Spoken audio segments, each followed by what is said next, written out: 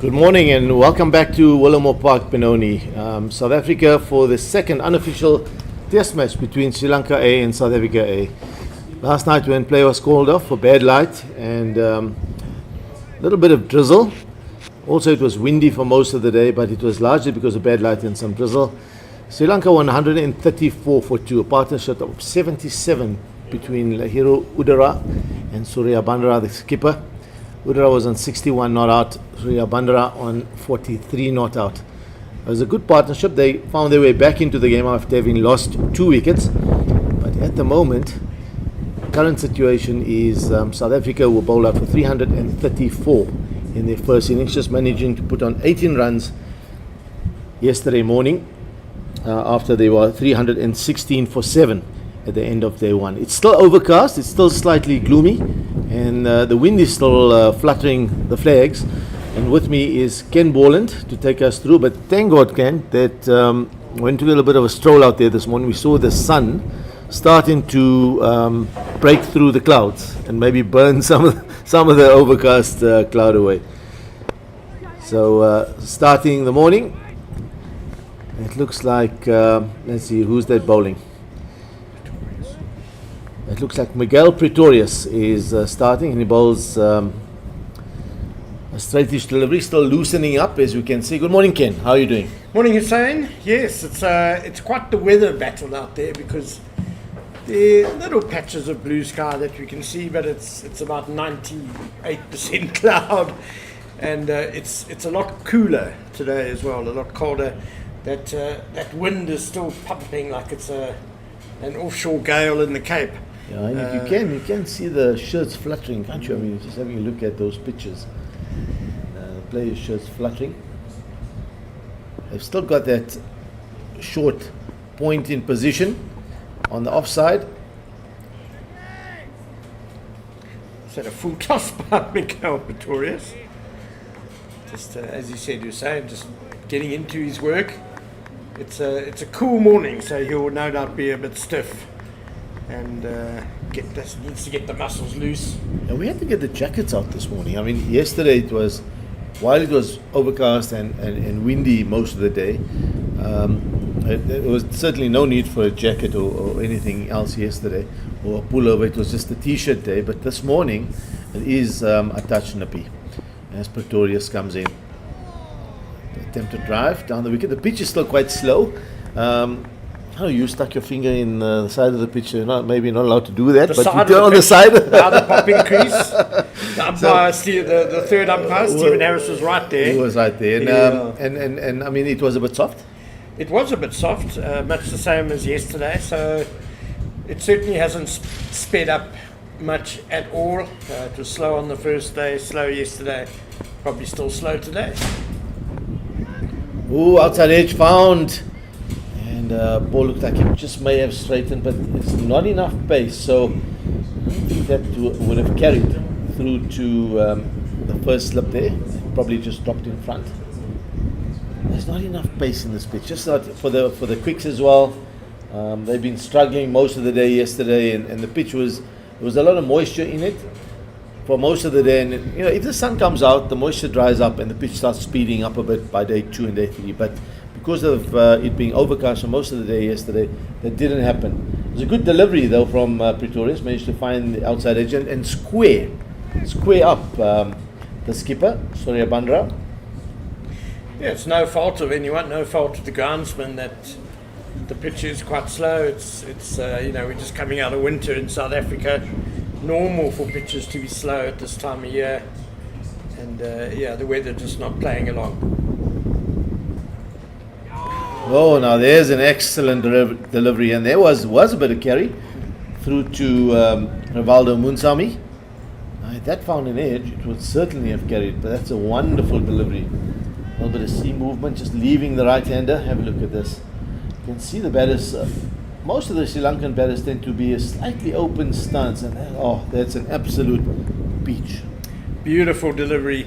Surya Bandara wasn't all that far forward, but still, credit to the bowler there. That was a fantastic ball, it just nipped away, and a bit of bounce as well. So what's this ball like? 41 overs old, and Well, there we've seen 2 deliveries. They've certainly done a bit of the seam off the pitch. That'll give the bowlers some hope. It all looked a little bit flat in the afternoon yesterday for the bowling side. Not much assistance.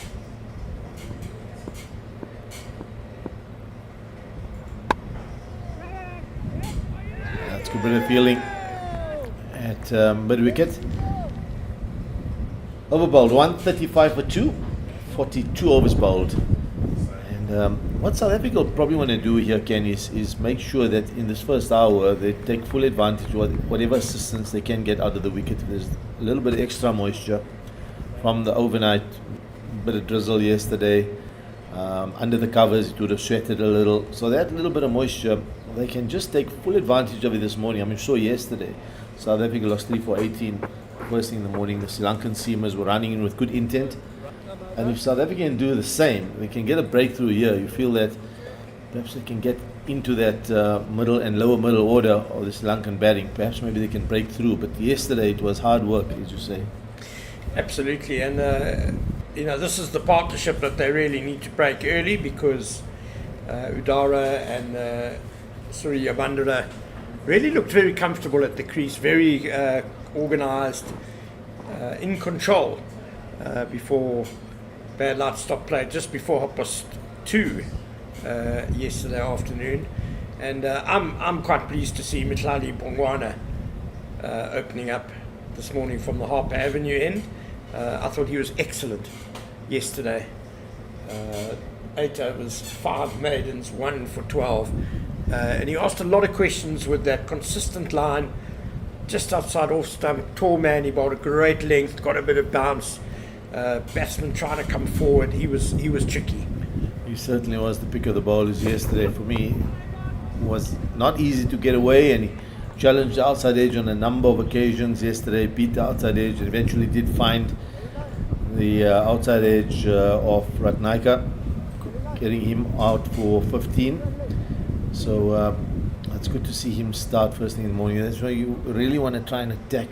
Make sure you give them absolutely nothing in the morning, and so we can pick up a wicket or 2. Now, when you look at this breeze, it's blowing from our left across the field this way. So Bongwana, who yesterday morning was getting a bit of nip away from the right hander, it may now this morning, because bowling from the opposite end, it may be angling or maybe looking into the right hander.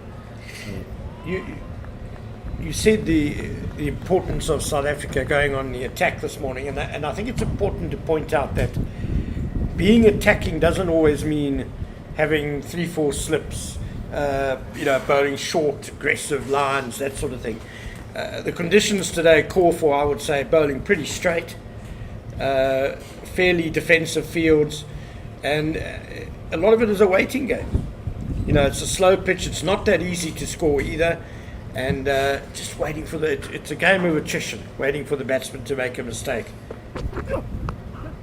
Oh, this is a beautiful stroke. He's just leaned back, rocked back onto the back foot, and punched this square on the offside, found the gap beautifully. And he played a few of these yesterday, Ken, early in the morning. Did Udara, but he gets right on top of it, doesn't he? He's a short man, but he gets on top of it, and he plays with good wrists. Lovely wrists, yeah, typical subcontinent, but it's just been a great start for him. A single off the first ball of the day, and now he's got his first boundary. Really a cracking shot.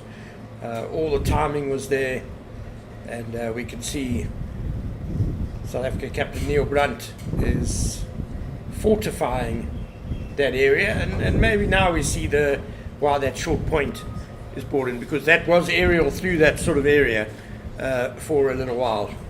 Yeah, it looks like it may be a very specific field placing for a particular batter, and that man being Lahiru Udara, he plays quite square on the offside. However, having said that, I mean, the way he played that shot, even if that went straight to the fielder, I doubt he would have caught it, and be probably lucky to even stop it, because he hit it with immense power. Yeah, he's close in there, is Jean Duplessis. So yeah, it'll take some catching if it comes out the screws like it did earlier. I suppose if he mistimes it and the ball maybe kicks up, he's in business. But he does play that shot beautifully. So the analyst and Stanford have obviously done quite a bit of work on each individual batter. And they will have come up with that particular, it's a very specific field placing.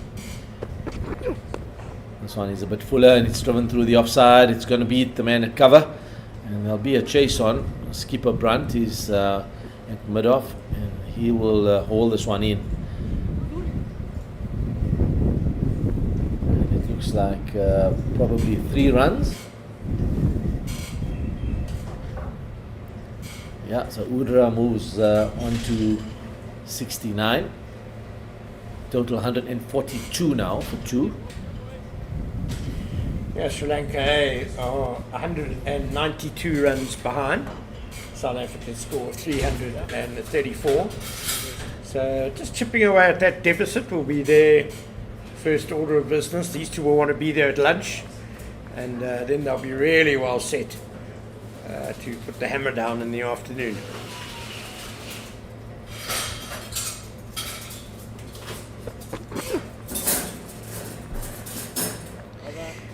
Bongwana, not the greatest over he's bowled in this match so far, to be honest.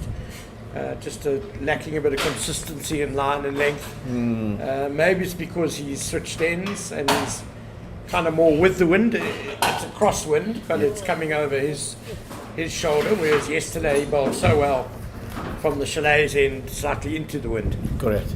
I mean, sometimes it's worth trying a bowler from a different end, and I think, and it may work and it may not work. But if you see, like for example, now, he's not quite finding his rhythm. There's nothing wrong with saying to him, listen, as soon as Miguel Pretorius is done at that end, you come on from that end. So take a break. I'm going to maybe try somebody else from this side. So keep him fresh and let him bowl from the end where he had good rhythm and he was bowling beautifully yesterday. So it's, I suppose, as you say, sometimes 6 of one and half a dozen of the other. But that's what, from a captain's point of view, you can play around. It's always good to have conversations with bowlers, because it didn't look like there's a good delivery. Again, it looked like he squared him up and beat the outside edge, but this time a little high, maybe on the inside thigh pad. Well, switching back to the chalet end for Miguel Pretorius has certainly suited him. Because he's beaten the bat now 3 or 4 times in 7 deliveries this morning, and he's definitely finding a length which is misbehaving a bit, giving him some assistance.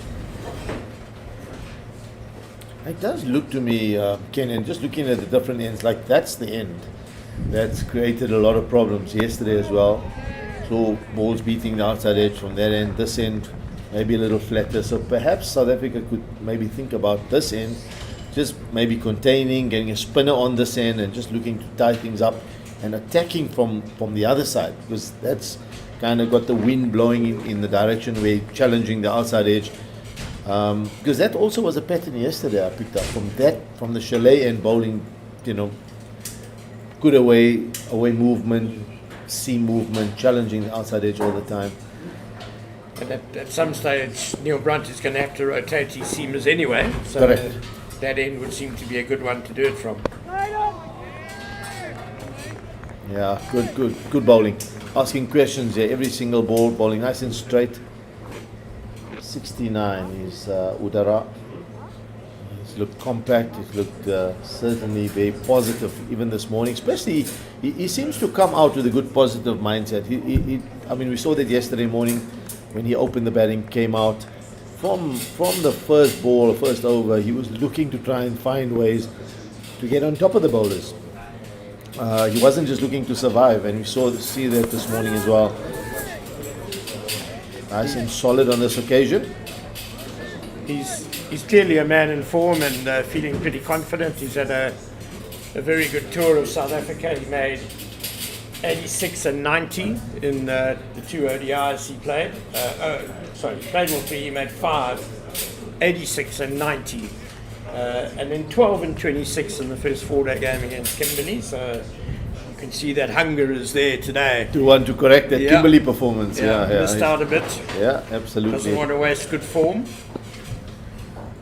That's what good players do, right? When you inform. Oh, this is uppish. It's a thick outside edge and will fly over the slip cordon. And he got away with this one, but to his credit, he had a full go at it. I think had he just played a little kind of, let's call it a formal, nice, soft drive, trying to look to time the ball, chances are it may have carried to one of the slips, but he's had a full go at this one. And because he's thrown his hands at it, he's flown over slip and run away for 4 runs. So slightly fortuitous there for him. I thought the ball took off a bit just by the way he took his one hand off the bat and the edge of that, but it actually didn't do that much, that delivery from Miguel Pretorius. Just a bit of a loose drive from Udara. Yeah, there's something happening here. I would be tempted to get another slip in there, especially since he's beaten the outside edge twice in the previous over and now actually found the outside edge.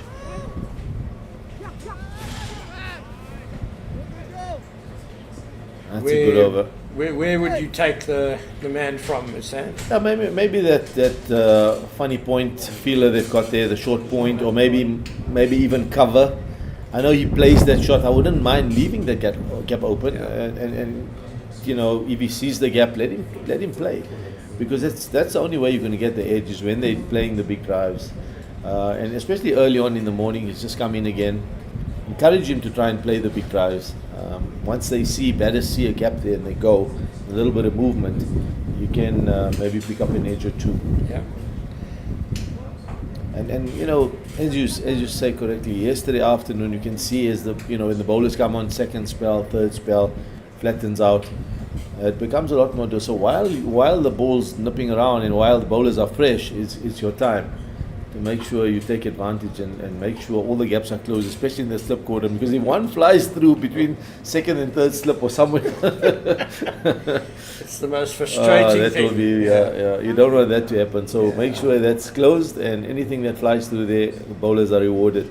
Pangwana is going to continue. He's got one wideish, probably a fourth or fifth slip, maybe even a gully, and then short cover, and the mid wicket looks pretty kind of quite tight in there as well for the little catch.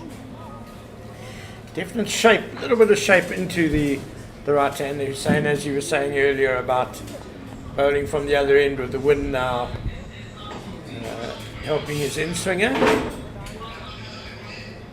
I must say I would be very tempted for Neil Brunt to bowl from this end early now, and the reason I say that is because of the way the direction the wind is blowing. He didn't bowl yesterday. He's tall. I think he'll get a bit of bounce, and if he comes from this end, he'll get a little bit of drift into the right hand and maybe get one or two to turn. I think he could ask a few questions of the batters, and then rotate the quicks from the other end. That seems to be offering more assistance for the quick bowlers. Speaking of those quicks, just looking at the bowling figures from yesterday of the South Africa bowlers. Luto Sapamla, 9 overs, 2 maidens, none for 37. Bayer Swanepoel, 10 overs, 3 maidens, 1 for 41. And the off-spinner, Penelin Sobryan, bowled 7 overs for 26 runs.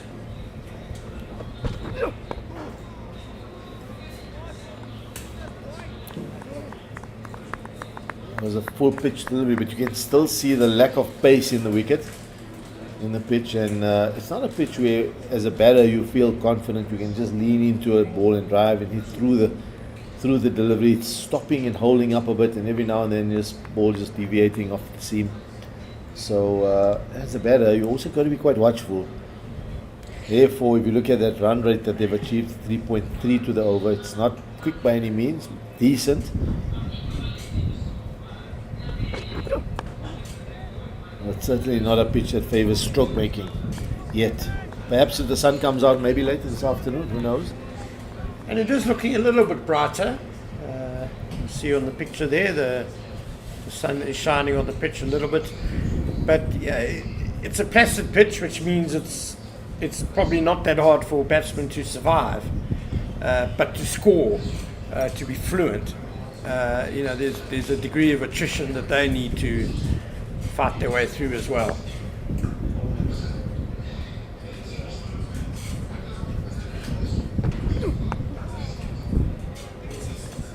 Much better over this one from Wana so far 4 dot balls. He's hit good areas, just back of a length.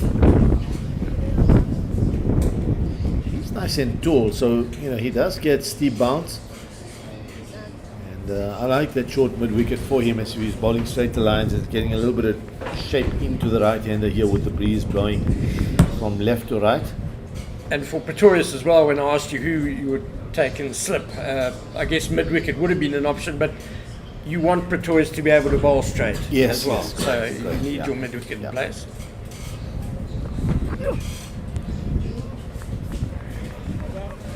Good over, maiden bowled.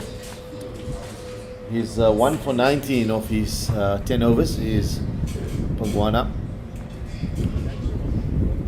Picked up the 1 wicket yesterday of Pavan Ratnaika, 15, and Sri Lanka were 57 for 2, and they proceeded from 57 for 2 yesterday, and then this partnership is now with 89 of 150 deliveries, so they've done really well, these two, and they're hanging in there still.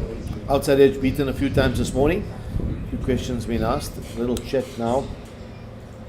Okay, that's the situation from a bowling perspective. South African bowlers.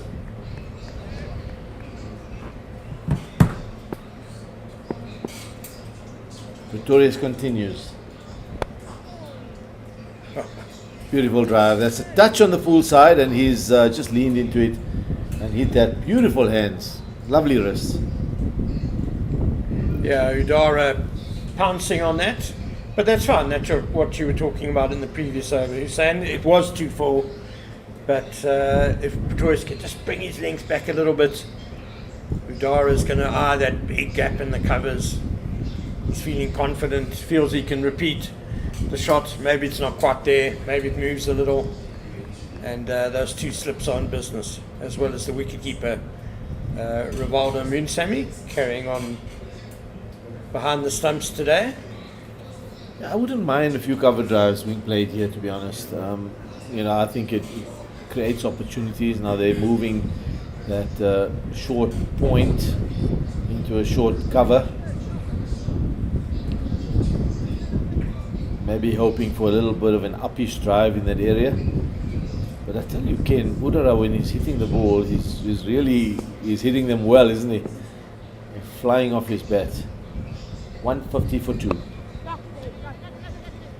This one is a lot straighter. It will be an easy 2. Yeah, he's looked a very accomplished batsman through this tour, and I was mentioning it yesterday, just how surprised I was that he's only played 1 international game for Sri Lanka, a T20 match.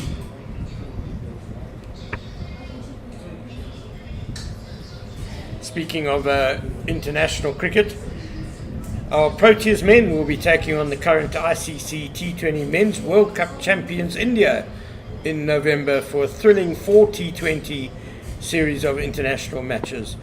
Visit www.cricket.co.za for your tickets. Lovely straight drive again from him. A good bit of fielding at Madan to just restrict it to the single. So we have under a back on strike. It feels like he's been starved of strike a little bit this morning. He's hasn't added to his overnight score of 43 yet. Faced 12 deliveries this morning. See a change in field here. And, he's 30 years old, Udara. So you can see the experience. Certainly not a spring chicken coming in there looking like he's out of his depth. He looks, as you say, pretty accomplished. Let's have a look. He's played 93 first class games at an average of 40. And a highest score of 290. That also tells a story. Your highest score very often tells an interesting story. Tells you about the mental. Oh, there's a good delivery. Beautiful Beautiful shape away from the right-hander, beats the outside edge. He's bowling well to Surya Bandra in particular, I thought. Udra looks like because he's challenging him, putting the bad balls away. But to Surya Bandra, he's asked some really serious questions, beaten the outside edge. I think also Surya Bandra maybe goes a little bit harder at the ball, just a fraction more, and whereas Udara's Plays a little bit later. more willing to play a bit later and wait for it. Very true. That's an excellent point. Here's another quality delivery. Well left as well, well played. He watched it carefully, played it nice and late, and just allowed the ball to go through to the keeper, Ronaldo Munsami, over bowled. 153 for 2, 46 overs bowled now. This partnership is now with 96 runs, Ken Boland, and they'll be South Africa trying really hard to see if they can break this partnership. Well, Pretorius especially has been very impressive this morning, I think, with a 46 over ball. He's found some zip, he's found a bit of movement. There's a lot of energy behind the ball, and he's beaten about half a dozen times this morning. So South Africa will certainly feel that they could have had a breakthrough.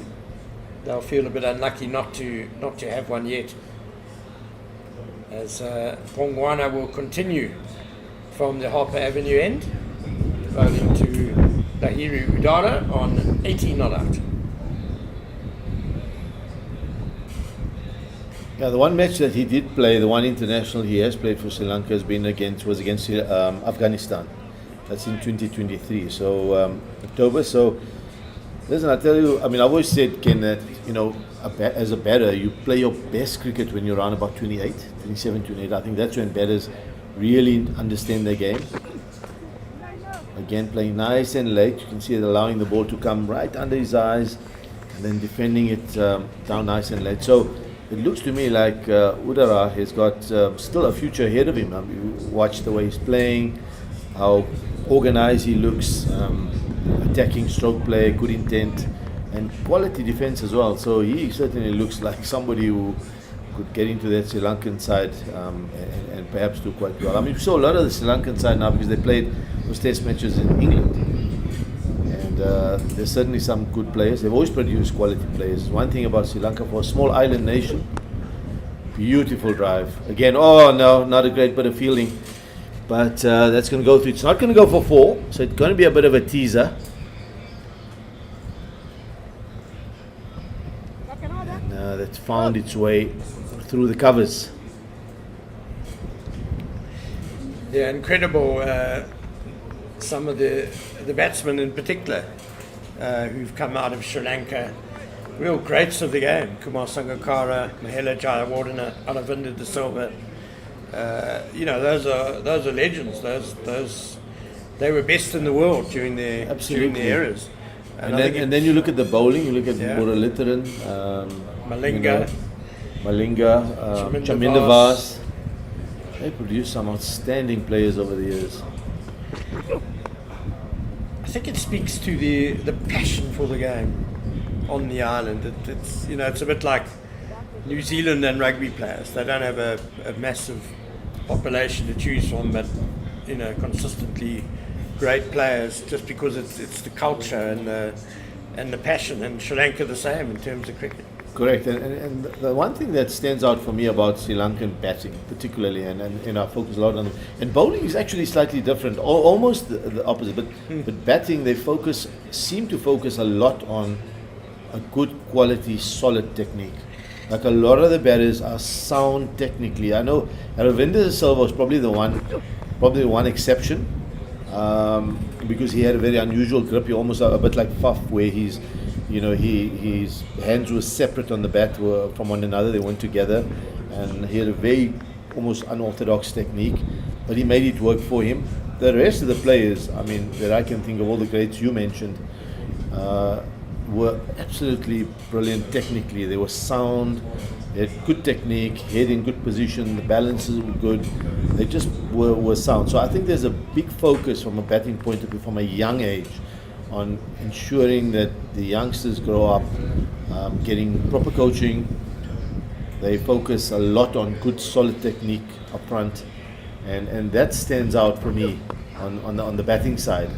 But also they play a good brand of cricket, don't they? So if you take the technical side of it, and then you add the brand and how they think the game, they play an exciting brand of cricket, which is, for a small island nation, they've always punched above their weight.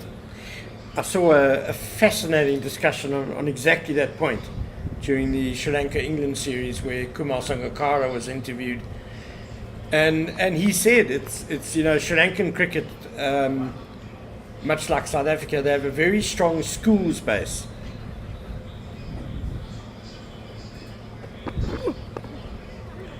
That's a quick single taken here, and it's an easy one in the end because it's wide of the fielder and mid wicket.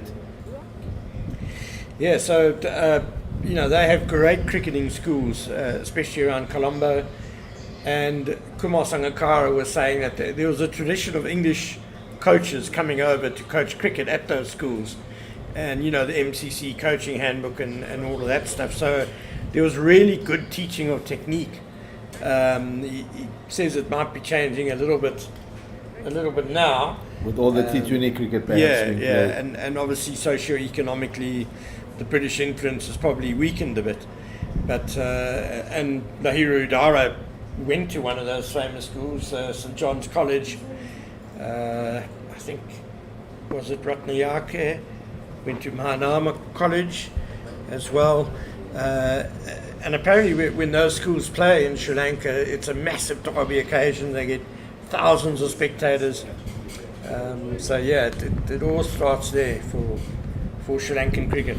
Yeah, that's right. Udara went to St John's College. This is beautifully played, straightish delivery, and balance was good. Slightly uppish to start with, but it's beaten the short mid wicket. And that's going to run away for 3 runs, is it?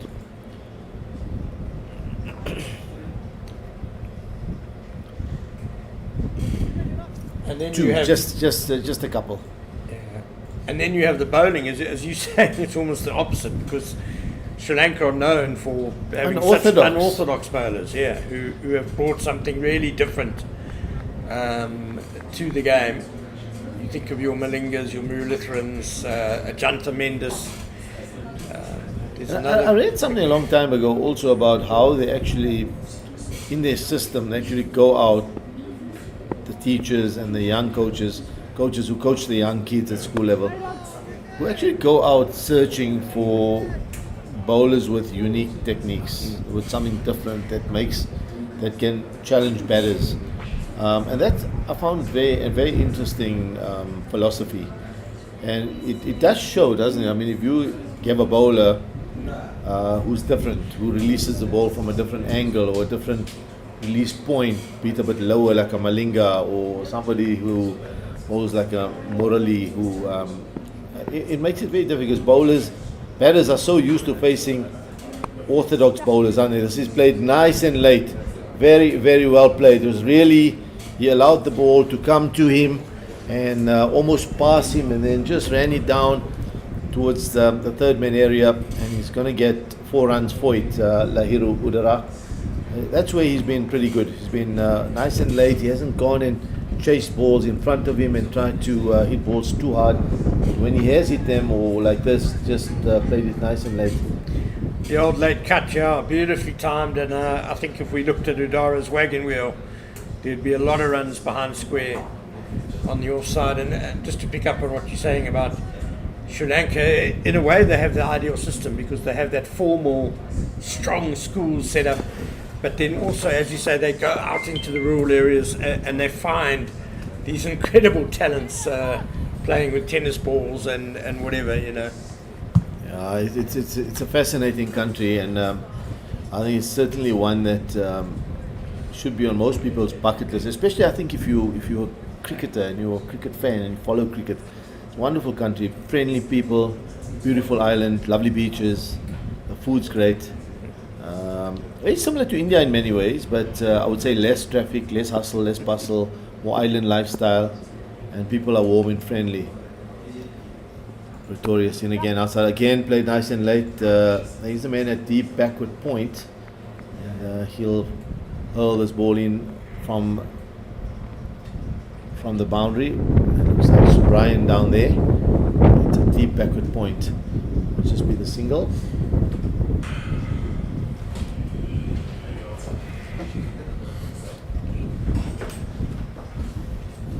So Udra now 91. And he's got there quite quickly off 134 deliveries, without ever really looking like he's forcing it. Oh, he scored 31 runs this morning, Ken. And pretty quickly, quick time. And Surya Bandaras just added 1 to his total.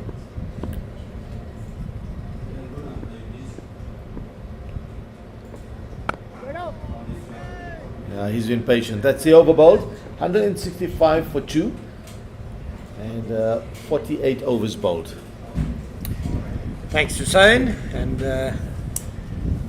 first half hour gone, and one has to say Sri Lanka have probably weathered the early storm a bit. They've added 31 runs to their total, 165 for 2 now. And Matlani Pongwana is going to continue. Oh no, it's going to be Luto Sapamla who's coming on to. Ken, I'm out of here, and for the next half an hour, we're going to be joined by Owen Chitsino. Yeah, the sun is coming out, and Owen Chitsino is joining us. I'm pretty sure those two things are probably linked. Hello, Owen. Kane, how are you doing? Yeah, good man, good man. So as we see a change in bowling for South Africa, Luto Sapamla coming on to bowl. What have you made of that first half hour, Owen? Yeah, good. Good start here for South Africa. Trying to kind of restrict the run rate here. As you have seen, Sapamla starts with a shortish delivery and a very ambitious uppercut by Udara. He's pulled that off a few times today, but during the innings, but he missed on that occasion. yeah, it's bowled 9 overs so far, 2 maidens and 37 runs conceded. Brilliant start for the youngster, and look forward to, I think, to get some wickets today. Yeah, he wasn't perhaps 100% at his best yesterday.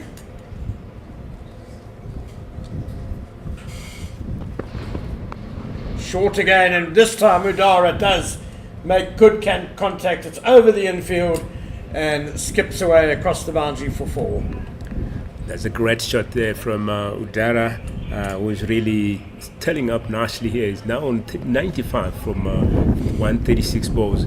Really, these two, as we've seen coming in yesterday, and they are really putting runs on the board alongside the captain.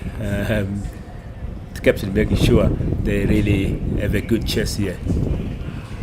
Yeah, Udara will be very keen on adding these next 6 runs, because he'll feel he missed out on a couple of hundreds in the one-day series. He made an 86 and a 90. So what a great tour he's having.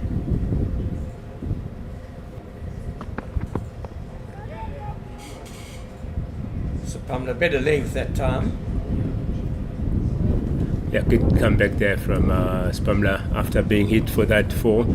And good partnership between Udara and the captain here, and 112. Steady building here. Yeah, it's a sort of partnership that you can really build a big innings around, isn't it? 169 for 2. In reply to 334, they're now just 165 behind, so they're over halfway, 8 wickets in hand. It's looking good for the Sri Lankans.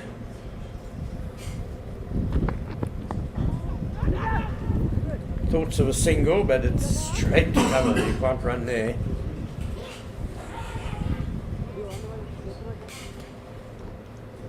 A bit of experience as well from Udara. If you look at the teams that he has played for in Sri Lanka, he has played for Sri Lanka A, Sri Lanka Cricket Presidents 11, Sri Lanka Cricket 11, Colombo Kings. Quite some big teams there, and that experience really is showing off here alongside the captain. Driven Short cover got a hand on that. I fancy mid-off would have got it as well. Jean Duplessis looking sharp there. Yes, Owen did right. Hussein Manek was just talking about how 30 years old now, and that's when you really do sort of come into your own as a batter. You can see he knows his game, knows what he's trying to do.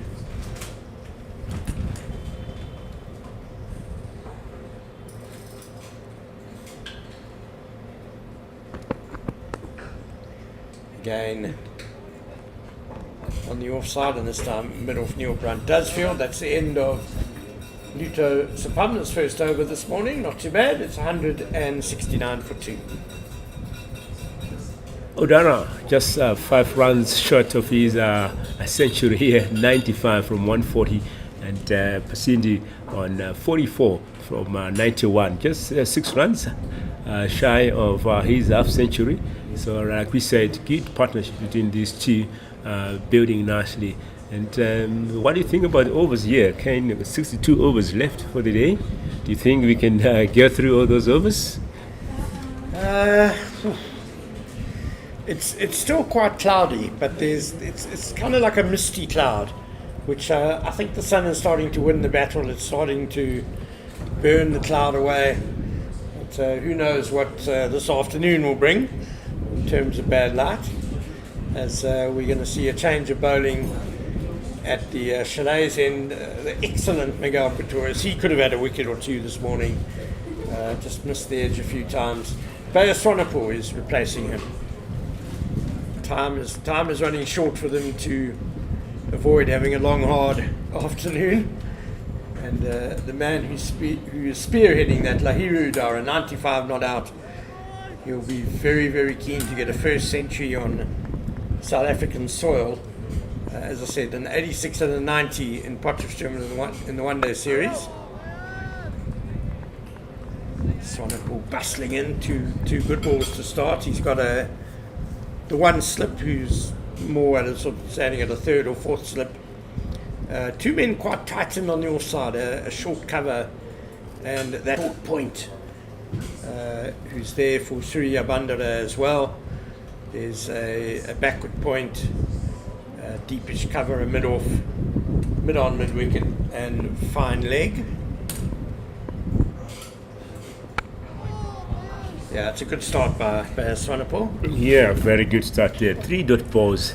I think that's what the captain will be really looking forward to get from his bowlers. You know, dot balls usually kind of put some pressure on the batters, and once pressure creeps in, end up making a mistake. Yeah, and it is that sort of pitch where you're not going to blast batsmen out. It's going to need to be a build-up of pressure, tight bowling, waiting for the batsman to make a mistake. Surya Bandara a bit on the back foot to that one. Could have been more forward. Yeah, and we can hear a bit of excitement from the South African fielders, really enjoying those 4 dot balls.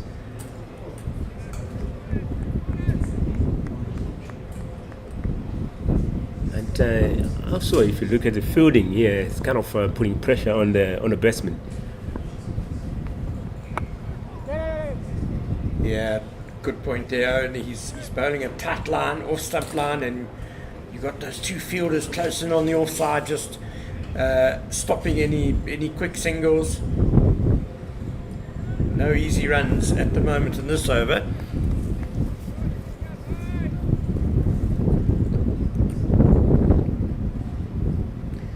Swanepoel looking to finish well, last ball of the over. I think that might be just outside the line. Very full, and Surya Bandara is hobbling around a bit. That was a painful blow, but we'll check on the replay and just how close this was.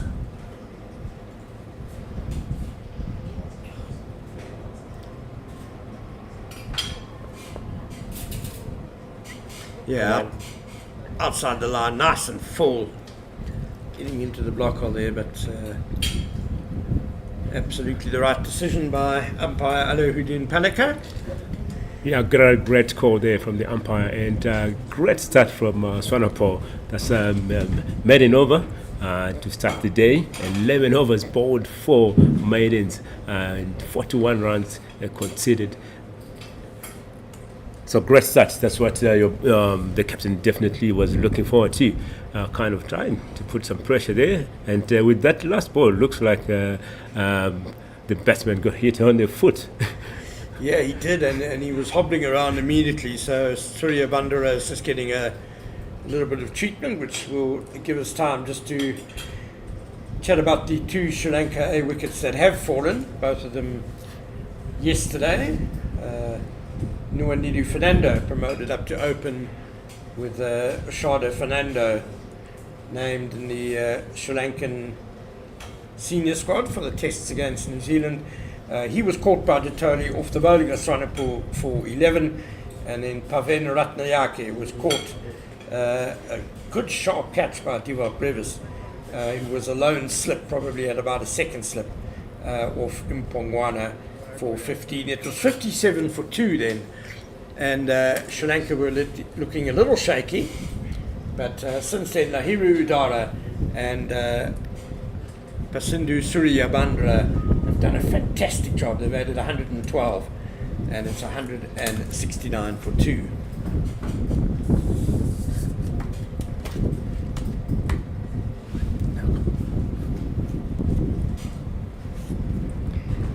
And just a reminder that we've got Sri Lanka A here in this game, but the Proteas men will take on Sri Lanka's top side for 2 test matches and a full Pakistan tour this summer, with your favourite Pink Day taking place on Sunday 22nd of December at 2 p.m. start. Get your tickets on www.cricket.coza. Wazanawe, be part of it. Owen Chitsinho, do you have fond memories of Pink Day at the Wanderers? Pink Day, always a great memory. A full house with pink shirts. So it's a day to always commemorate. So get your tickets and come have some fun. Let's hope so, yes, let's hope so. And I think Pakistan were the first team to actually beat South Africa on a Pink Day. I might be wrong, but I seem to recall they were the first team to do it. So they'll be coming here full of confidence. Surya Bandara is, I think he's going to be okay. He's just taking a while to get back into batting mode. There you go, punching gloves with Lahiru Udara. So he'll be good to go shortly. And Luto Sapamla will continue from the Harper Avenue end. More blue sky. It's actually looking quite good now, the weather. Hopefully set fair for the rest of the day. Yeah, it'd be nice to play all the overs too.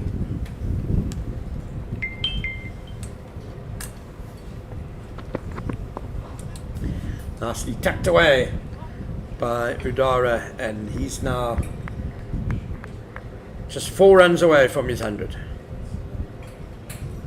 It will be devastating if he loses his wicket now before getting that century. He has worked hard for. He's worked very hard, yes, you're right. And especially having got so close in 2 of the ODIs. Are you trying to jinx him, Owen? Community's guess.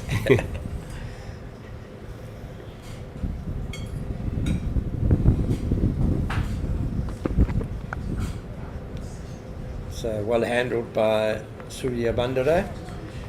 I like that line when Luto Sapamla bowls there. He's a big, strong lad, so there's a bit of bounce there as well. I think he needs to put more deliveries in that area. More deliveries. We talk of consistency. There's a bowler hitting that deck at the same spots, and the wicket will come.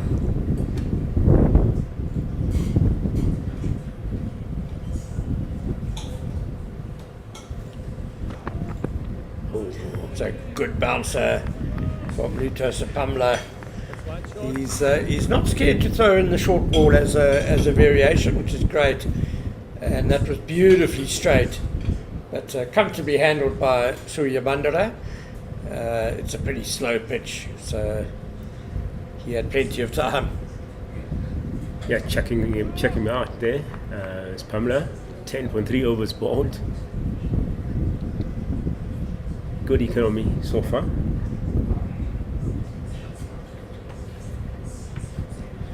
Two men back on the leg side boundary for Sapamla. There's another short ball, but it's called wide. I think probably for bounce. But Surya Bandara not tempted at all at looking at that with a deep fine leg and a deep square leg in place. So that's the second wide in the innings. And looking at the run rate at this point, it's steady. So good work there from South Africa. It has been some time at 3.4. And definitely they want to drop that down and keep Sri Lanka on the trail. There were stages yesterday when Sri Lanka were going at 4 and over. So South Africa have done well to peg them back a bit. It also has become harder to score as the ball has got softer on the slowish pitch. But I think we look at bowlers like Mhlali Pongwana, just 24 runs in his 11 overs. Done a really good job in dragging the scoring rate back. Wrapped on the pad, it's quite straight, but probably too high. Maybe going down. I need a bit of height there, but good work there from Spamla. Kind of dot balls and just one wide ball. Here comes the replay.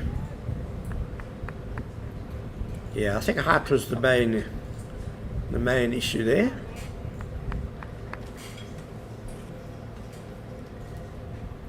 So last ball of the over, 43 runs considered so far. And great finish there from Spamula with the dot ball. Yeah, good tight line, cramping the batsman and with that tight offside field as well. That was a good over from Luto Sapamla.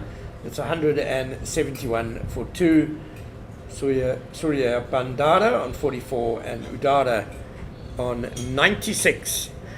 And it should be Lahiru Udara who will now be on strike. A century in his sights. And Captain Neil Brunt is perhaps just adding a bit to the pressure by chatting to bowler Bayes Swanepoel about the field. They're going to drop the mid-wicket back. They're still trying to keep that pressure. We saw Swanepoel had a brilliant over, maiden over, and still having the two fielders in to put that pressure. Yeah, on the offside, and the two fielders on the leg side haven't gone all the way back to the boundary. They've gone about 3/4 of the way, because for Udara to hit to that side, it's into this really rather strong wind. A cut. We didn't quite get hold of that one, did Udara. Scrambling fielding by Tsapang Datoli at backward point. Udara might feel he missed out on that one. It could have been the boundary for his 100. Yeah, looking definitely for a boundary there. It would have been great to score that 100 from Swanepoel's first ball in his second over. It's a good line, especially to a man within sight of 100. He'll want to get back on ball. So 101 dot balls from Udara, and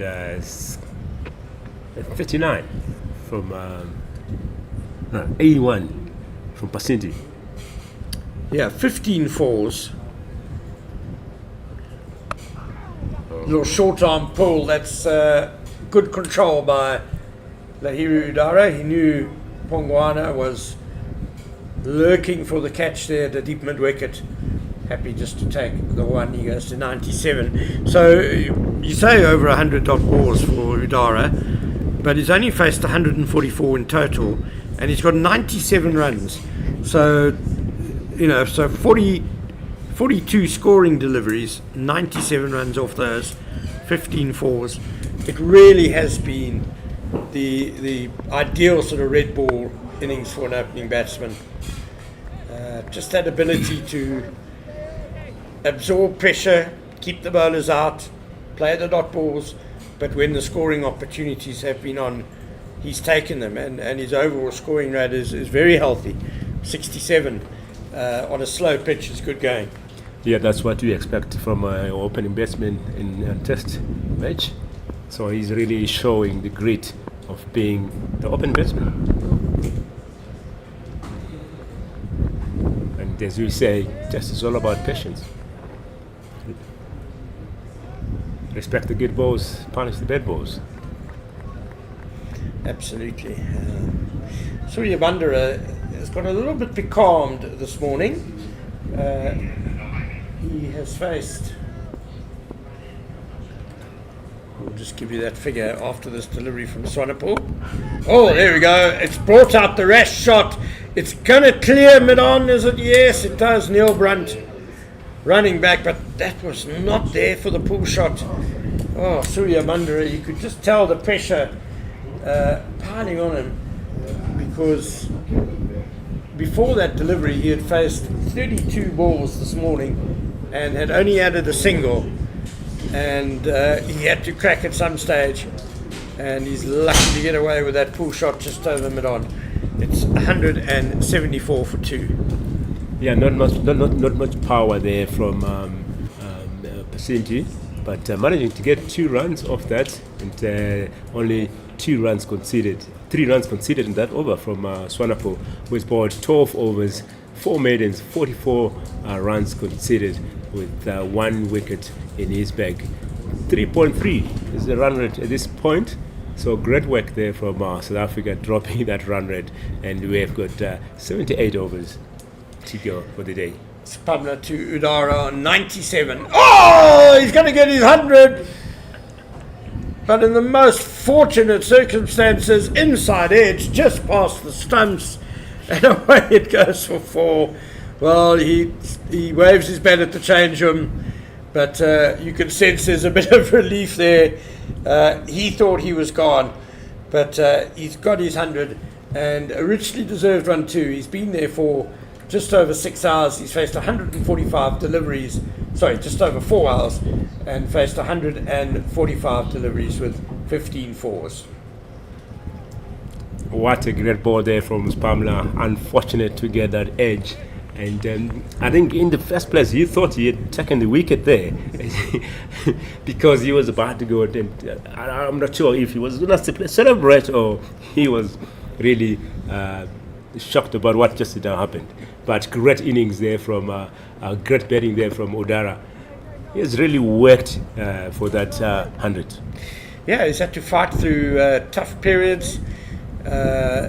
But he's done superbly. He's really put Sri Lanka into a very strong position. Yeah, 178 for 2, just 156 behind. And just mentally, I think Udara showing great fortitude. We've mentioned it several times, that ability to absorb pressure, wait for his time to shine. And he's played some really great shots as well in those 15 boundaries. Well, 14 of them were great shots maybe. The 15th was rather streaky, as that's going to be a wide, too high again from Luto Sapamna. There's bounce in this pitch, but it's very much slow tennis ball bounce. Yes, Spamla, I think, testing a bit on Udara there. After that boundary.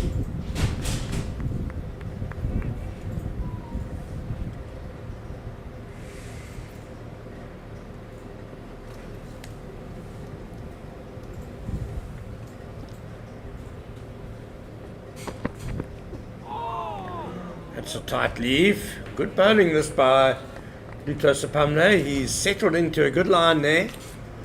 And Udara showed fine judgment there. I think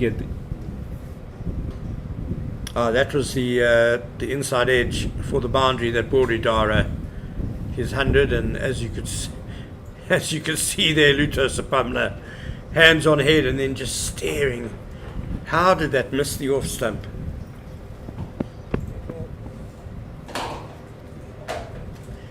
Perhaps a gust of wind just blowing Sapamla off his run up there.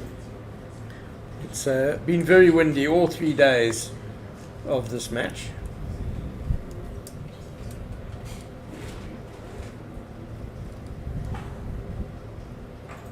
it's better to be windy than to get some rain. Yeah.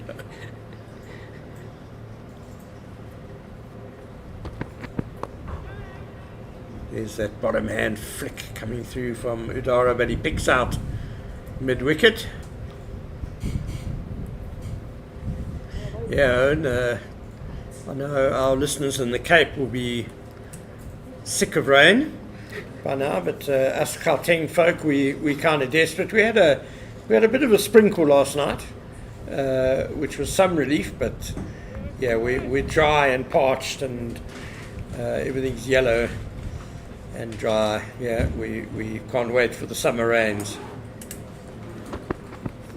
Of course, when there's not cricket on, it can rain during the evenings or during the day in the morning when there's day-night cricket.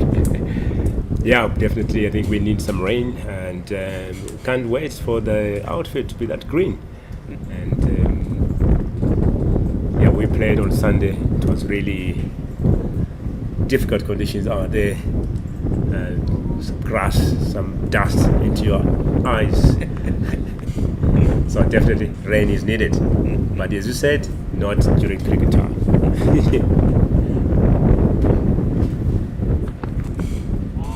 Also came back a bit at the right hander.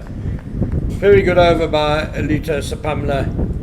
He could have so easily had Udara's wicket, but Udara's still there. He's on 101 not out. And Pasindu Surya Bandara is on 46 not out. Total 179 for 2. And speaking of being parched, we're going to have a drinks break. And when you come back in 5 minutes or so, it will be Owen Chatsinho with Hussein Manek on commentary.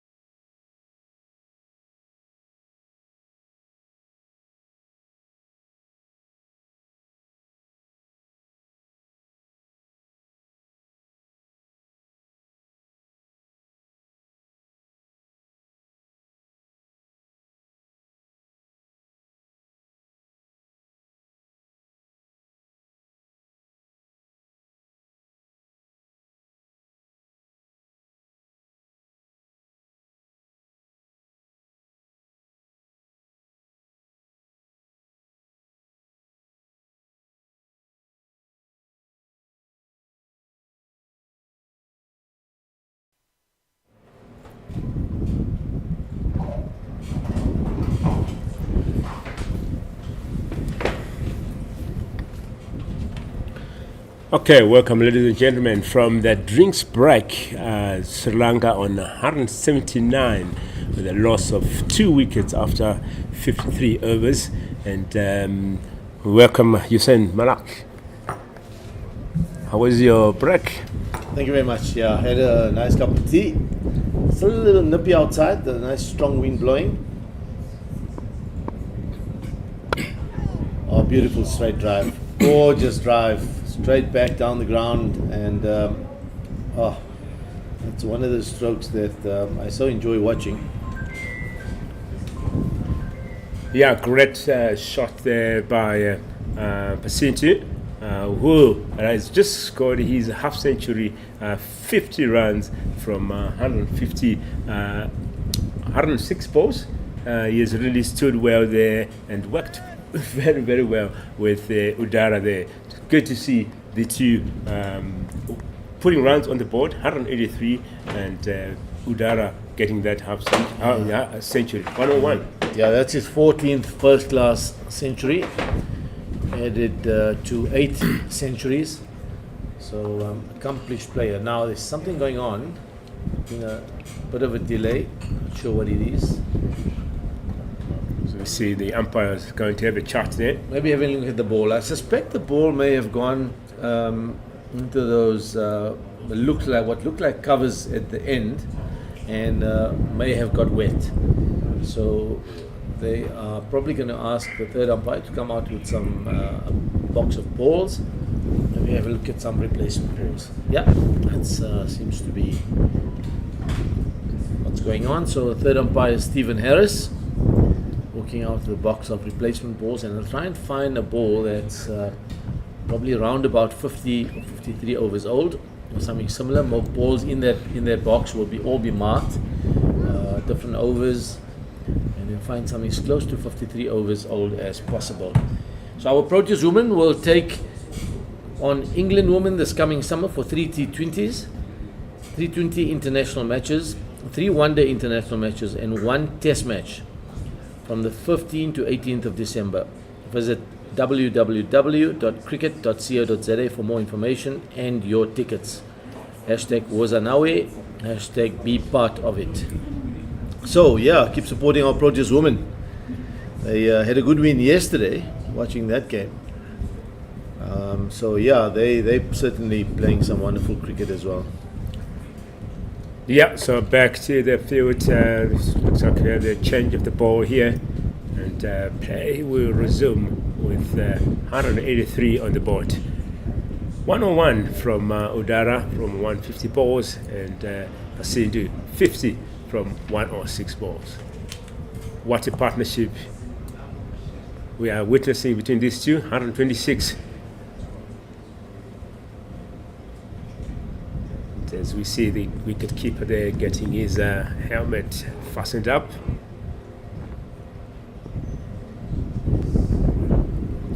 Yeah, I mean, this partnership certainly taking, I won't say taking the game away from South Africa, but getting Sri Lanka into a position of substantial advantage now. They look like they're in a position where they're starting to dictate.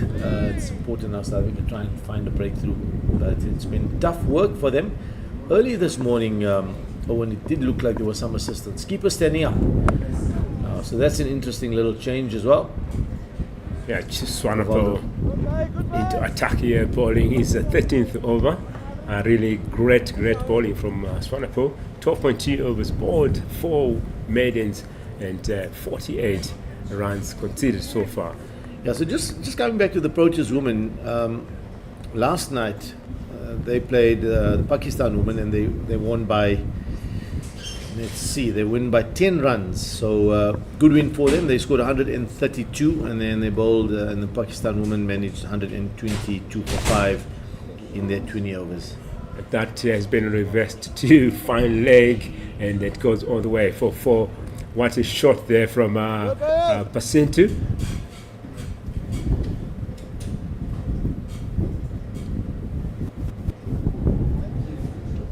Definitely. Nice little sweep from outside of stump. So certainly premeditating here. He knows there's no, well, the fine leg's pretty wide, like a deep square leg, and he's gone and just helped that along. Wonderful bit of creative batting.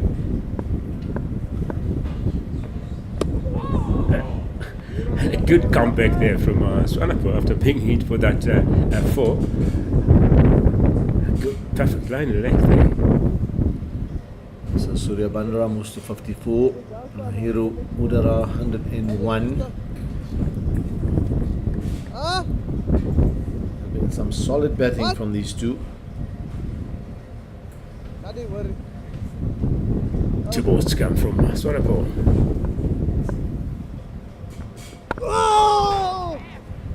Just 8 to third man there, and good chase by the fielder just for a single. And some oohs and ahs from the fielders here, really appreciating the tight bowling from Swanepoel. Yeah, the keeper's up now, Rivaldo Munsami. Then there's a slip in place. There's a backward point. And short. Got that short point. They persisted with that fielder most of the day yesterday, and then there's an extra cover, short cover, and a mid-off on the offside. Oh yeah! This one is straight into the pads and worked away off his hip. Overbowled 189 for 2 now. 54 was bowled. We did 102, and Surya Bandara on 55. Sun is shining, Owen. So glad it's managed to break through the clouds, because it was pretty gloomy this morning when we got here, and thinking like, oh, not another one of those days, because yesterday we lost a bit of time and players went off for bad light as well as a bit of drizzle. So I think everybody will be pretty pleased that the sun is out and get some cricket in. Yeah, sun out, and boys are out in the middle having some fun here. And Swanepoel 13 overs bowled,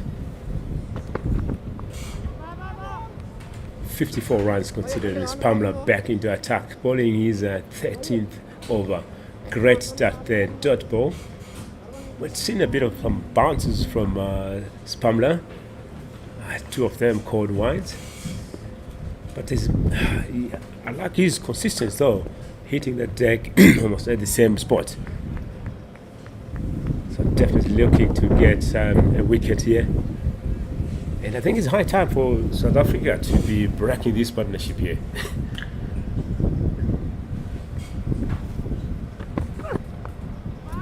Who has defended this one and had to defend it a second time to swat the ball away as it bounced, and thought that may have bounced onto the stumps. Did Udara. And he is allowed to do that, by the way, and many may be asking like, is that allowed or not? Because when we grew up playing cricket with a tennis ball, that was considered a double hit. If you double hit, you out. Yeah. One hand, one bounce is also out. So yeah, that is allowed.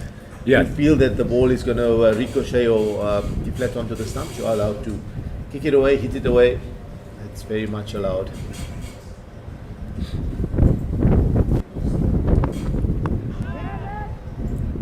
Yeah, that was a great ball there from Spamla, and yeah, Sipamla is running in with a lot more, it looks to me like a lot more energy than he was yesterday. He's hitting the bat a little harder, his ball's flying through to the keeper a little more. So there's a lot more energy behind the ball today, and that's good to see. I think he was probably just finding his range yesterday, but also it may well be that that pitch is slightly starting to dry out. There's a little more pace in it. You know, it's been pretty slow most of yesterday, even this morning. There we go. That's the bounce I'm talking about. It's a little, although that's called a wide, but the carry, you can see going through to the keeper. It's still slowish, but I think yesterday those similar deliveries were getting through to the keeper, maybe below waist height. There's a little more pace in the pitch than there was yesterday, but not by a long margin. It's still not easy for the quick bowlers. It's still hard work. They've got to bowl, be patient, bowl good areas, bowl to their field. Very, very consistent and patient.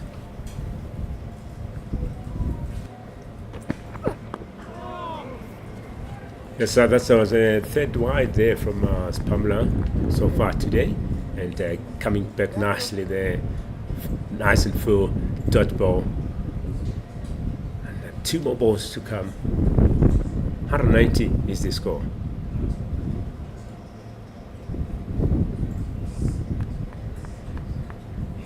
It's action happening all the way from Willowmoore Stadium in Benoni. So if you're around Benoni, come and have some fun out here. Watch some cricket, free entrance.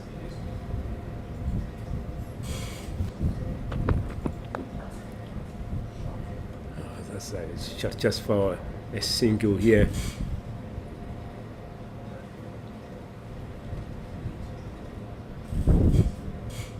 Nice little punch off the back foot by Lahiru Udara. And he'll move to 103 of 156 balls. Fernando yesterday was dismissed for 11 and Ratnaika for 15. So South Africa did pick up 2 wickets yesterday at the beginning of Sri Lankan innings, but that's as far as they went.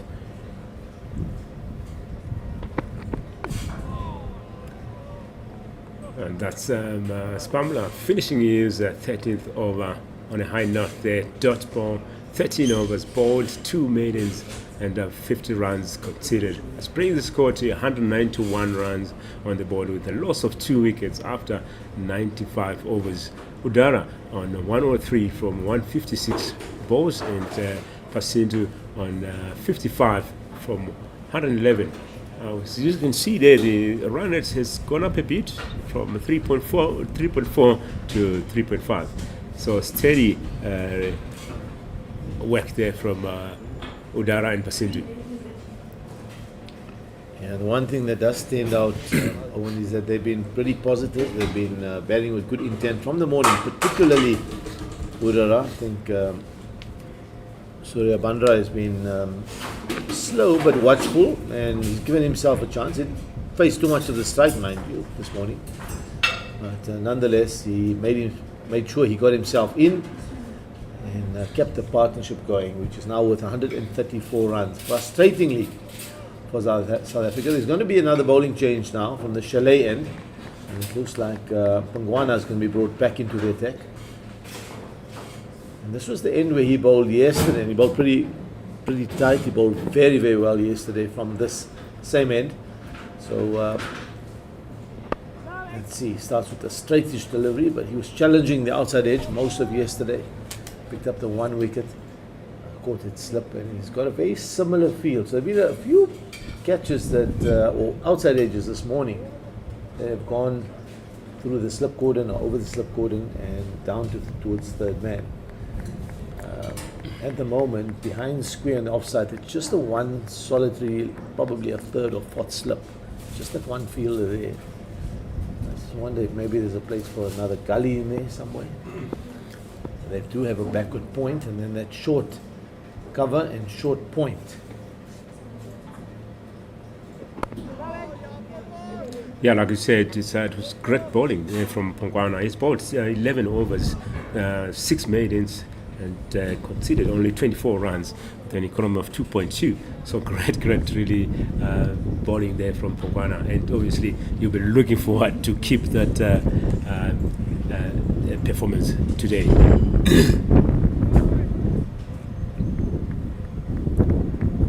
So that'd be a great tactic here from the skipper to make sure they maintain the run rate here and not allow Sri Lanka to score those runs freely.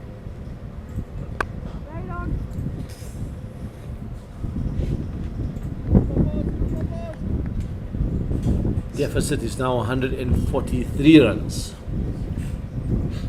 As they get closer, South Africa will know that every run then becomes more and more valuable.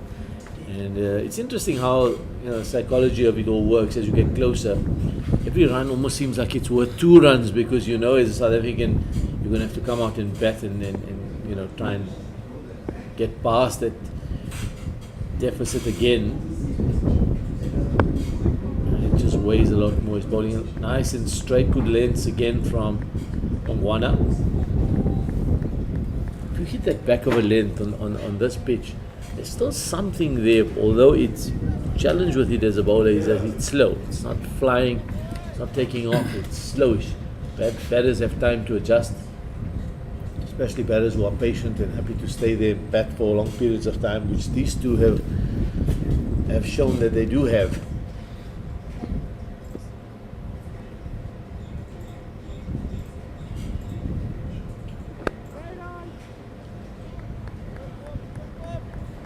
Yeah, nice and solid in defense. He's Udara.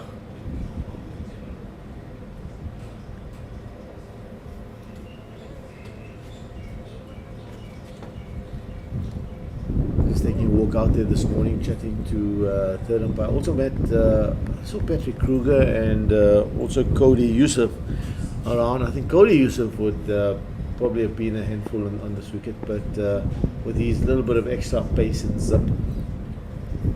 I think most quicks, doesn't matter who you are, if there's not much pace wise, you've got to have to work very hard to get the ball through. It's straight, it hits the pad, and was it sliding down leg? I think Paya Alauddin Palaka definitely thinks so, because he walks away, he's not entertaining the appeal.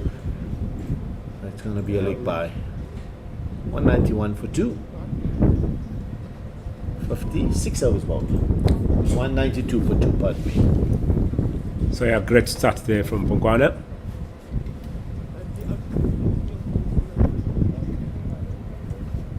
Overs bowled, 6 runs, 6 maidens, 24 runs conceded, with 1 wicket in his bag, 2 column of 2. So really great start here.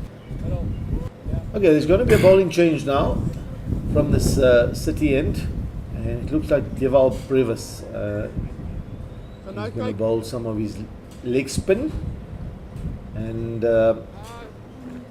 I think it's a good move to bring him on from this end, because he's going to get some drift into the right-hander, and then we can get some turning away. He could perhaps maybe get batters to just tip over, so that could create a few problems.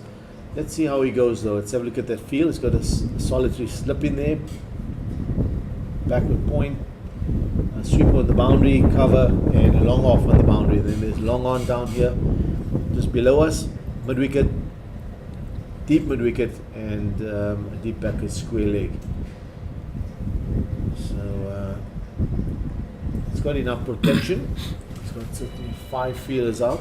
It's a good way to start, I think, for a leg spinner. You don't want to start too attacking, and also find your rhythm. And here comes shortage of length. It's punched away. Get an easy single. I think it can be a good tactic here by the captain again to bring a brand new bowler to try and put pressure on the batters. It looks like this partnership is giving some bit of trouble. So bringing a fresh bowler takes time for the batters to get used to him. Well, he can strike before they can get used to him. Just punching it off on the offside, just for a single. Rotating the strikes, keeping that scoreboard ticking.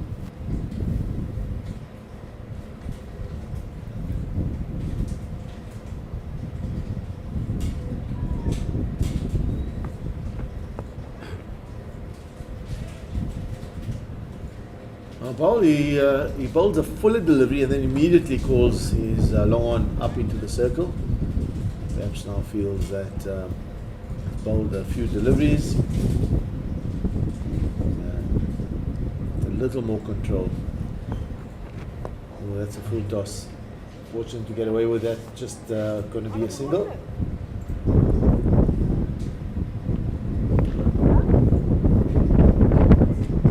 Udara missed out on that one. That should have been punished.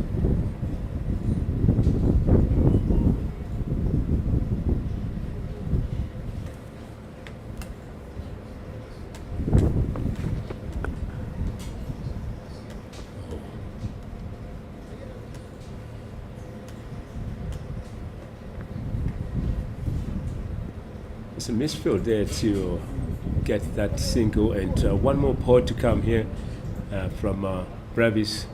4 runs conceded so far. Well, they take the one anyway. Quick single to Madon. So even though Madon was up, couldn't stop the single. So it's important that Madon there is pretty tight and doesn't concede the single. It's Jean Duplessis there. But they get 5 runs, 5 singles off that Brevis over. And so eventually the spin does come into the attack. 140 now this partnership is worth, 197 for 2. It's certainly been a solid partnership from the Sri Lankans. They've dug themselves in here.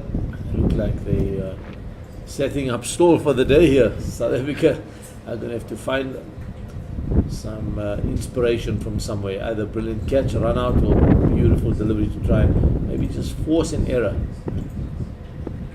Pongwana back into attack, coming into ball his 13th over.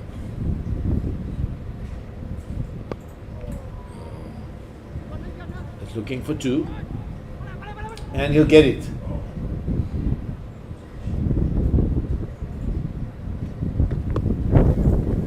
Not sure if it's pressure creeping into the South Africans here with 2 misfields, which resulted 3 misfields, which resulted into runs being taken.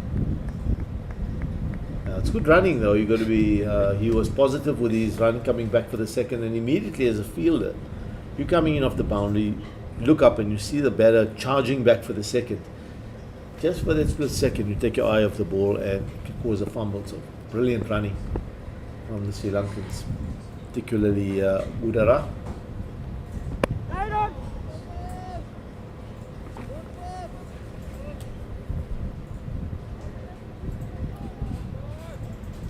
I think some of the South African batters, the youngsters in the order, the Tole, Ackerman, Brevis, Pongwana, Munsami, and Swanepoel, who all got themselves in and look comfortable, then found a way to get out, will be watching this and thinking to themselves, we really did let ourselves down here, we missed an opportunity. Beautiful on drive, straightish ball, and the balance is good. It's exquisitely timed through mid wicket. Come back for 3. Yeah, that's good running here between the wickets, and ladies and gentlemen, that brings us to 200 up, 202 for Sri Lanka, and 351 balls with 27 fours being hit. What a performance here by these two, the captain and the open batsman, keeping the pressure onto South Africa. Yeah, 200 up, it brings them within 132 runs of the South African total, so their deficit is certainly inching their way closer to it, to the total. Scored at a healthy run rate this morning. They've certainly been very positive. If anything slightly loose, they've jumped on it. The running's been good, the intent's been very positive. Yeah, they've been very consistent with the run rate, fluctuating between 3.5 and 3.4. And that partnership building as well. Also, I mean, they haven't taken, as positive as they've been, it hasn't been high risk. They haven't been reckless by any means. They've been nice and tight and solid. And I also think after scoring that century and half century, it has really built some more confidence in them. As we have seen now, they are free to take those quick singles, which is kind of, confidence building between the two. There's one more ball to come here. 12.5 overs from Mpongwana. 29 runs conceded so far. 7 maidens, 1 wicket in the bag.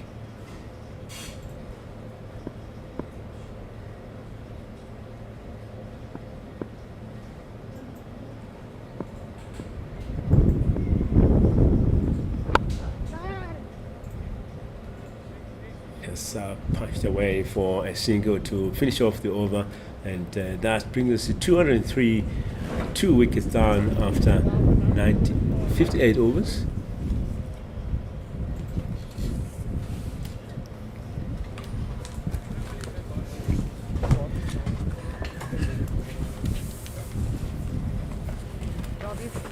Thanks, Owen. So Owen's going to make way for Ken Borland, who's going to join me for the next half an hour with a 200 up on the board for 2 wickets, 58 overs bowled, 111 now. And Nelson, is Lahiru Udara, Surya Bandra, 58. Previous continues. He's got mid on up, and he's even brought mid off up now. So extra couple of men into the circle, and see if we can build some pressure. This one is a foolish delivery. How's it going, Ken? Having a nice little break there. Saying, yeah, it's unfortunately becoming hard work now for this South African team. Bit unlucky not to get the breakthrough in the morning, but you really need to credit Udara and I think especially Surya Bandara this morning, because he found it really tough to get going this morning, but he hung in there, didn't he? There was one false stroke where he got a bit lucky, but he's, as you say, he's hung in there. A bit short from Brevis. Oh, nice little late cut by Udara. Second time today he's played that. So, the late cut. Lovely shot, which used to be very fashionable and then kind of went out of cricket. But I think maybe with T20 and that, it's kind of coming back a bit, isn't it? Yeah, I mean, in limited overs cricket, that's quite a high traffic area generally, because any width outside off stump, players tend to run it down to third man. And we're seeing a lot of it even now in test matches, where somebody like Joe Root, we saw now with Udara in this match, where he runs a lot of balls down to that area. Okay, and a bit on the short side by Brevis, but no harm done.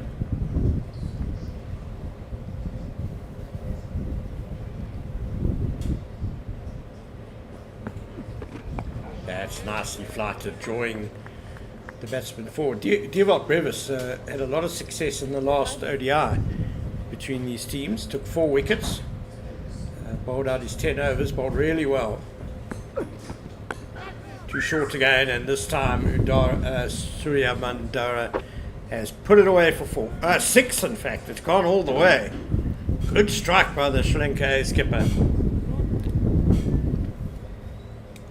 Yeah, that's dragged down, and I'm afraid when a batter's in his 50s, he's going to put that away. Also, the fact that the pitch is a touch on the slow side, anything slightly shorter length is going to stop, sit up, and almost ask to be hit, and that's what happened on that occasion. So, Brevis, to just try and see if we can find a length that's better. Rather a little bit on the full side, I reckon, here, particularly with the pitch as slow as it is. Encourage them to drive, because as long as batters are driving and you can get a little bit of turn, pitch is slow, you bring various fielders into play.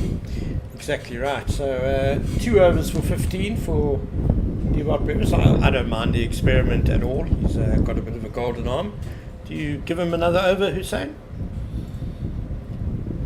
I don't know what the thinking though is. I mean, if the plan is for him to bowl a long spell, or maybe just see if he can come in and turn his arm over and bowl a few overs, but and also the conversation with Brevis is important. How are you feeling? Do you feel like you can maybe would you like to go another? Are you confident? If he's confident, he's going to find his length, because he certainly hasn't found his length yet. I think that's important. If we can get a good length, the line's not that important to me because it's turning away. But I think the length, if you can find the right length, draw them forward and get them driving, I think something could happen. But so that conversation for me needs to take place.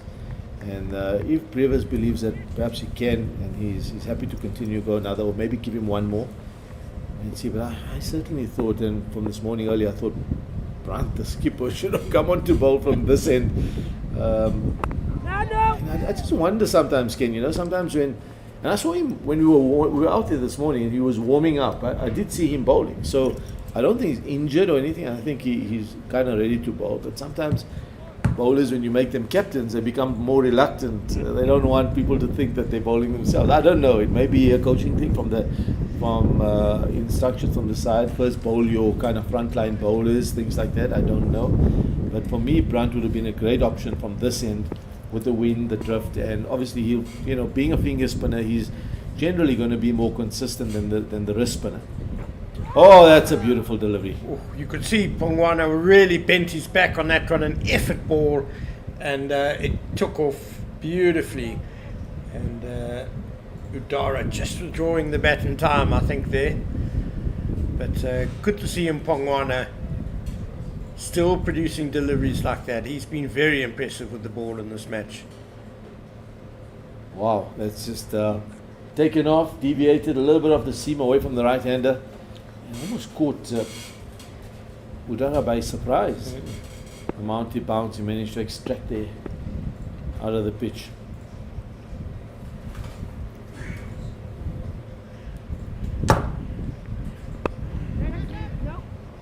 Oh, bit of a misfield at mid-wicket. Naughty. Yeah. Doesn't help the bowlers, I can tell you, especially when you partnership is 157. It's going to cost a single. It's a substitute fielder. He's wearing the same jersey as wicketkeeper Rivaldo Moonsamy. It's not Rivaldo Moonsamy or a clone of him, I can assure you. But that'll just frustrate the bowler a bit. Speaking of Neil Brunt, he certainly doesn't overbowl himself. Even at the Titans, he generally just chips in with 7 or 8 overs here or there. And as such, he's probably an underrated bowler because he's actually a very useful spinner. Took 6 wickets on Test debut in New Zealand earlier this year. But maybe part of it as well, and you mentioned conversations. We had a conversation with Shukri Conrad before the second day's play, where he kind of intimated that he's not as bothered about the result as he is about seeing how players do in different situations as batsmen not ready. So he wants to see players put into challenging situations where they wouldn't maybe normally be thrown into, where things are against them, and to see how they come through, see how they adapt. And so maybe Shukri has said, look, I want to see Dewald Brevis bowl a longish spell, 2 batsmen well set. There's not a lot in the conditions for him. Good again by Pongwana. Yeah, I mean, it makes perfect sense. The SA team being your second, or should be your second best team. And it's definitely, I think, from a coach's perspective, you'd want to put every player here under pressure and see how you can get them into situations where they get tested, see they can stand up and rise to the challenge. So, yeah, and I would agree that it's not all about the result. Yes, of course you'd like to win, but I think you'd certainly want to test as many players as you possibly can to see they're ready for the next level up. That's really what this exercise is about, isn't it? It's about getting them ready for the next level. Surya Mandada strong off his legs, but just one there. Yeah, and especially since the domestic schedule has been curtailed, so in order to fill the gap, if you like, between domestic and international, and to give players more opportunity, because as Proteas white ball coach Rob Walter said a couple of weeks ago, he doesn't know any profession where you get better by doing less of it. So the more the guys play, the more the better they'll get, and cricket is really a prime example of that. But we do have exciting domestic cricket just around the corner. The exciting men's domestic T20 is scheduled to start on Friday, 27th September, 6 p.m. at the DP World Wanderers. short again from Brevis. Just the one though. And that match at the Wanderers will see the defending champions, the DP World Lions, take on the Yuxke Derby rivals, the Momentum Multiply Titans. And I imagine both Neil Brunt and Dewald Brevis will be playing for the Titans that night. That should be a good one, and I think both teams will probably be missing a number of players who are on national duty.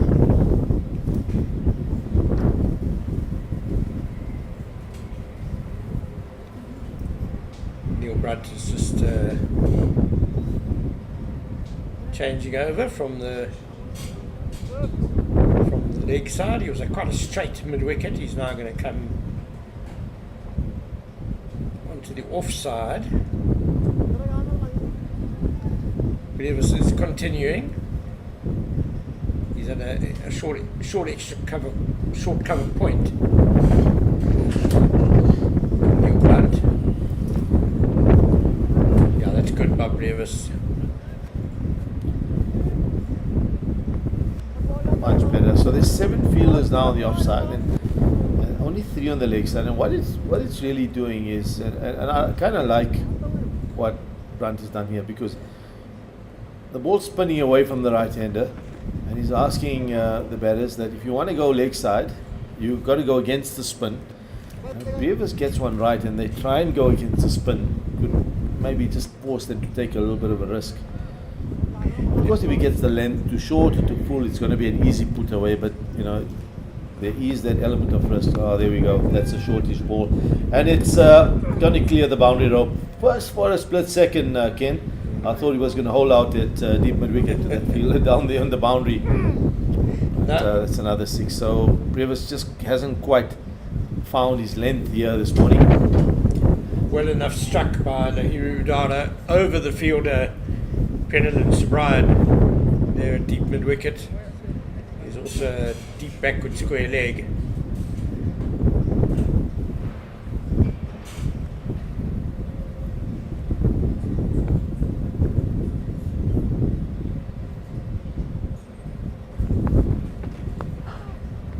There we go. And that ends the over. Brevis just mad with himself. For bowling, really just one loose, one bad delivery in the over, cost him 6. 2-2-2 for 2. And with an essence that ignited hometown pride, the domestic cricket season promises not just pure cricket excellence, but a celebration of communities, shared values, and the passion that unites them. Cricket South Africa calls on all the fans to rally behind your team as players gear up to showcase their prowess on the field. Visit www.cricket.co.za for more information. Was on our way. Be part of it when the domestic season starts on Friday, 27th September. Lions versus Titans in the T20 competition at the Wanderers. I think we might be getting your wish. You're saying there's Neil Brunt coming on, but from the other end. From the other end, I would have liked to see him bowl from this end. Yeah. Particularly because of the way the wind is blowing. But nonetheless, I think Sir Brian bowling from that end would help him getting drift away from the right hander. I'd like to see that. But, see Neil Brunt's career stats there. That 6 for 119, his best figures, was in his debut test against New Zealand in New Zealand when he led the Proteas earlier this year. You see there 1 for 29 and none for 18 in the first 4-day match in Kimberley. So he did a bit of bowling there. he's got 81 wickets, Ken. Yeah, he's an underrated spinner, I believe. He's tall, he gets bounce, he's pretty accurate. He turns it.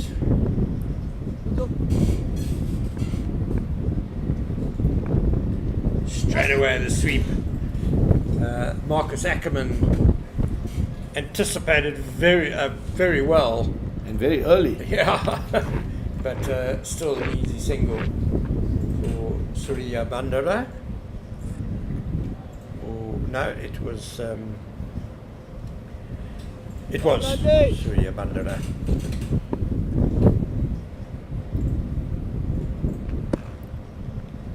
Good to go. Brunt has got that slip in place, and then he's got a short third man, a extra cover closer in than the regular cover. Oh, it's very wide. Long on, who is a little bit in from the boundary. Long off is all the way back. A deep point, a mid wicket, and a backward square leg. Hey. Swing there. Could there have been a one there? There's something there, Brandy. 15 minutes to lunch, maybe. Huh? Maybe Sri Lanka have decided to shut up shop before the break. I doubt it. Ooh, well, he nearly got into trouble that time. Trying to sweep again. Jigga. Settle in there, fella. Something there for you, Jigga. He certainly got an eye on this little gap here behind square on the leg side. Yeah. Did play shot first ball of the over down here. Yeah, lots of space. Down towards finding. Good start. Into the Neil Brunt over. He got through it quickly, and he bowled quite quickly as well. His actual pace of delivery was pretty quick. It looks like Prenel and Subrian's going to be bowling from this end, so it's going to be spin from both ends. Yeah, I suppose you could argue that they're bowling at the wrong ends. Yeah, I mean, If you want to get I mean, for drifted me, and for turn me- away. Correct. I mean, for me, the interesting thing is like, I'd love to see Brunt drift the ball into the right hander, and if the breeze is blowing into the right hander, he's going to drift it in, then pitch, then turn, and you ask so many different questions. And similarly with Subrian, if he can get the ball to drift away from the right hander, what he does is he's forcing the batter to push the hands away outside the line of their eyes, create a gap between bat and pad, and if one turns there, it's a more attacking approach. But let's see how they go, because there is a little bit of turn there, although it's still slow. And it just takes one ball, Ken, and then the partnership's broken, and you never know what can happen after that. So South Africa will be very disciplined here. It's that combination of the ball drifting the one way but then turning the other Correct. that just causes a few issues sometimes for batters. Gives them something else to think about.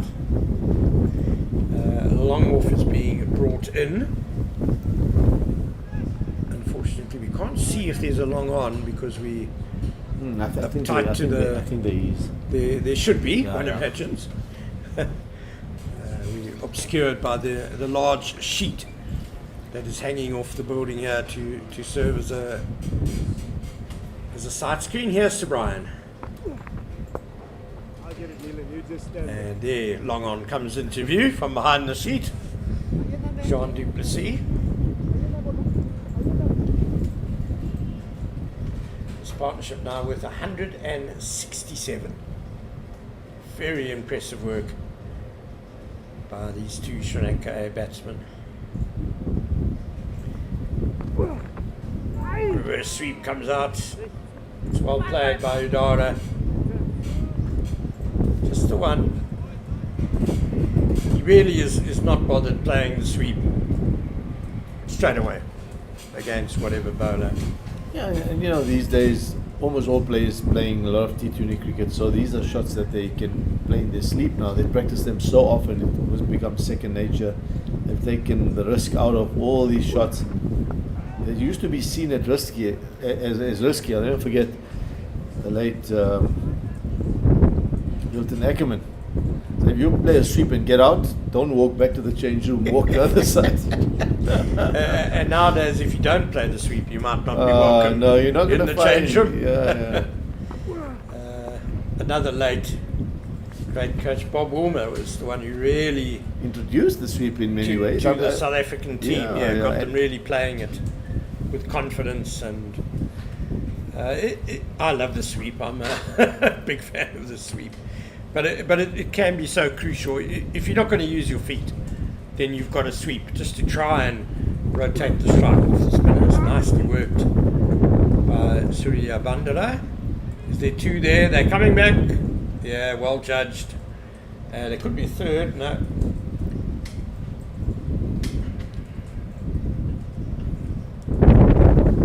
Very good running. And he started slowly, but the moment he spotted the opportunity for the two, they really put the skates on and dashed through for the second.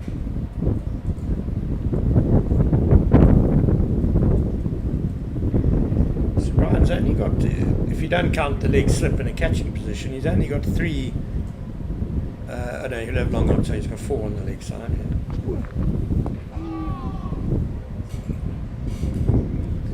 But with the way the wind is, it's going to could well drift onto the pads. So Correct.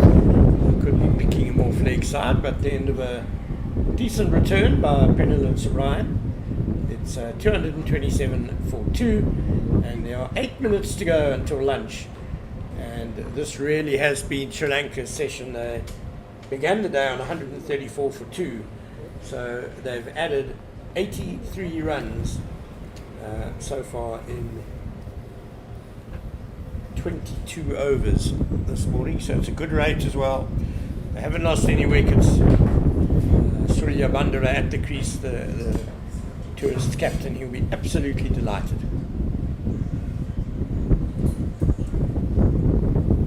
Oh! Well bowled, beautiful. Neil Brunt.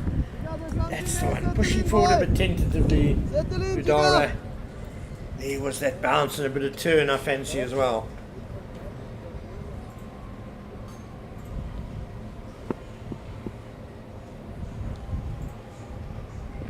Oh. The 1.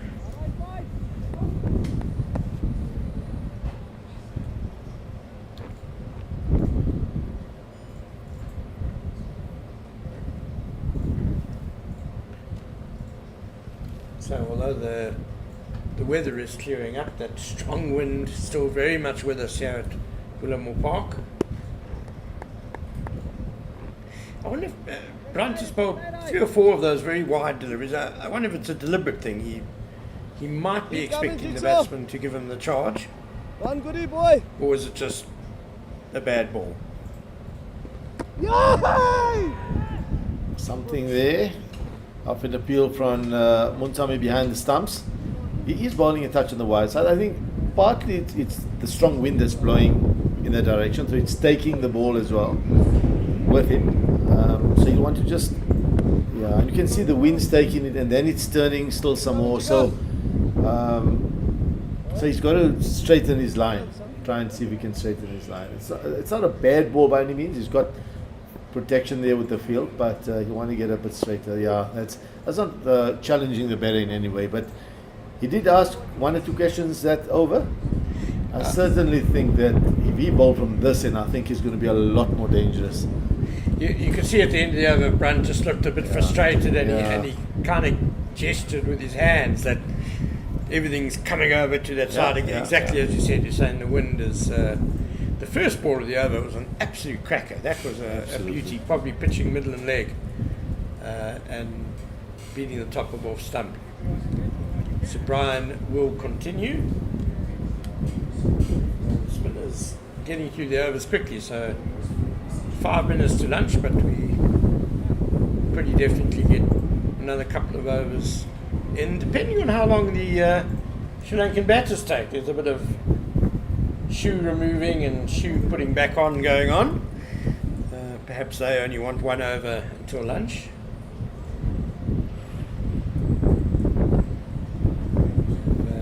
Certainly done their work in this session. Great job by Udara and Surya Bandara.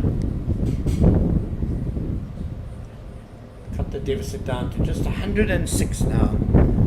So if things go very well for them this afternoon, they'll be in the lead by tea time. They can then crack on in the final session, put South Africa under pressure again on the final day.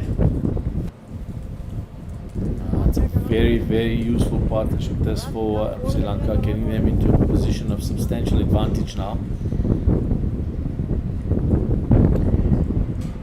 Udara facing up to Sir Brian. How about Yeah. Udara, I think fancying playing the spinner off the back foot a bit there. He could have gone forward to that. And as you say then, Sir Brian just trying to sneak one through the gate. Down the wicket, hit well, very straight.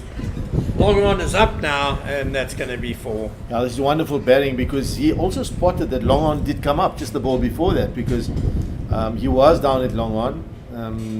So Brian brought long on up and immediately within the ball dances down the wicket, good use of the feet and hits it straight back down past the bowler.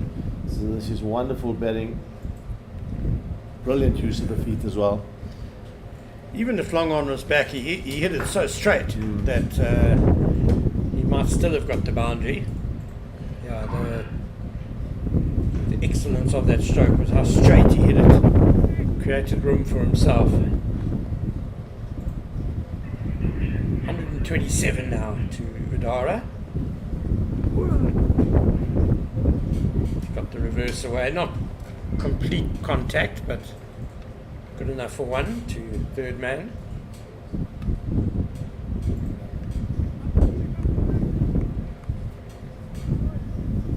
So Udara can do both. He can use his feet, come down the pitch, and he can sweep both conventional and reverse.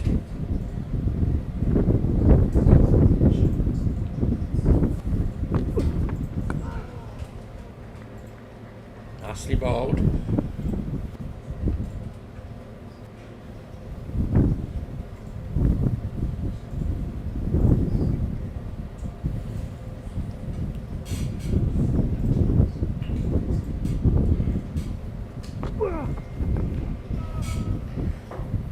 That one's manipulated for the 1 to deep backward square leg.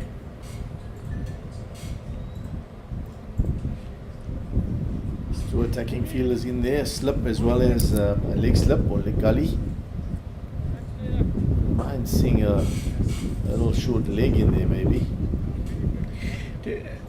I mean, there is some bounce in this pitch. Do you think And, that's and a bit of the... turn as well. Yeah, do you think the bounce is the spinner's chief weapon today? Yeah, I mean there is bounce, but it's slow, and I think that's what probably makes it difficult for the bowlers to create problems. You saw the one where Brunt beat the outside edge in the previous over. He bowled it so quick. So I think for me the spinners today on a pitch that's a little slower have to bowl a little quicker. Just the pace. You've got to get it quicker so that it fizzes off the surface. And if you can do that, then you don't give the batters time to adjust. But the moment it's a slow turn, makes it quite difficult then to challenge batters. Yeah, it's 65 overs bowled, is it? 65 balls. 235 for 2. Yeah, it's by no means dream conditions for the spin bowlers. There's not a huge amount for them to work with. Perhaps use the wind a bit of guile, but we feel that they're bowling at the wrong ends. Spinners in terms of how the wind is blowing. And it's a strong wind as well. So I think that breeze certainly is going to help them. And you can see what's happening with Brunt is that he's finding it difficult to bowl straight because the wind's just taking the ball further away from the right hander. So it's going to work really hard to get the ball to come straighter. Yes, sugar.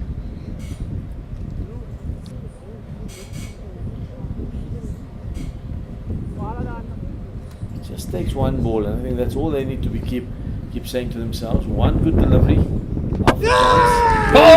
Very well bowled. Yorked him, if anything. Neil Brunt has made the breakthrough. Finally, Udara's really great innings. His defiant stay has ended at 129. And they're off for lunch, are they? And that will be lunch, yeah. So, a timely breakthrough for South Africa. Neil Brunt makes the breakthrough. And I think Udara was yorked here. Didn't get very far forward. Yeah, I think probably a lapse of concentration. Also thinking about lunch. Thinking of maybe just You know, maybe had it been earlier or later, he would have been probably looking to drive that one through the offside. It was a bit tentative, wasn't it? Tentative is try to defend the full ball, and it's found its way under, either under the bat or maybe just beaten the outside edge. But we've been asking for Brunt the whole morning. I'm glad he's on, and I'm glad he's got a wicket. So it's a big wicket for South Africa, and it's a big fish. Udara was on 129, so he eventually goes for a very, very well played 129 of 192 deliveries bowled by Neil Brunt. So that's the only wicket that's fallen this morning. Sri Lanka resuming on 134 for 2. Nuanidu Fernando and Pavan Ratnayake were both out yesterday. But it's now the captain, Prasindu Surya Bandara, who will try and get Sri Lanka A past the South Africa A total of 334. Surya Bandara is on 72 not out. It's been impressive the way he took a long time to get started this morning. Had only a single off his first 30 deliveries, but he's flourished since then, and he'll now be the man to take things further for the tourists. 236 for 3. Do join us back in 40 minutes or so.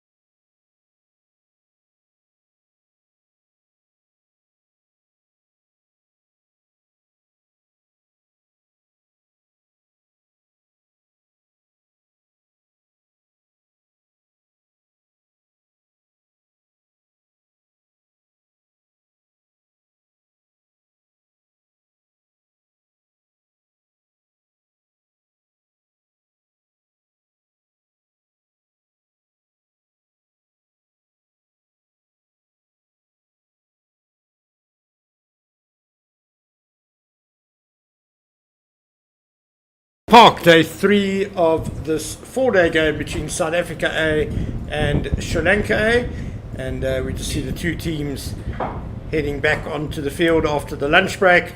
And what a wonderful morning session it was for Sri Lanka A. They resumed their first innings on 134 for 2, and they took it to 236 for 3.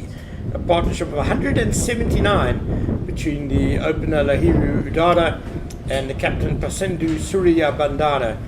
And that partnership was broken on what became the stroke of lunch when Neil Brunt, the SAA captain, bowled Udara for a fantastic innings of 129. Coincidentally, exactly what Neil Brunt scored in the South Africa A first innings of 334. So Neil Brunt has 4 balls to bowl to complete his over. It's his third over. And the new batter is Janith Lianage. And you just see his record there: 6 first class hundreds, 24 50s, average of 36. He bowls a bit as well, so those are certainly useful figures. Lianage on strike. Short and wide from Branton. You just see how slow the pitch is there, as Lianage was in position very early to the cut shot and kind of had to wait and wait and wait for the ball to arrive. Over pitched and skewed out, not a very convincing strike by Lianage. Good piece of fielding by Jean Duplessis to cut off the boundary there.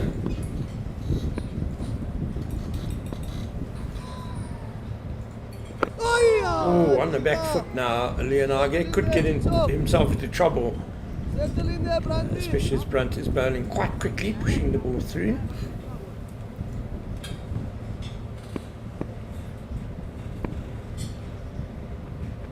Down leg, misses the sweep. Rivaldo Munsami, well, he stopped the ball.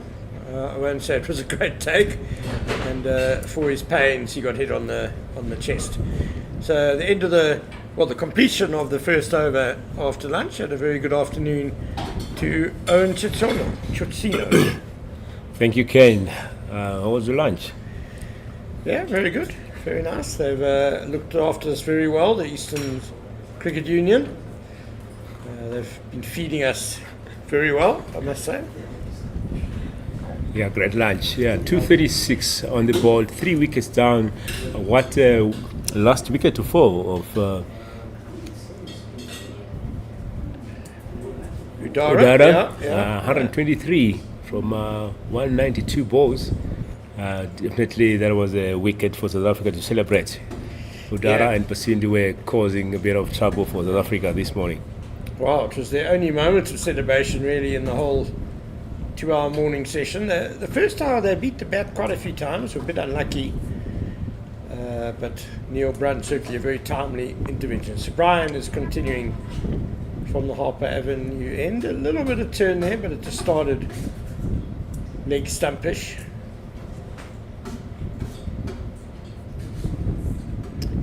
He's still operating with a slip and a leg slip, Sir Brian. Long off is up, long on is back. And that's going to be a single to get Surya Bandara underway after lunch. He goes to 73. Yeah, the captain is still standing there. I think he's gonna carry on where Udara had left. They built a good partnership before the fall of that wicket, so definitely he's keen, or he'll be looking forward to continue putting runs on the board here for Sri Lanka. So long on has come up for the new batsman Lianage, but he gets it a bit wide of him. Comfortable single to get off the mark. Yeah, well, that's it. The skipper with Sri Lanka just being 96 runs behind now on first innings. The skipper will want to first of all get them to parity and then power on this afternoon into a good lead. They're well placed. A bit more flight by Subrian, and very good quick work by Tsipang Detole He's a real live wire in the field. Run rate going at 3.6 at this point. And the players played just to square and looking for two there. Good running. And from the start, Captain Skipper was looking for a second run there. Trying to put up some pressure on the fielders here. He's done that a couple of times. He's very good at manipulating the ball into the gaps and hitting it just the right strength so it doesn't get to the boundary fielder too quickly. Comfortable too. So what does the cricketer do? What is your... I think the wind is just blowing Sir Brian a bit straight there. And it ends up down the leg side. End of the over though, 240 for 3. Yeah, wind persisting here at Willowmoore Park, Benoni. And Sir Brian there, 10 overs bowled, one maiden and 41 runs on the board. So going at 4.1 and over. Owen, with the breakthrough having been made and a new batter at the crease, if you were Neil Brunt, would you be thinking of bringing a seamer back, one of the pace men? I would definitely bring the seamer back. Try and get a second wicket of the day, and try to put pressure on the skipper of Sri Lanka. You know, he's, like we said, obviously he's looking forward to build a partnership with the new batter here. So break that partnership before they can cause another trouble.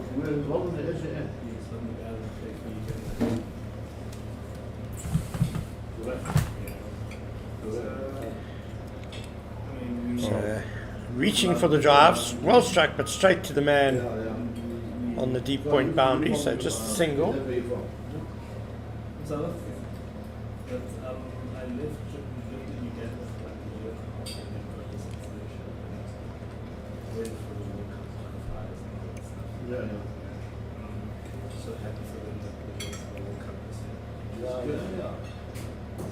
Checking his guard, yeah, making sure protect his stumps. That's a swinging a little bit away from the batsman there, left by the skipper. Yeah, again the wind pushing it wide outside off stump.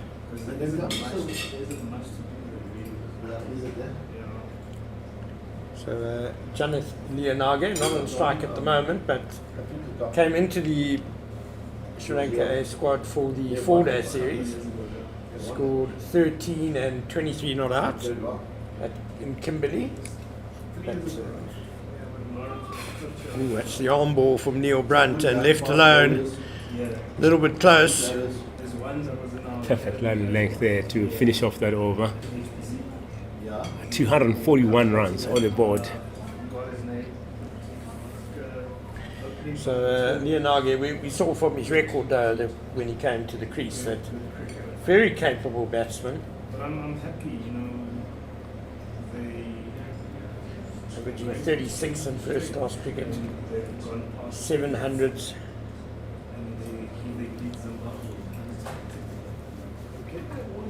So Brian just rebarking his run up. He bowled a fair bit around the wicket yesterday to the two right-handers. So far today he's just been over, but he was bowling from the other end around the wicket, so that perhaps makes a difference with the way the wind is still howling across Willowmoore Park. Although it's quite nice blue skies above us now. That's nicely bowled by Sir Brian. Bit more flight, good line. That's a good line, I think, Owen, for him. Perfect line here. That's what you want from a bowlers at this point.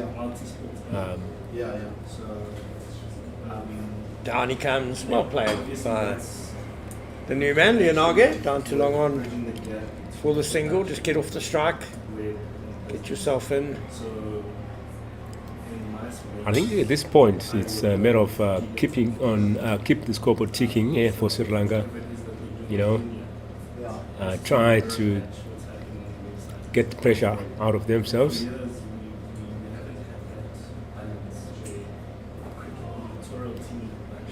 And build that partnership here.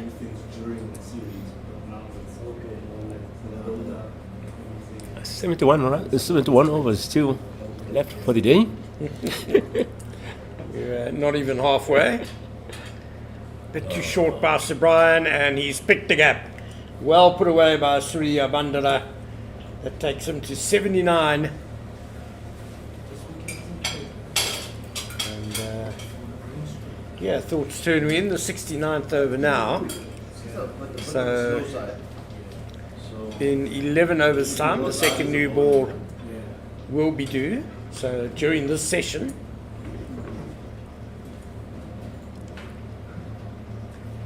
Nice hands by Surya Bandara for very comfortable single. So Captain Neil Brunt would also be thinking about the rotation of his quick bowlers. You'll want 2 fresh guys to take the new ball, one would imagine, after 80 overs.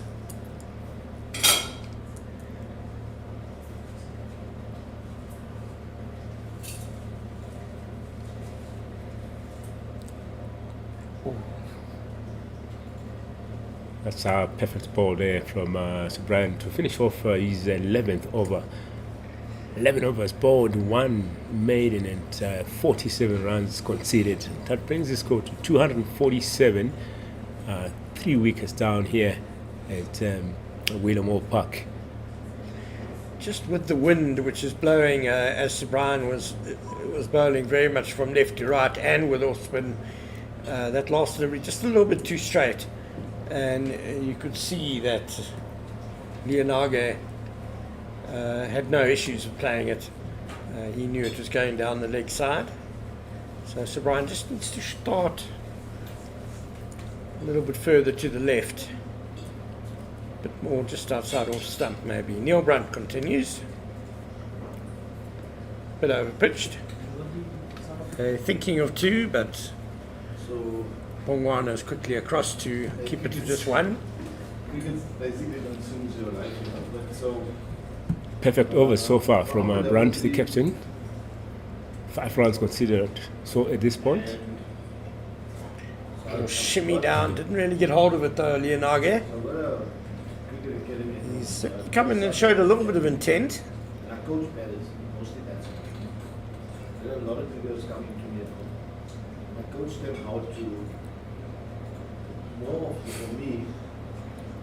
It's more holistic way of coaching. Coach human beings, I coach cricketers, I coach teach them how to be more aware around things. Have to be quick there. Oh yeah, the fielder Bongwana maybe a little bit back on his heels there. And gives away the quick single. That's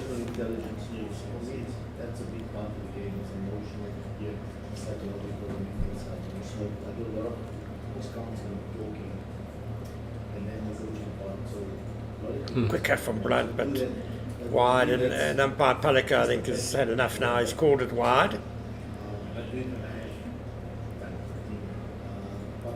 250 up for Sri Lanka.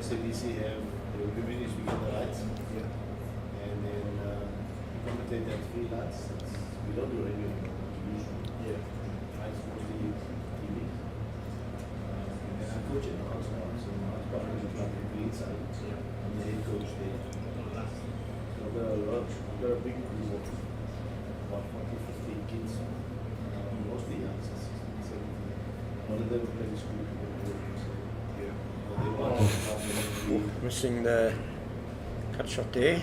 Brunt went a bit wider on the crease and ends a tidy over by the South Africa A captain. 250 for 3 now. Sri Lanka A just 84 behind on first innings. that's 5 overs here from Brunt. Only 7 runs conceded from his 5 overs and taken a big wicket. So great performance there from the skipper. And partnership building slowly. 14 runs between these two, and run at 3.6. at this point. So Brian back into attack, bowling his 12th over. He's been a little bit expensive, a shade under 4 to the over. Whereas, as you were saying, Neil Blunt not just making the vital breakthrough, but also keeping the scoring rate quiet. Just 7 runs off his 5 overs. So Brian will look to exert the same type of pressure down the wickets. Didn't quite get there. And it was an edgy drive by Leonage. So Brian will be licking his lips after that delivery. It's not always possible. I mean, sometimes not as easy as. It looks like Leonage is a bit kind of under pressure. He's trying to get some runs there. For just settling down. His first 17 balls so far. I think should be the moment of just keep your eye in, and after settling down, then you can start, playing those big shots. Yeah, it's interesting. He's been busy, certainly, and intensity is always a word the coaches want to see.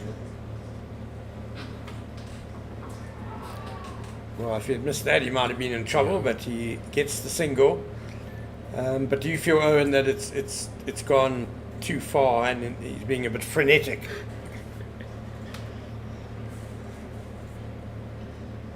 Anyway, he's got to 5. Surya Bandara on strike now on 81.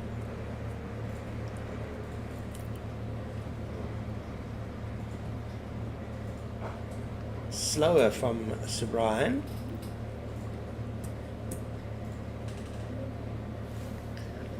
And ends the over, 252 for 3. So Sri Lanka ticking along nicely after lunch, after the loss of the wicket. They've added 16 runs in just over 5 overs. Wind just seems to be gaining in strength. You can hear it howling around our commentary box here, up high on the Harper Avenue street end, looking towards the Willowmoore Park B field and trees behind where the chalets used to be. Nicely worked by Surya Bandara. It's better wind than the rain, so we can finish the day today.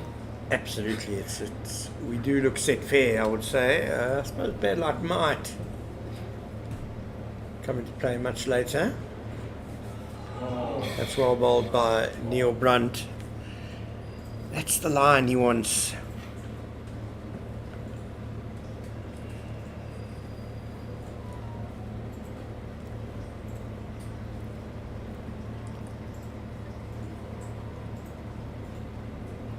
Down the pitch again. Leonage not getting hold of it. He's come down a couple of times to the spinners, but not been able to really get his timing right.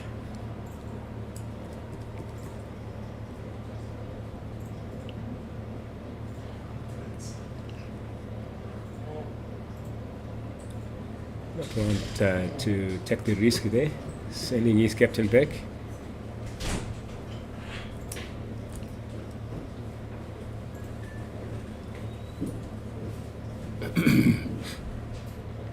Just Rivaldo Moonsamy, the wicketkeeper, and Blunt are just going to have a quick word.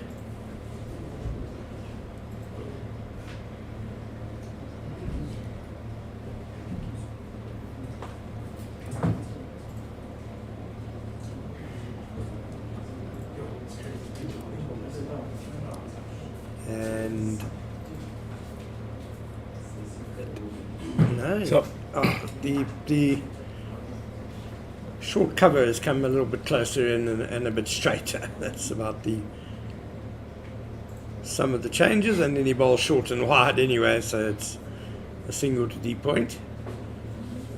Man of strategizing there, wanting to put pressure on the new batter. Perhaps some sort of double bluff was going on.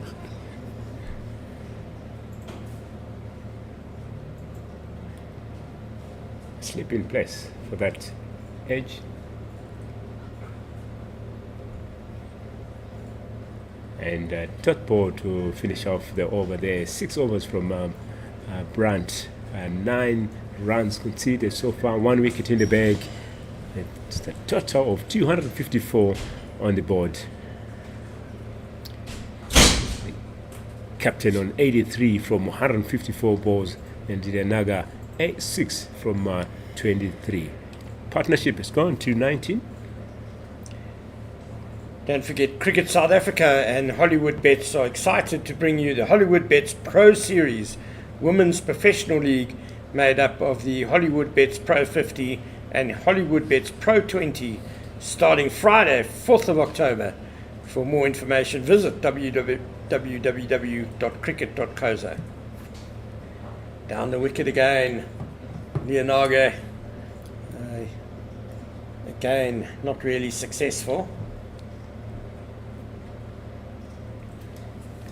Long on is back, long off is up.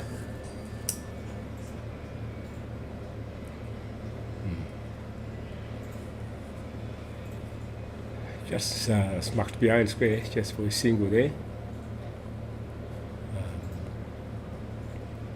Like I said, the upfield Lianaga is not yet settled on the crease. Like you've seen going out of the crease, trying to play those shots, but missing out. His first 25 balls so far.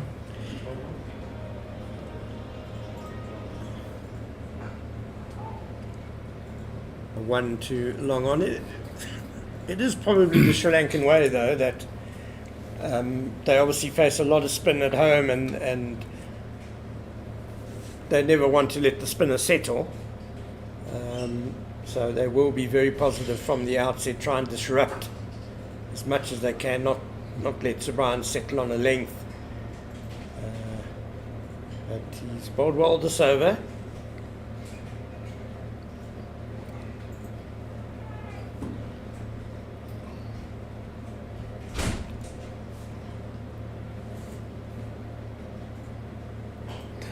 Down again and again. Just can't get it away.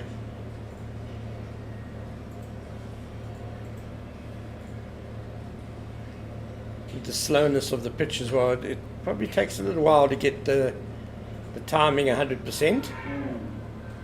That struck on the front pad, well forward though. Just a half appeal from Sir Brian to end the over, 256 for 3. The deficit just 78 now.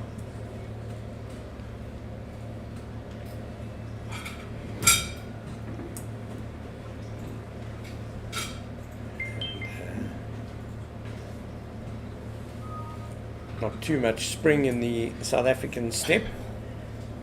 I think they know with Sri Lanka just 3 wickets down, they're kind of biding their time for the second new ball, which is now 7 overs away. Neil Brunt will continue.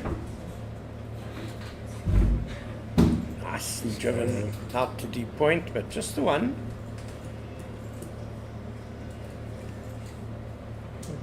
Yeah, like you said there, I think Neil's wanting the spinners to have a go at this point before the new ball comes. And definitely after the new ball comes, we'll be able to see the seamers. And maybe, I feel that may be trouble for Lianaga. Yeah, he might bring on a seamer just before the new ball. Chopped on, or is it a stump? No, it's a stumping appeal by Rivaldo Moonsamy, very quick. But Lianaga this time hadn't left the crease.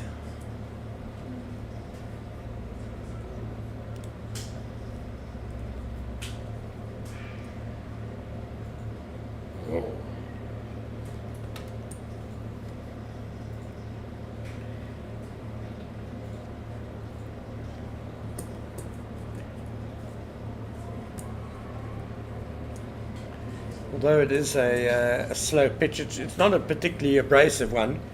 Neither is the outfield, and I don't think reverse swing is really going to come into play much today.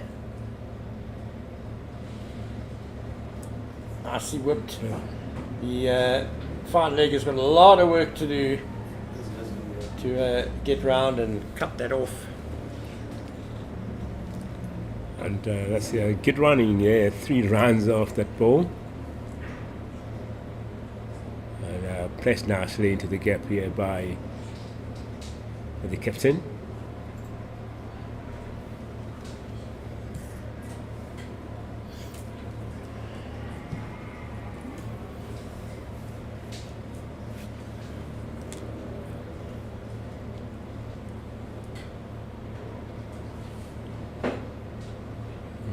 There we go. That's a lovely length. Draws the batter forward, and the turn and bounce just past the outside edge.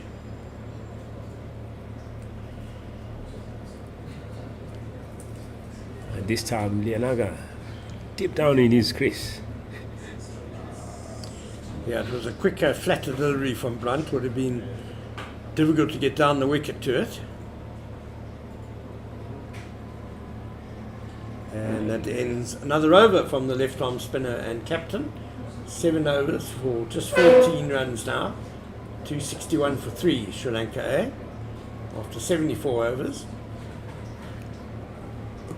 So the captain really having a good time with the ball there. Only 2, the column of 2 from his 7 overs.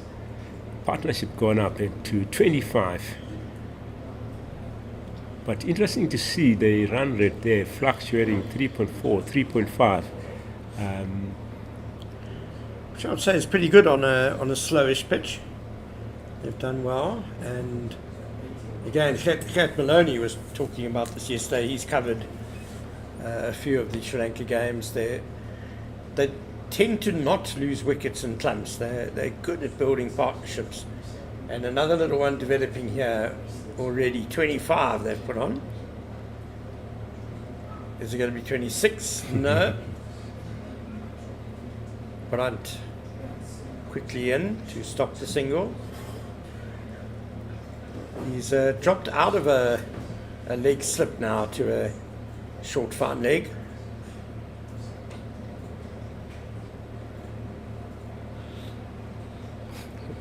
Again, Surya Bandala looking for the single, but it's not there.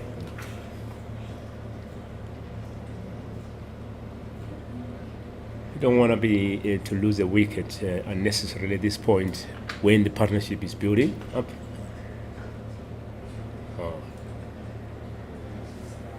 This one played in a safe zone just for a single.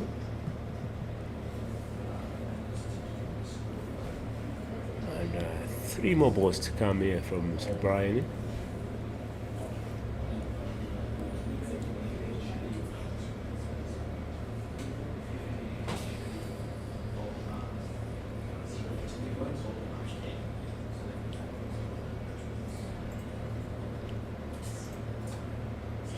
Shaping to come down the wicket there, Leonaga, and then rocks back.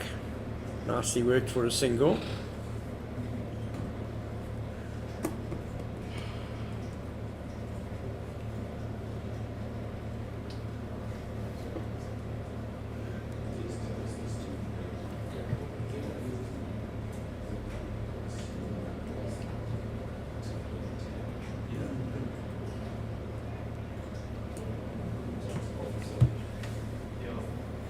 Utas Pamda's been doing warm-ups for a little while at mid-off.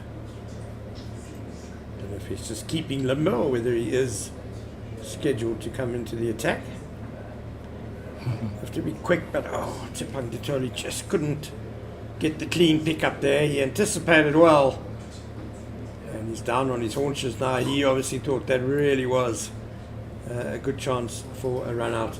Anyway, that's the end of the 75th over. It's 264 for 3. And Hussein Manak will be joining Owen Chitsino.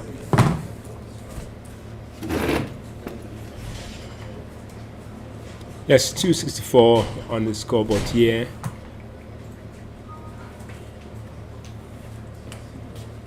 And Pacinti on 90 from 162, just 10 runs shy of his century here. And Hussein, welcome. Thank you, Owen.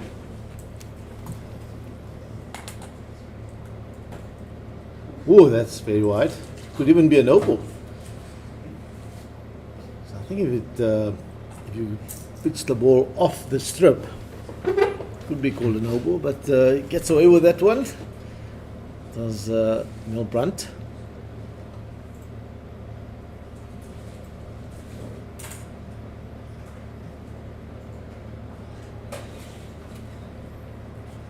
Just pushed for a single here. Talking of Neil Brunt has been really brilliant with the ball here. He's bowling his 8th over, 7.1 overs, and only 16 runs conceded.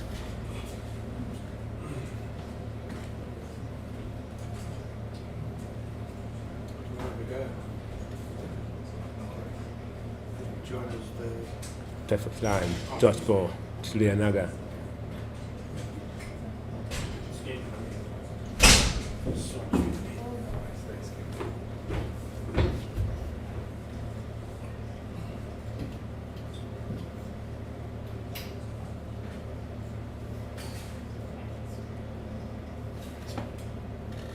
Lianaga has been very keen to use his feet, come down the wicket to both spinners.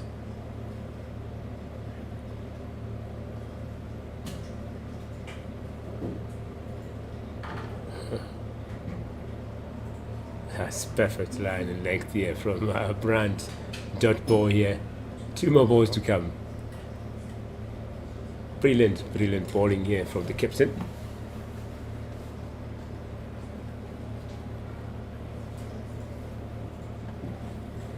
A touch wide. He's in enough turn there, I think, to create problems. I think Brunt's bowling really well. Yes, sometimes a touch on the wide side, but bowling really well because of his pace. He's got good height as well, so if he gets it in the right area, it's always going to create problems. This is beautifully played. Lovely use of the feet, comes down the wicket. It was angled into the body nice and straight, but he clipped this beautifully off his pads.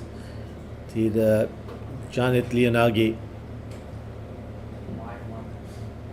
And he moves to 13. End of the over, 270 up here for Sri Lanka. Lianaga 13 from 38, and Pacintu, that's 91 from 163 balls.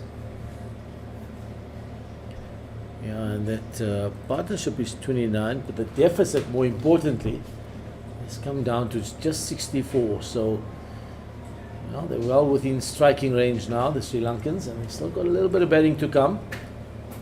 But the skipper is out there, and that's huge. Lead from the front, he's not far away from his 100. 91 he is.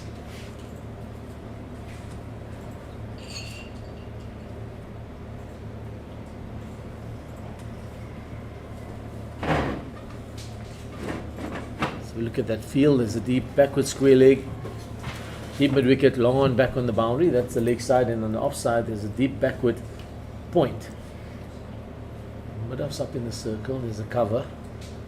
Now it looks like he's brought mid on, well, kind of 3/4 way up. Certainly not going to be stopping the one. So I'm not sure what the intention there is. He was giving a one anyway.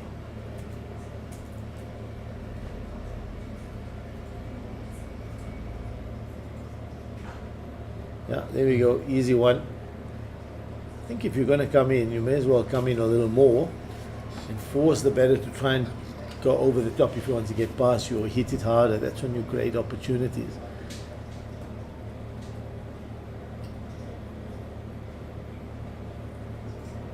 Still shirts fluttering in the wind, and so are the flags around the stadium. But the sun is shining, more importantly, so this pitch will start to dry out. Till the sun and the wind. This is again neatly clipped away. They would play a lot of spin in Sri Lanka on those pitches, and so they certainly won't be struggling.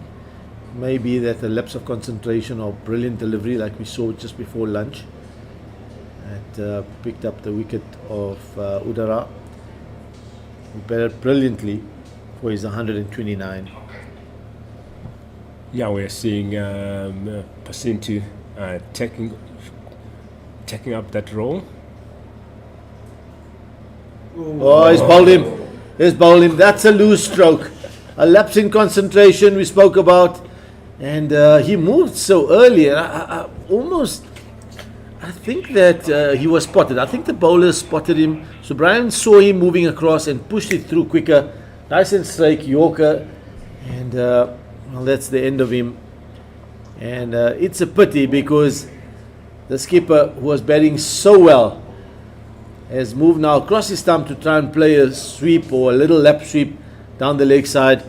And he's perished in trying to be perhaps a little too adventurous in his 90s. Too adventurous there, missing out on his century there. Gone for 92 from 165 balls. Did hit 9 fours and 1 6 with a strike rate of 55.8. First 115 those balls. So really great batting there. We were talking about it, that he had really picked up. I think he should have been the man who have been doing the job after Udara. But Subran have different thoughts here, and taking that wicket. Yeah, that's well bowled. I think he's persisted as Pranalan Subrayan, and he's been rewarded for his hard work as well. But I think, can't help thinking that the skipper, the Sri Lankan skipper, will be pretty disappointed with his the fact that he's missed out on another century, and he's worked hard to try and get to it, or get as close as he did. But that's what happens when you bat for long periods of time. So now Danusha, it's a new batter in 39 first class matches, 1,744 runs, 41 runs at an average of just over 33. He does have 300s and a best of 145. So there's also the left arm spinner. Looking at those stats, he really look like he's a good batsman. So they have to Good try and build another partnership here, which may put South Africa in trouble. The Anaga there on 14 from 39 balls. Yeah, so the spinners doing the trick here for South Africa. After they toiled all morning, the paces, and then Runt and Subrayan coming on and picking up a wicket each either side of lunch, and the 2 big wickets. So the Centurion and the skipper, who was almost a Centurion and just missed out on his 100, they both back in the hut. 2 relatively new batters in, Lianage and Sonal Danusha. Oh, he's got him! He's got him! No. I really thought he was bowled. The way they appealed and the way they all ran, the slips, everybody ran. I thought he must be bowled. But oh, what an appeal. They were totally convinced. Let's have a look. It certainly looked plumb because he was stuck in the crease. Oh, it was, the feet didn't move. It looked like he was stuck in the crease. Now, I'm not too sure. Like, that it had to be hitting. I mean, the only thing I can think of, perhaps missing leg, but you can see that the keeper, the slip and the gully, was so convinced that it had to be out, and so was the bowler. Very well bowled. First ball from Subrayan. They can't believe that was given not out. Yeah, what an over there from Subrayan. 15 overs bowled, one maiden with 57 runs conceded, 1 wicket in his bag, 273 runs on the board.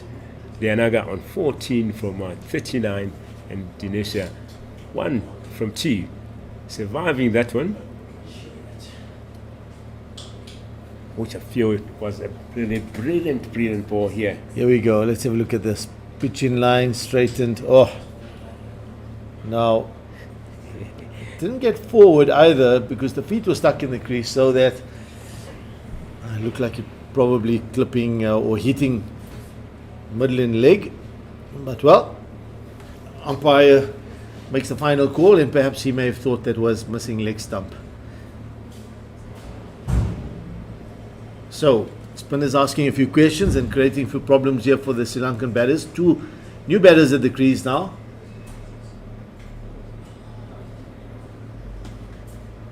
Sonal Danusha. Well, he would have had his heart in his mouth there with that appeal. Everybody went up the way they were already celebrating to the extent where I thought he was clean bowled. That's down leg. It beats the keeper as well, and it's going to be a little bit of a chase.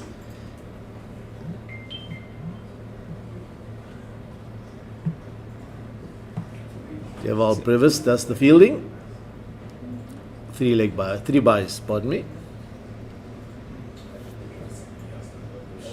Brunt continuing here and really looking for that second wicket for him for the day.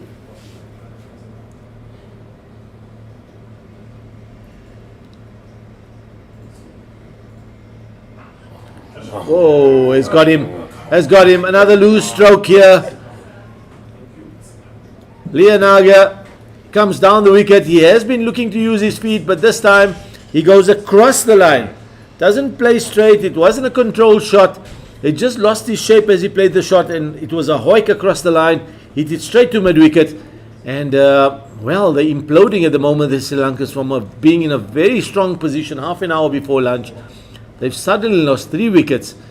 And there's a bit of a mini collapse here at the moment. And it's caused by the 2 South African spinners. Yeah, kind of a collapse here from Sri Lanka. 14 straight to the fielder, and easy catch there.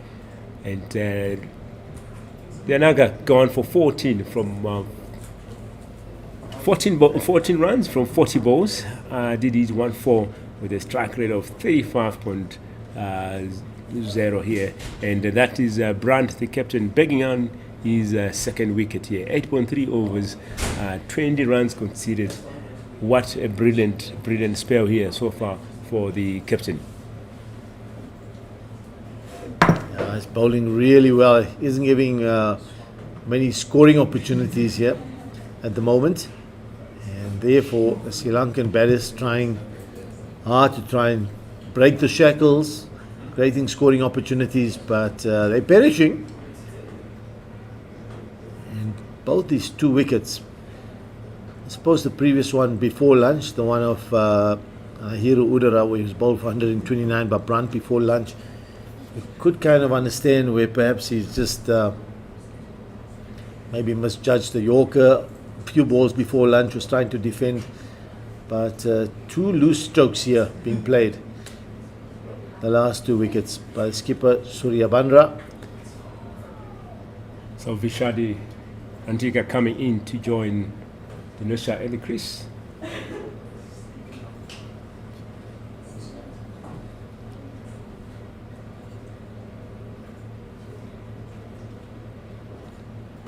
Lovely stroke.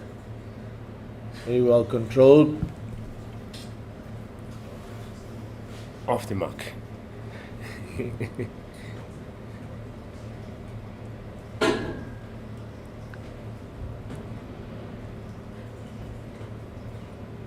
Now there's a short leg in place under the helmet.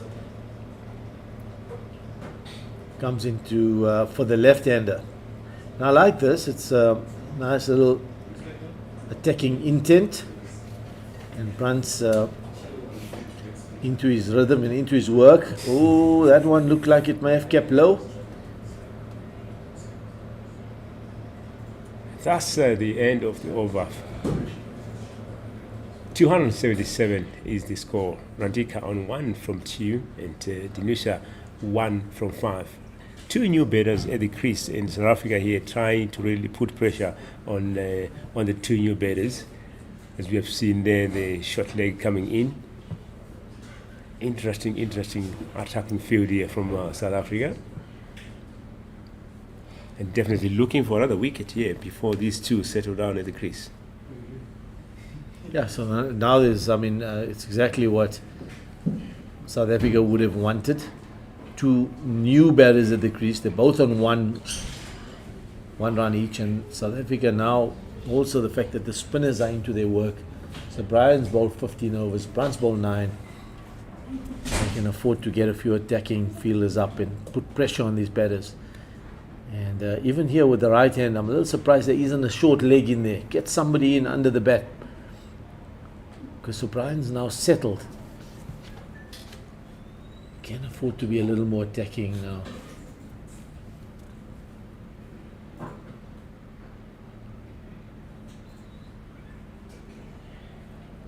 And even the mid-on has been moved a little to his right here at the moment. Looks like Sipamla down here moved a little. He could come in and make sure they don't allow them any runs to rotate strike. No free runs. Use of the feet.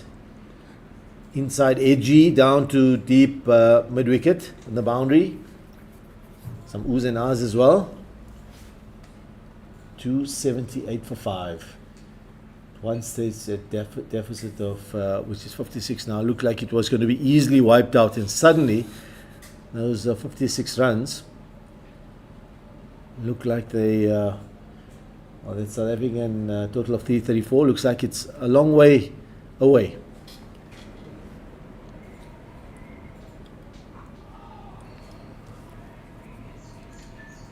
It's got a slip in the gully, 2 attacking fielders.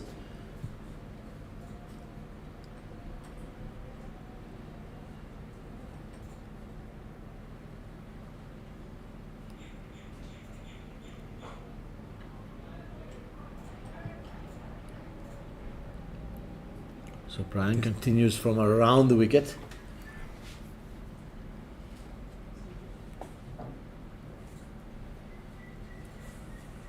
Yeah, that looks like the quicker one into the pads. Good single. Just knocked it wide of mid-on.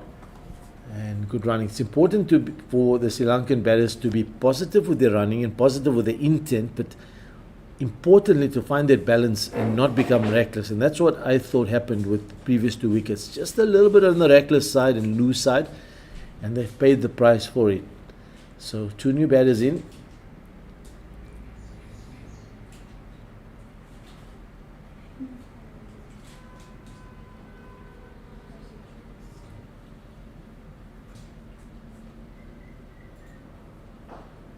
Yeah, very well played. Good use of the feet.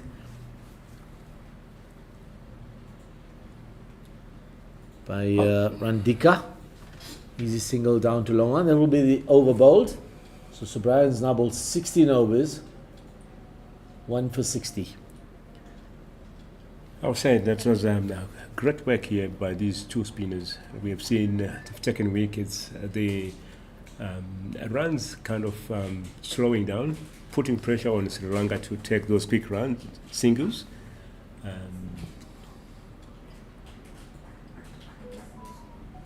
It's kind of building pressure on the Sri Lankan batters. And obviously, it may lead to mistakes, as you have said.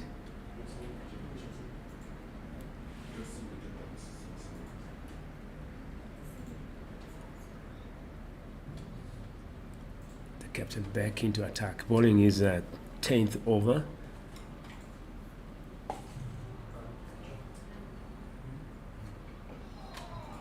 Yeah, the important thing to remember with spinners is that you don't get 3, 4, 5 wickets as a spinner in your first 4, 5 overs. So you really got to be patient, settle in. Ooh, there's half an appeal here down the leg side. It may have touched something, perhaps maybe the straps or the back of Randika's pad. Navaldo Munsami does good work, moving swiftly to his left-hand side.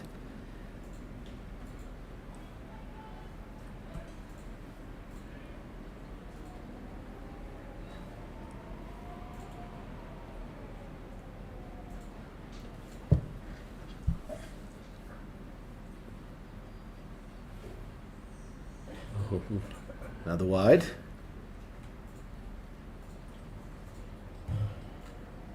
I think it's too much wind. I was going straight to first slip.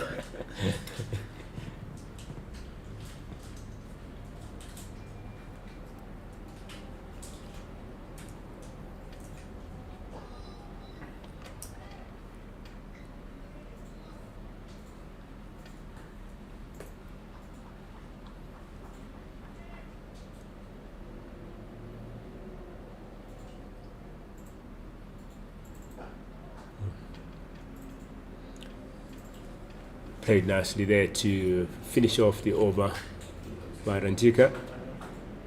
And that takes him to 4 from 11 balls. And Dinesha 2 from 8. 282 runs on the board. And partnership building slowly there. 6 runs between these two. And Brandt 10 overs bowled, 23 runs conceded. That's an economy of 2.3 with 2 wickets in the bag.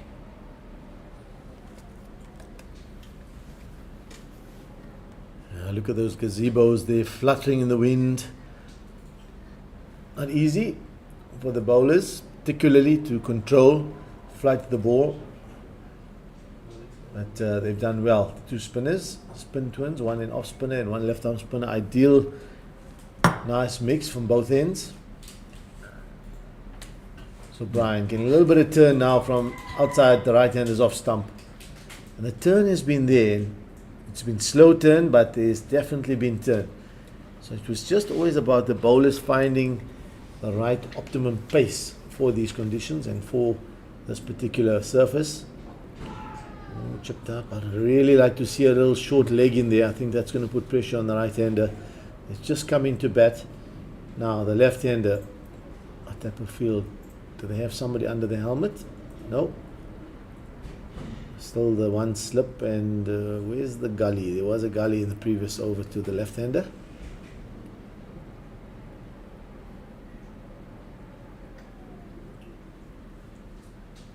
Now the gully's out, so now the mid-off has been brought up to stop the one. Really trying to squeeze the Sri Lankans now. Not giving them anything. Oh, attempted sweep and he's missed it. He's trying to hit this in front of square. He's Sonal Tanusha.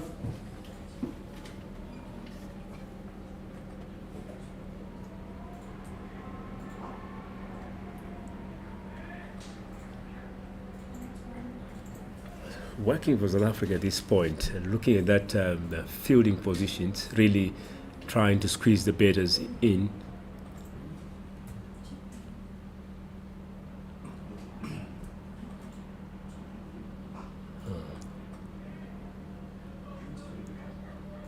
It's coming in nicely there, dot ball, but defended well.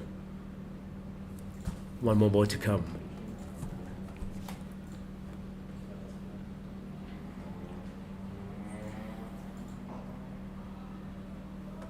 Great work there from Sir Brian. 16 overs bowled, 17 overs bowled, 1 maiden. Conceding 61 runs, 283 on the board. Rantika on 5 from 13 and Tanisha 2 from 12.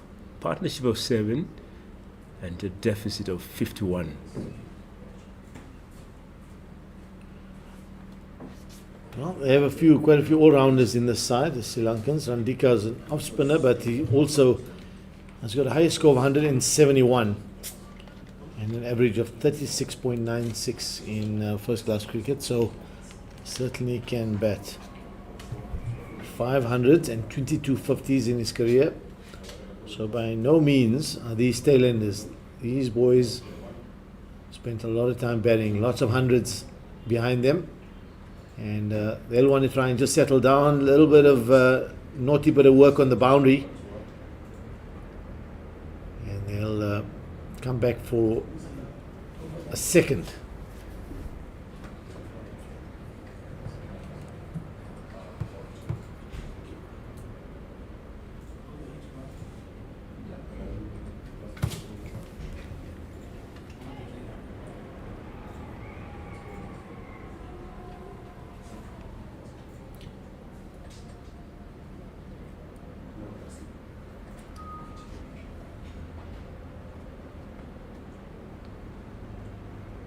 Yeah, very well bowled.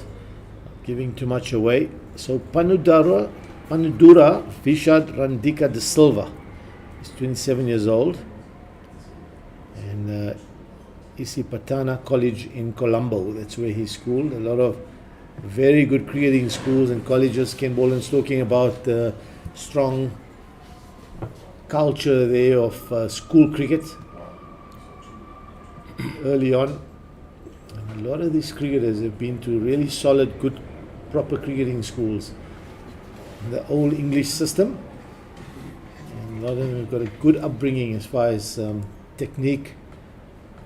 And you can see the way they play and the way they apply themselves. They're technically very sound players. So to the left-hander, short legs in there.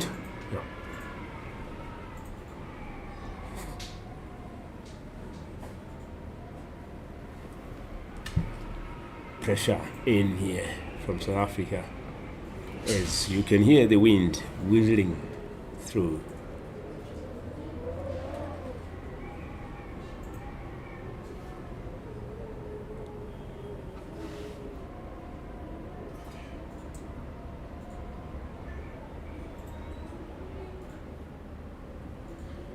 And that's the end of the over there. 286 is the score. 11 overs from Brandt, 26 runs conceded. Randika on 8 from 17, and Dinesha 2 from 14. 10 is the partnership, and the deficit of 48. Runs trickling in slowly there from Sri Lanka. But I would say these spinners have really worked hard here to really try and put pressure on Sri Lanka. Yeah, they're doing a brilliant job. It's all about just building pressure, not giving too much away, and pitch is assisting them. There's a little bit of turn, although it's not the turn and bounce that they would like, which is normally quick. Now, I like this because for the right-hander, as I was urging early on when 2 overs ago, that get the short leg in there for the right-hander. He's just come into bat. Don't allow him to become too comfortable at the crease, especially since as a bowler, both of these spinners are settled. They've bowled a number of overs already. So slip and short leg. Yeah, it's induced a sweep. This could be out. Yes, it is. He's played a sweep to a ball that's been bowled straight wicket to wicket. Brilliant bit of captaincy and good bit of bowling as well. So you can see immediately what had happened. As soon as a short leg came in place, the first ball he's played a sweep, because now he's thinking, ball's turning, there's a little bit of bounce. If I go forward and push and I get an inside edge, it could carry to the short leg. Let me try and sweep him away. And that's created a little bit of pressure. So what the attacking fielder has done, it's almost forced the batter to play a shot he didn't want to play. So that's a good bit of captaincy. Lovely bit of bowling and well rewarded there as well. Let's have a look at that decision. Nice, quick and straight. And Arno Jacobs, who didn't give the previous decision, which they were all very disappointed about. This time the finger goes up. I think the way they appeal this time, and considering the previous appeal, if he didn't give this one out, he may have been in a bit of trouble. But anyway, that's another wicket that's fallen. So 286 for 6. 82 overs bowled. And so Brian picks up his second, so his figures now 11 overs, 2 for 26. Brilliant bit of bowling. Yeah, that's Vichard Randika there, gone for 8 from 18 balls with a strike rate of 44.4. Really, looking the great work there from the spinners and getting those wickets. Pressure now back to Sri Lanka. 2 new batters still at the crease. Tunisia there, it was first 14 balls and only scored 2 runs. Wanuja San coming in, 27 matches, 775 runs with 450s in his bag with a best of 75.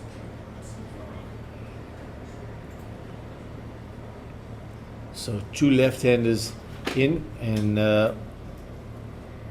again, good to see. There's a short leg in there for him early on, first ball up. Maybe like to see a silly point as well. Got Oh. It's got him. It's got him. 2 in 2. Lovely bit of bowling from Sir Brian. Found the outside edge, straight to slip. And now, wickets are tumbling. Marcus Ackerman, I think, was the fielder at first slip. Takes a comfortable catch. And Sri Lanka in all sorts of trouble at the moment. That's Shan there, gone for a duck. And what a ball there from Srubaran. Getting his third wicket here. 17.2 overs and 61 runs conceded. 3 wickets. Great work there from Subrian. Yeah, so the spinners have really turned this game around. They came in, yes, they had to work hard to start with and find their line, their length, and ideal pace that they needed to bowl in this wicket. But now that they found the pace, just asking a few questions because they're bowling a little quicker. I think Sir Brian's also bowling a little quicker than he was yesterday. Lovely bit of bowling, so he picks up his 3rd wicket. Sahan goes for a nought. You mentioned that as spinners, most of the time you want to take wickets in your first overs, but if you don't, then you need to be patient. And we are seeing patience here working for these 2 bowlers and wickets tumbling at this point. Absolutely. Very seldom will you find spinners bowling, picking up 2, 3, 4 wickets early on in a spell. So it's really about them settling, finding rhythm, and then being patient, and eventually things will happen. Because you've just got to find that right line, length to bowl, the pace to bowl, optimum pace, particular wicket. So South Africa right back into the game. At one stage, it was advantage Sri Lanka an hour before lunch, and suddenly, it's not entirely advantage South Africa, but I think the game's pretty much even now. Pretty even. Isata coming in 30 matches so far, 491 runs, 150 with a best of 83. Can he stand the heat here? Can they build a partnership here with Dinisha? Another left-hander as well. So slip, gully, short leg.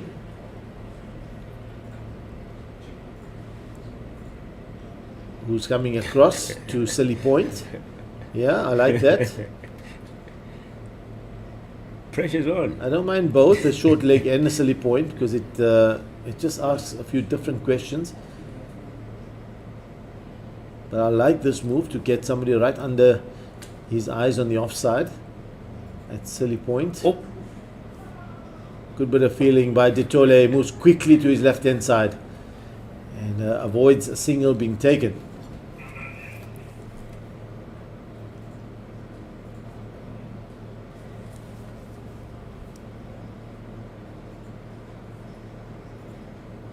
Oh, lovely bit of bowling as well, teasing flight, and just outside that off stump, eventually it's left alone. He's a wonderful bowler, he's Sir Brian. Lovely control, good turn.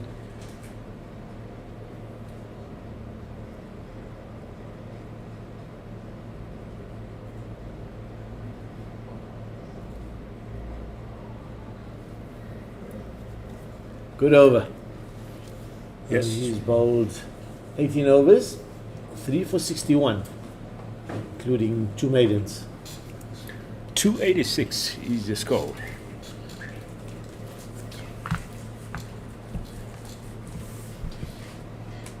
Well, there's a wicket that fell now. And Owen, I think Ken Boland's going to join me, so thank you very much for the next half an hour or so. Well done. All the wickets you've picked up.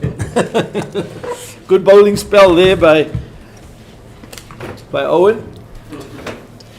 Wow, Hussein, what a remarkable turnaround. Well, we've seen 4 wickets go down for just 14 runs. Our spinners picking up 5 wickets between them.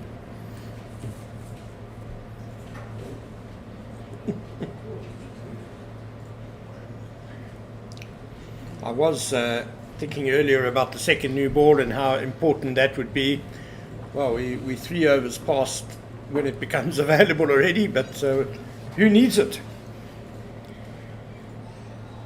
Absolutely right. I mean, the spinners are bowling the way they are, and they get and the ball's gripping. The ball's gripping and turning, so probably better to keep going with the older ball for now. Unless they feel that they want to get the new ball and continue with the spinners, maybe they'll get a little bit more bounce. But they may not get that much turn then, That's the only other consideration. But as things going, they're asking a lot of questions. It's not easy for the batters. And they're bowling really well, both these spinners. Nice. Maybe a leg gully in there, quick run off the pad. Will it be a leg by? Yes, it will. By Palaka signals a leg by. Yeah, things are working. Why change anything? No need. The wickets are tumbling from 272 for 3, Sri Lanka A, in the 77th over. Suddenly now 288 for 7 in the 84th over.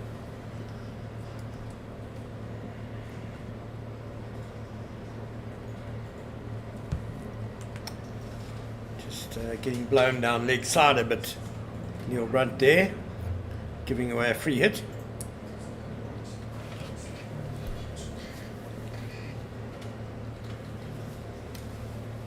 So it's all happening. I like the short leg in there. I like a few attacking fielders in there. Remember we chatted about that yesterday as well. Just change things up a bit. Be a little more attacking. Force the batters to do something different. Play a different stroke. Show that with a little short leg coming in there. But the bowlers have to first settle. I think that's important. Once they settle into a nice lengthy spell and they found their rhythm. This is reverse sweep. It's only going to go as far as the fielder down here with the number 68 on his back. Or is it 88? It's the substitute fielder that we spotted earlier this morning, wearing Munsami's spare jersey, but it's not Rivaldo Munsami. He is firmly ensconced behind the stumps too. It's amazing, Hussein, how just putting someone in someone's eye line can cause something different to happen. And it really struck me during the lunch break. We had one of the Sri Lankan reserve bowlers out in the middle with the bowling coach. The usual thing, unused chip, three cones on the ground, run in, hit. And at first the bowling coach was standing behind him to watch his action and that.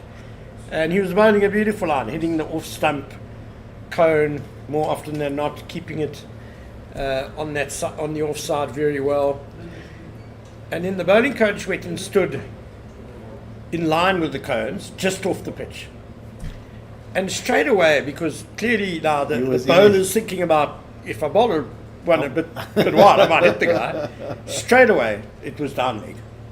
Just like that, and that's the effect of a short leg and And tell me, do you think the bowling coach did that deliberately, or do you think he just wanted to stand in a different position to get a different view? I think he wanted to see the action from in front, and very soon after he went and stood next to the wicket keeper.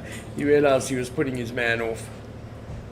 That's swept away, and he's made clean contact with this, but it's not timed to perfection, so it's not going to get to the boundary. Pongwana is after it. They'll restrict it to a couple. So the Sri Lankans here playing their sweep shots, even though a couple of them have perished to the sweeps. And Sir Brian's been good because every time he spotted the batter shaping up, or he's felt like batter shaping up for a sweep, he's pushed it through a little quicker. He's been good. Yeah, and I mean, you were commentating about it when the big wicket of Vishad Randika, because he scored 35 in the first 4-day game and shared a crucial partnership. He's a decent batter, but bringing in the short leg, inducing the sweep, getting him LBW, it was a wonderful moment.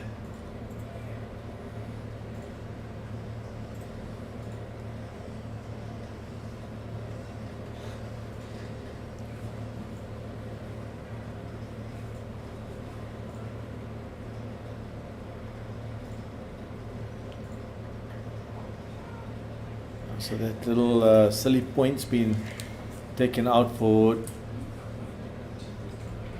the batter now. Still left-handers in there, so perhaps don't want to give them any runs, so they're very cautious with their field placing at the moment. They realize the deficit's being eaten away. It's just down to 40 now. Well, South Africa could still get a first innings lead, which looked really improbable this morning. I would definitely get a silly point in there. He's defending, getting a big lunge forward and get a silly point, and you'll suddenly see him going onto the back foot and being forced to play a slightly different stroke. Over bowled. Another very good over by Pranel and Subrayan. Just 3 runs conceded in that over. 294 for 7. The deficit now down to 40. It was whittled away this morning, but suddenly, over before lunch, Brunt picks up a wicket, and after lunch it's been a different game altogether. Hussein, it just reiterates what you were saying earlier about spinners needing to be patient, and I just want to talk about Subrayan because he maybe wasn't at his best his first sort of dozen overs, but he kept his head up.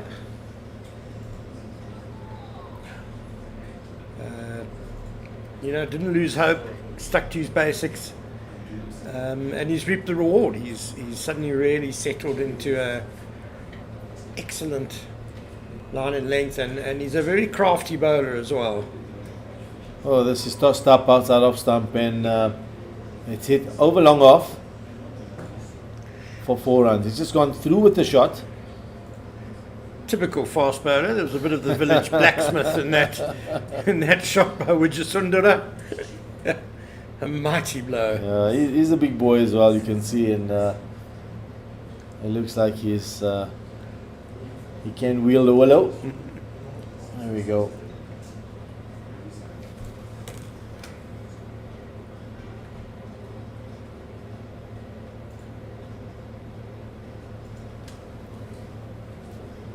This one is hit away to the leg side. Oh, a bit of fielding, but I think it's been fumbled into the boundary ropes.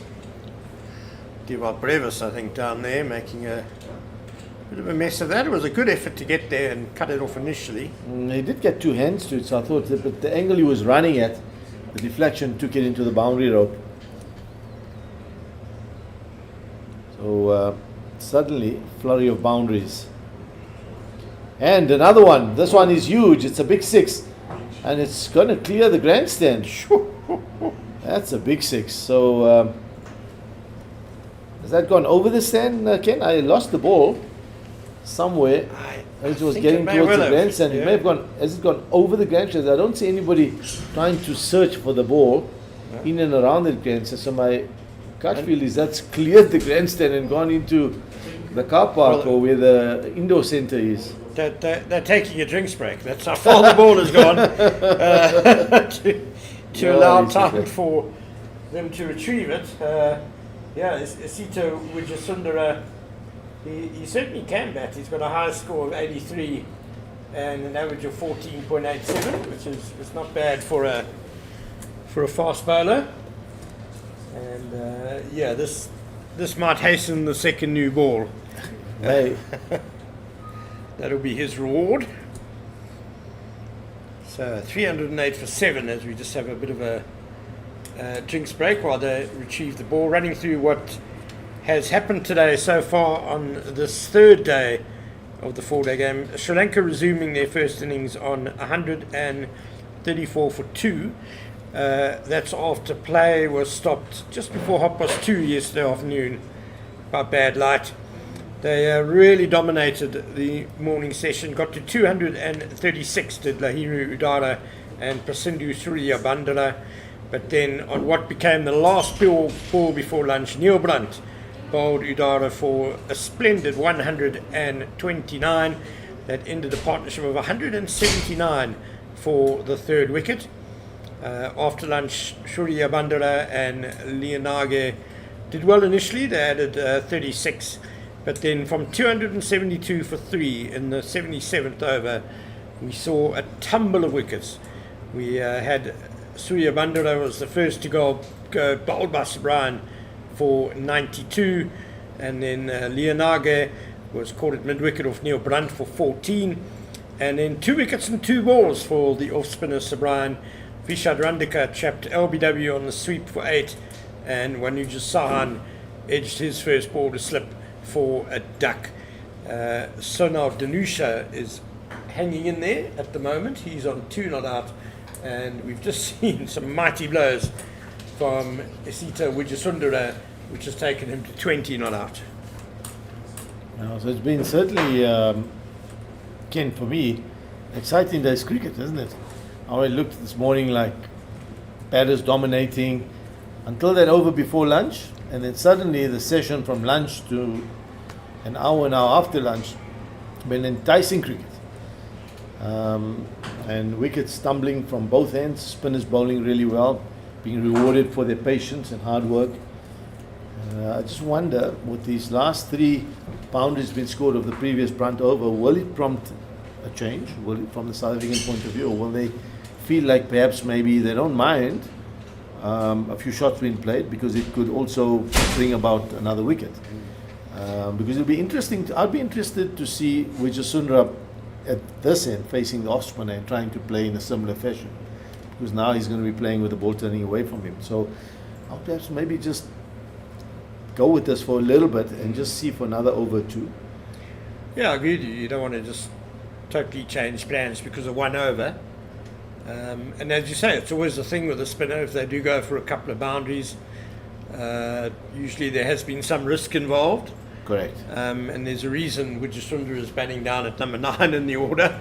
Correct. He might well make a mistake, not hit one quite so well. So yeah, I'm with you. I would also stick it out for a couple more overs. And see how it goes. I mean, you may pick up another wicket, and the next thing they're all out. It just takes 3 good balls. But some good hitting has been nice and positive. And I think with men around the bat and when wickets are tumbling, sometimes the best form of defence is attack. And that's what Isita Wijasundara has decided to do. He's now 20 off 13 deliveries, 1 6 and 2 4s. Yeah, and he's clearly used to being an attacking batter. He has a strike rate of 93 in both List A and T20 cricket, so it is his natural game. They've had a drink and they've retrieved the ball, and Neil Brunt is sending fielders far and wide a bit. There's one at long on, there's one at deep mid-wicket. He looks like he's heading more towards cow corner, and there's one at deep square leg. He comes again, and this is he's missed it. Was that a mis-stumping? Because he played over this one, and I think it's looks like it may have hit the wicketkeeper on the pad, because he walked straight past this one. Yeah, I think it came through very low for Munsami. It did. There we go, and then immediately there was a chance created. Gets a single to get off strike. Now this is going to be interesting to see how he goes against the off spinner. 309 for 7. Here's a replay. Yeah, I think clearly a mis-stumping. I wonder if Munsami thought it was going to bowl him. Oh no, I think it hit the bat and may have, or his pad, and may have dropped down. It may have dropped down. It may not have been a mis-stumping, but that's a look again. No, the ball trickled down. So I think it either hit the batter's pad or his bat and trickled down. But, well, a little bit of doubt there being created. The other thing I wouldn't mind is for Brunt to come around the wicket to Wijasundara. And just that change of angle. Because if he then misses it, it's wicket straightening, hitting the wickets. It's a different angle altogether. You bring in both edges into play. And already today, Brunt has shown a willingness to bowl. Good bit of bowling. He started by coming straight and through and around. Yes. Through and around. To the right-handers, yes. He then switched to just conventional around the wicket. Yeah. He's gone over the wicket now. So he's comfortable doing different things.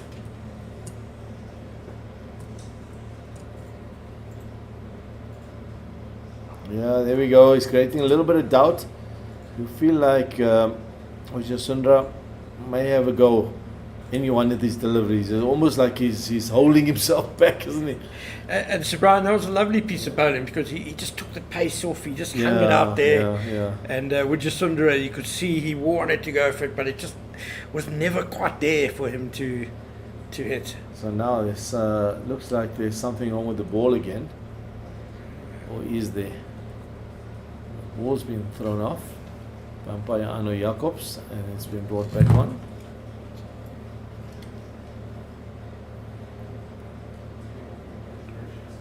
I think it might be the second new ball. Yeah, that's what they. It is. That's why they've thrown the old ball off, and the new balls come on. So Brian, in the middle of his 20th over, he's bowled 19.3 overs. So halfway through his 20th over, he's asked for the second new ball. Yes, has it got him? No. Ooh, there was certainly some sharp turn in bounce there with that new ball. Wow. So that's what the new ball can do for the spinners as well. Sometimes it can be an advantage for spinners as well to bowl with a new ball because he'll get that extra zip off the pitch. Oh, wonderful bit of bowling. Beautiful. Teased him. Oh, how's Wijasundara going to respond? And especially with the one that skids straight on, that doesn't turn. Yes. LBW candidate. Neil Brunt won't mind bowling with a new ball either. He could slip in the odd arm ball.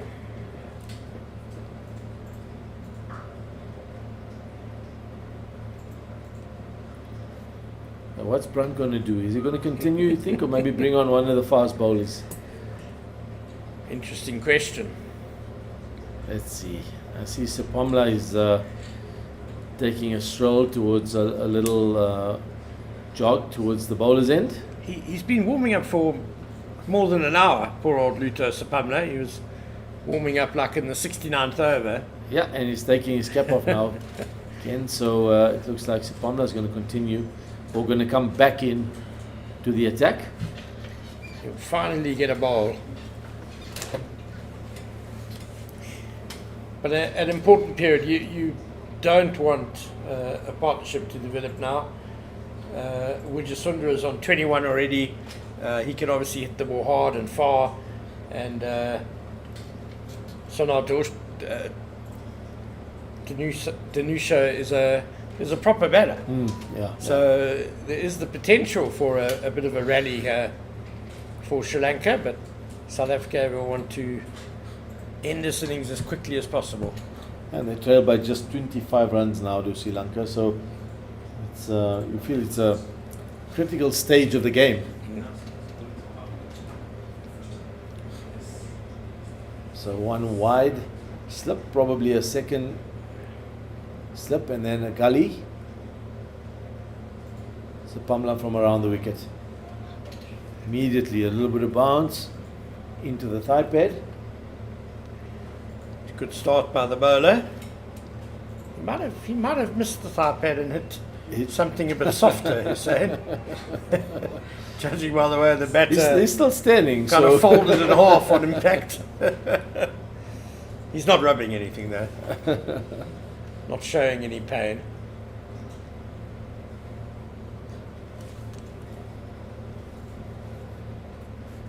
Around the wicket.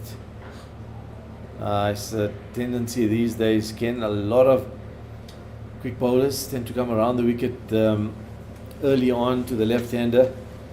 And they seem to prefer that angle. So that seems to be the new trend.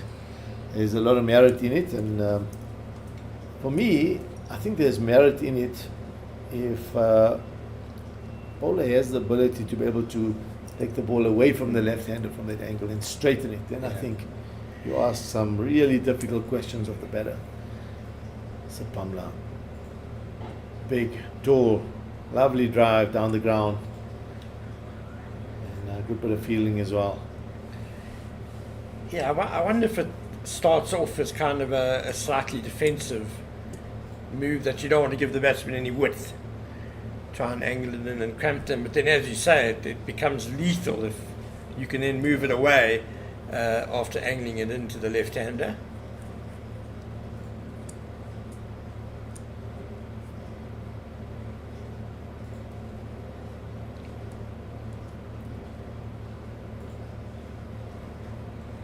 Short ball just to keep the bat on his toes and score a wide. Do you think the pitch has maybe quickened up a little bit? Yeah, I think it today? has. I think we're seeing that with the spinners as well. The way the ball is just taking off a little bit quicker off the surface, and even if you look at Sapamla this morning, some of his bounces were carrying through to the keeper like chest height, now head height. So it is.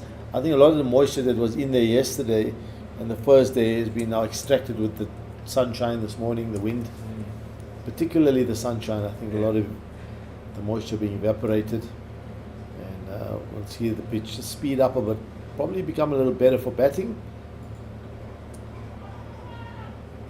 but also the bowlers will enjoy it because the quicks can run in and really let the ball go and get pace off the surface, but in the spinners will get a little more bounce and pace as well. Isn't that slow turn that we saw yesterday? It wasn't so easy for the spinners. They had to. But having said that, I think both South African spinners have bowled very well today. Really bowled nice. The pace has been good. There's still that feel at short point. So they certainly committed to that fielding position, Ken. Yeah. This is the one attempted ball that he's trying to take away from the left-hander. Sapamla. Touch too wide. It'll be interesting to see if that short point is a Shukri Conrad thing or a Neil Brunt thing or specific Analyst. to Sri Lanka. Probably the analyst. When the Proteas play their couple of tests against Pakistan in December, I wonder if we'll see short point a lot in those games.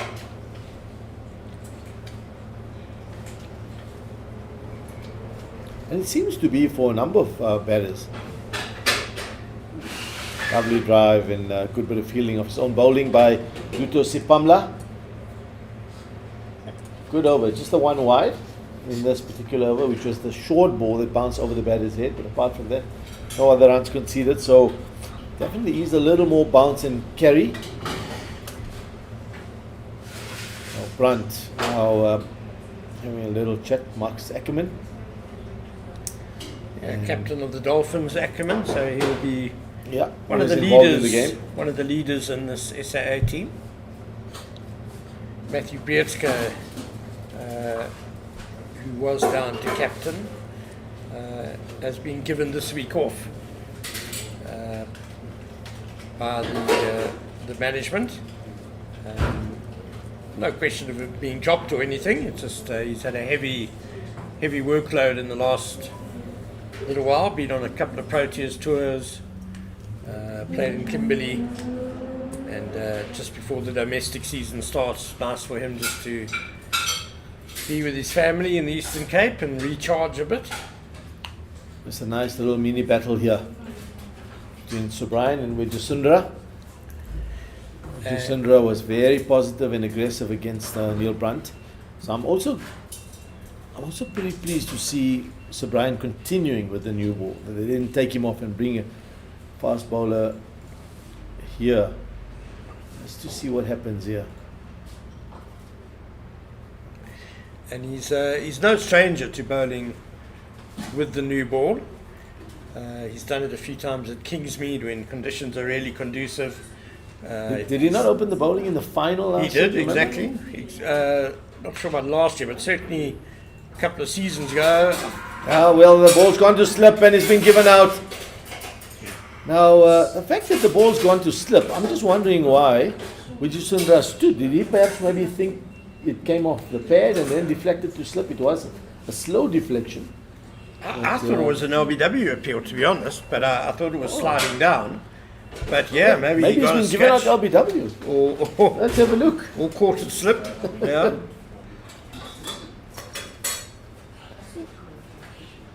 So yeah, well, interesting. Another wicket importantly for Sir Brian. He's been absolutely brilliant. Lovely line, lovely length.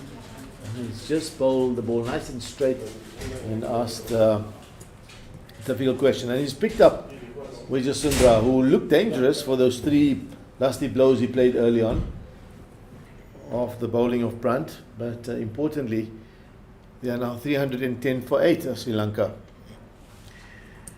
Yeah, Sir Brian obviously has bowled with the new white ball a lot in limited overs cricket, Yes, but he's good in red ball cricket as well with it. And also just love his changes of pace. He's very clever with that as well. We just hopefully will get a replay.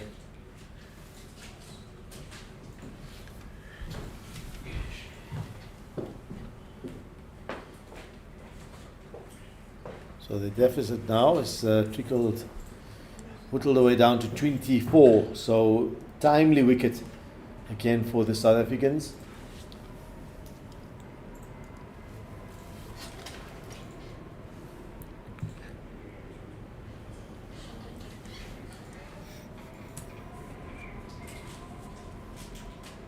Mohammad Shiraz, the new batter, has played 50 matches and an average of 11, including 150 and best of 65. So he's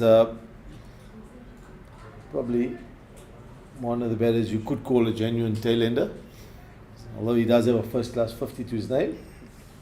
But now the pressure's on.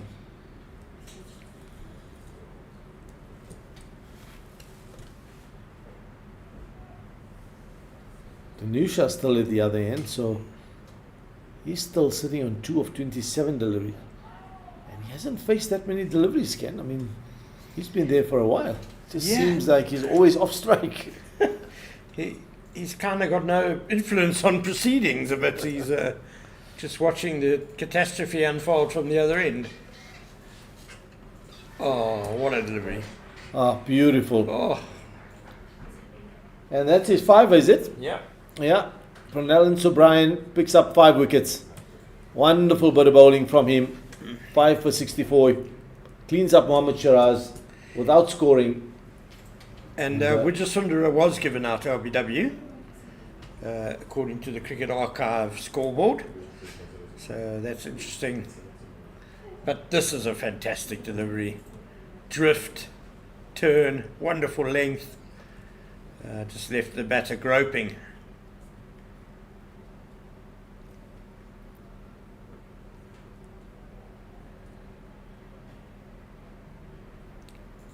Nice bit of bowling. Cleaned up. So number 11, Ishan Malinga trundles in.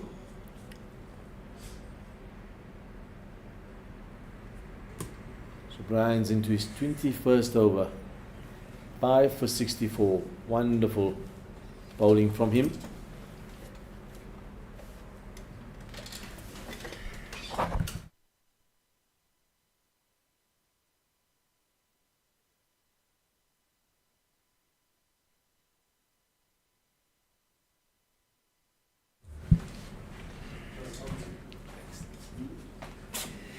And it's a very great pleasure to welcome to commentary for the first time Paul Salowa, former Northerns, KZN, Border I think as well, and Uganda wicketkeeper batsman. So welcome in, Paul. Thanks a lot for the warm welcome, Ken. We're enjoying a bit of good cricket out here. Makes me miss the days I used to play. For those who don't know, Impo is still he's a young man. He looks like he could still be out there wearing the gloves or scoring the runs at the end of the Sir Brian over. 310 for 9. Sure, quite a turnaround this afternoon, hasn't it been? Yeah, I must say that lunch break did come with a lot of wickets, to be quite honest. And I mean, with cricket, you know, they always say that with every break, you must know that there'll be a wicket. So it was a great start of the first session from the Sri Lankans, but the South Africa A side did manage to pull it back after lunch there. and brilliant, good bowling from Sir Brian and Neil Brunt, to be quite honest. And yeah. You've obviously played on this ground quite a lot. You surprised by the success of the spinners? I was telling Owen earlier on that, you know, with the spinners, especially when you bowl with a lot of pace. Let's look at Sapamla coming in. Brought a flashing drive from Danusha, but straight to the fielder. Yeah. Yeah, coming back to that point of the wicket, you know, the more pace you put on the wicket, the more purchase you'll get. And that's what we've seen this afternoon after lunch, you know, where Subrain and Neil Brandt really, you know, didn't use the drift much or the wind much, but they relied on their skill to bowl it a bit quicker, and it did the trick. Yeah, Hussein and I actually felt that they were bowling at the wrong ends in Yeah. terms of the wind, but it worked out superbly. Sapamla has been very good with the second new ball since he's come back. Yeah, he's been outstanding, and also bowling to the plans. I mean, if you've got slip in a gully, in his first over he had a short cover there in front of point, which, you know, I think, you know, as a batsman, if I was batting, I would think that the plan was for me to play that flashing outside off, and especially with the new ball, you are going to give the bowler that opportunity. The hook shot, he struck it very well indeed. It's gone all the way for 6. Wonderful shot by Danusha. It's a brilliant shot, I must say. You know, the man is backing himself. I mean, he's been on 2 for the last 27 balls, so he just decided, you know what, I'm just going to take my opportunity. It was there for the taking, to be quite honest. But yeah, the bowlers have done well, you know, but we have to give credit to the batters. I mean, for getting, you know, Sri Lanka closer to the deficit there. Yeah, only 18 behind now with that 6. So South Africa I think they'll take parity, given how much they struggled yesterday and this morning to get wickets. To go into the second innings pretty much all square, they'll be pretty pleased with that. Yeah, 100%. And I mean, you know, to get wickets at quick succession, any captain will take that. Can any captain? Oh, that's a big drive that's turned into a bit of a hoik. Deep square leg is running around. He will cut it off, and it'll just be 2. I think Sonal Danusha is showing his intent now with number 11 at the crease. Yeah. I think the message is quite clear, Ken. That let's get as close as possible, and then have the free will to go for it, and then let's get the South Africa A side into bat, and let's see what will happen in the afternoon session. Probably after tea, let's have a look. Probably they'll bring in their spinners after tea, but we just need 1 wicket, I guess, and we'll assess from there. It's like, oh, number 11 better get back. He's okay. Yeah, I guess in the match situation, even if the first inning scores are pretty level, would you say Sri Lanka have a slight edge in terms of who is more likely to win the game, simply because of the time left in the match? You know, for South Africa A to set a target and then bowl Sri Lanka out again, that might take a bit of doing. Yeah, I mean, with a day and a half to go, that's Pamela running in. Trying to get back on strike. Ooh. The throw. Oh. Almost the run out there. So Danusha will keep the strike. Just the fielding. I think it's Brevis. Brevis there in the slips. The gather was okay, but then the throw, he was just sort of a bit of off balance Bit and off there. way over the stumps. Score was 319 for 9 after 89. Coming back to your point, with a day and a half, you really don't have much time, but I believe would be South Africa will walk in, if they had to bat, they'll walk in and show positive intent to set a score which they'll defend. I mean, at the moment the game is evenly poised, to be quite honest. good comeback from the Sri Lankans, but also a better comeback from our side as the bowlers showed some grit. It could go either way. If I had to be honest with you, it could go either way. The first 10-20 overs, batting wise, will determine where the game goes. So Sir Brian is continuing, slip in place, hunting his 6th wicket. Oh, lots of flight there. It's a flight there.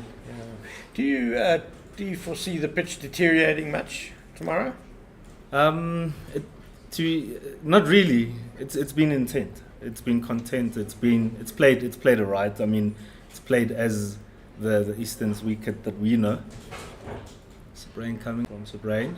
Yeah, and it does seem to have sped up a little bit today with the sunshine and the strong wind still blowing, so that's good news. I mean, we've got Sri Lanka coming, we've got Pakistan, we've also got India as well. And it's always good, seeing teams play in white. We've seen a lot of colour. This was for 64. Sri Lanka A 319 all out. So South Africa A take a first innings lead of 15 runs, which I have to say this morning looked very improbable. Yeah. It after that first session, it really did look. Shot you would normally play, but trying to keep the strike. And there's the scorecard. We just see Sri Lanka A 2 for 3 to 319 all out. And obviously, Sir Brian. Bounces, you know that there's a plan. It's either you're going bounces, you know that there's a plan. It's either you're going for the 1-2 or you're going for the huge drive outside or for 2 slips. So Will Brunt, a valuable supporting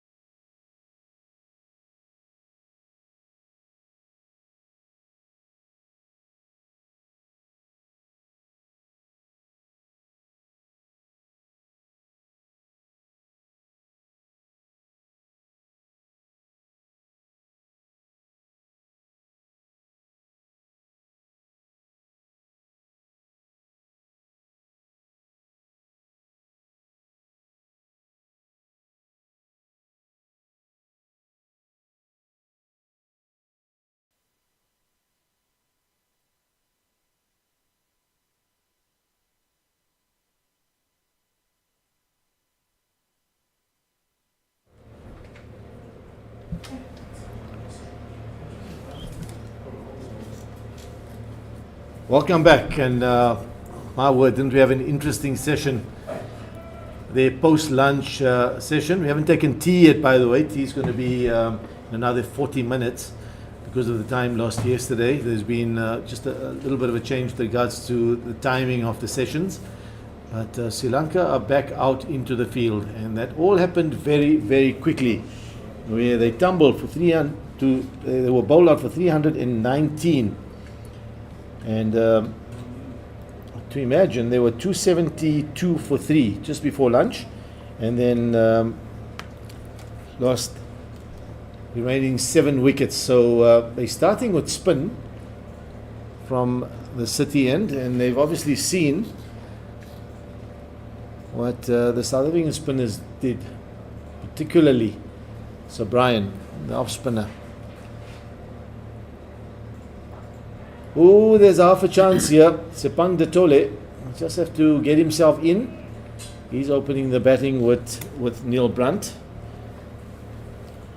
And I'm with Owen Chitsino. How are you doing, Owen? Yeah, Hussein, how's it going? Yeah, what a change of events here. How did you enjoy that session? It was a lovely cricketing session, wasn't it? Spinners doing the job. Yes. Very, very interesting session. That's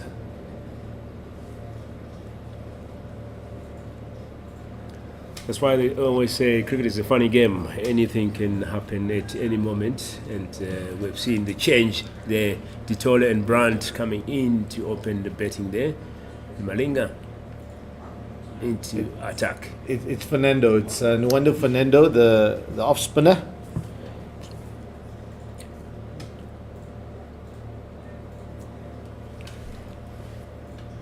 And he's bowling from around the wicket to the two left-handers, and I think it makes a lot of sense, particularly with both left-handers on strike, both left-handers batting, to get the off spinner into the attack nice and early. But Fernando looks like a bowler who likes to rush through his overs and just turn and bowl. They want to just get his pace right and try and bowl knife and straight. That's where I think Sir Brian was very good. He allowed himself to settle into a rhythm. He didn't try and attack too early. When he found his rhythm, he absolutely bowled beautifully towards the end, and fully deserved his 6 for 64 early on. So let's see who's going to be opening the bowling from the chalet end. It's Mohammad Shiraz.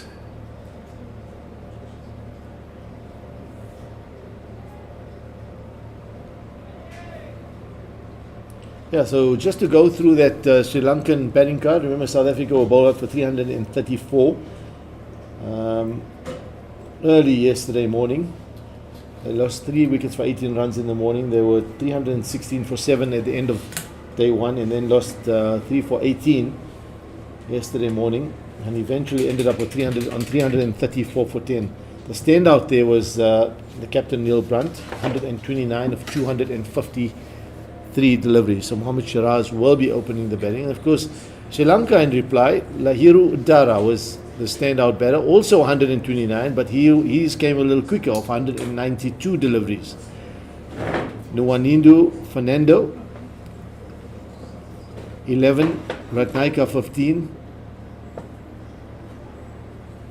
Surya Bandra 92.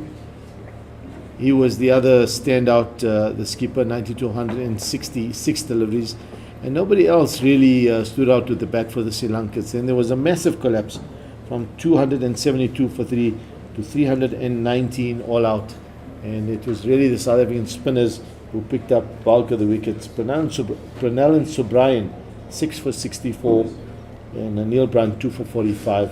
So between them picking up 8 wickets, all 8 wickets that fell today. This one down to fine leg for a single, and they off the mark.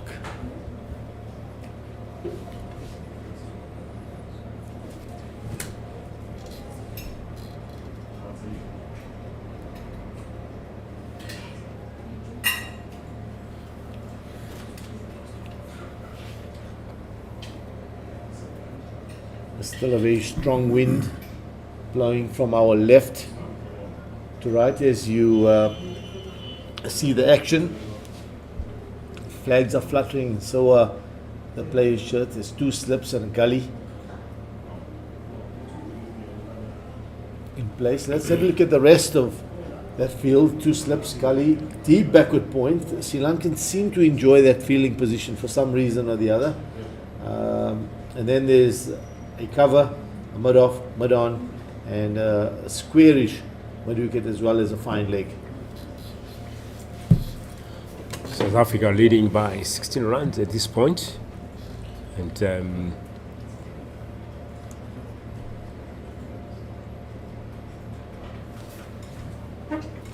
easy single for Brunt. And looking for 2, he's coming back for the second. He has to scamper, and he does. Yeah, I think the lead was 18 at the end of the first innings. And who would have even thought that that would have been the match situation, because the way that deficit was being whittled away this morning, and the way particularly Udara and Suryabandra were batting, and thought that that 179 run partnership they put on could have easily continued for a long time, but it was that wicket of Udara just the over before lunch that Brunt managed to get, that opened the floodgates. And then after lunch, it was both Brunt and Subrian who continued to pick up wickets. So Sri Lanka, I think, will be pretty disappointed with the way things turned out. From a strong position, they've really now back into a position where you could say South Africa are not really, according to the scorecard, ahead of the game. But I think as far as momentum goes, South Africa possibly ahead of the game now. Because I think if you just look at the scorecard on the surface, South Africa, things are pretty even, Stevens, and the game's even now, right? So almost starting from a zero base, 18-run lead doesn't mean that much, but I think as far as momentum goes, South Africa have managed to fight their way back into this game, come back really strong from a position where Sri Lanka had a huge advantage, and suddenly South Africa have come and fought their way back. Does give them the momentum and the advantage, I think, just ever so slightly. 4 for no loss. yeah, I think back to the drawing board. It's a new start. So South Africa trying to put some runs on the board there. What do you think? Maybe they'll end up at this point. Who are you talking about, South Africa? But I mean, if, it depends also what they feel they want as an outcome. Are they playing to try and win this game? Are they trying to see, give the guys as much batting practice as possible? My feeling would be that they want to come back and try and win this game. So I think if they want to win this game, they need to obviously try and score, get themselves in now, play to maybe close today, see where they are without losing too many wickets. And they've got a session tomorrow morning where perhaps they can try and get into some sort of position of advantage, some sort of lead. But, to be able to bowl Sri Lanka out twice and bowl them out again with the little time, that's beautifully played by Tetole. It's a shortish delivery that just set up. So interesting that the spinner's been taken off after just 1 over, and Vijayasundara has been brought back into the attack, or brought into the attack to take the new ball. I really like the idea of the off spinner bowling from this side. Unless they look at the 1 over and they thought, let's start with the quicks. So they've resumed with the quicks from both ends. Nice little pull shot. I don't know. What do you think? How do you think South Africa are looking at this game now? Because we're into day 3. Tomorrow's the final day. A lot depends on how much time they feel they need to be able to get those Sri Lankan wickets. But you also don't want to. You can't declare when you don't have runs on the board. So they're going to first and foremost have to try and find a way to get 200, 250 at least, and then look at the amount of time remaining in the game and see maybe a declaration sometime tomorrow. How many overs do we have remaining in the day? 44. So if they score at what has been the run rate throughout the match, 3.5 or 3. Let's call it 3 and over. That's 120 runs. So they get 120, between 120 to 150 ahead by the end of today.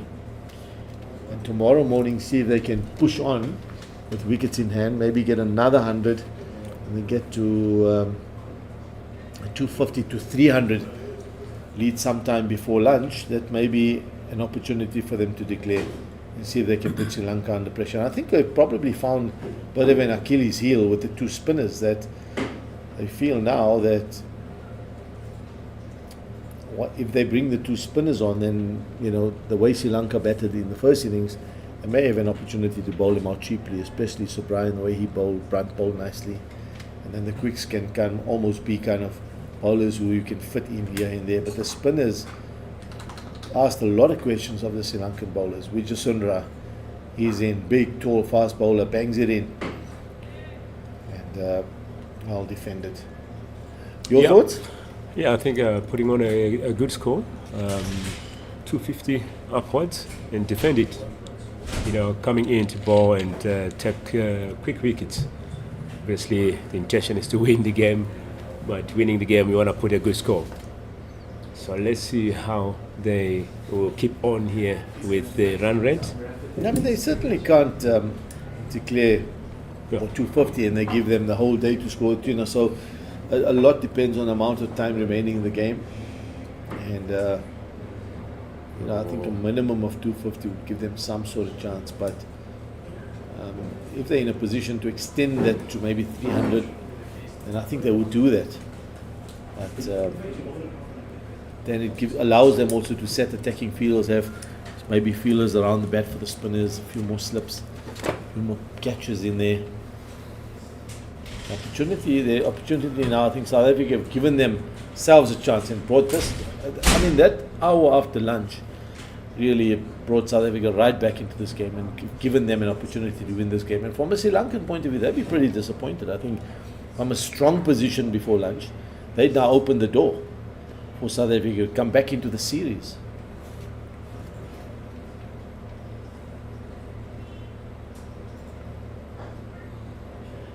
Yeah, we'd seen great batting between Udara and Pissetti, and once those 2 wickets fell, we saw the tumbling of Sri Lanka. So definitely South Africa will want to cement on that, have a good score, and try to bowl out Sri Lanka.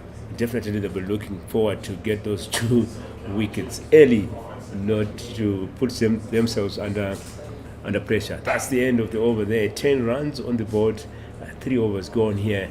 Dutole on 7 from 12, and Brandt 2 from 6.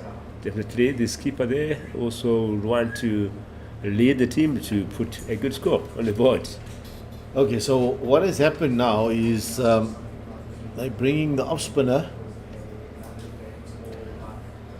Fernando from the opposite end, the chalet end, and I think it's got a lot to do with the wind and the breeze and the way the wind is blowing.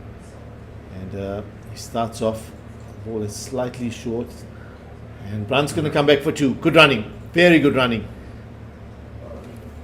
A little bit of a fumble allowed them to scamper back for the second.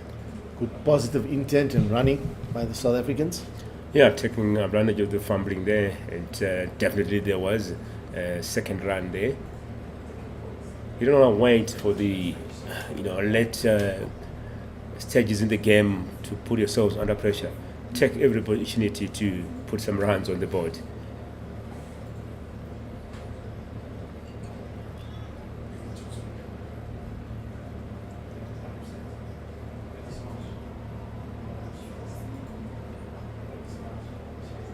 We saw that in the last session. Sri Lanka batters taking advantage of every opportunity to score a second run.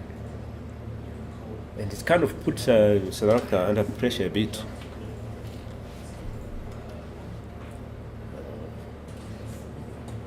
Push for a single.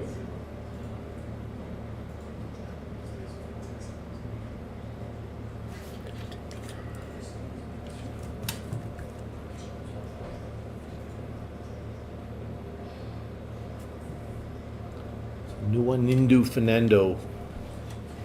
He's got a long off.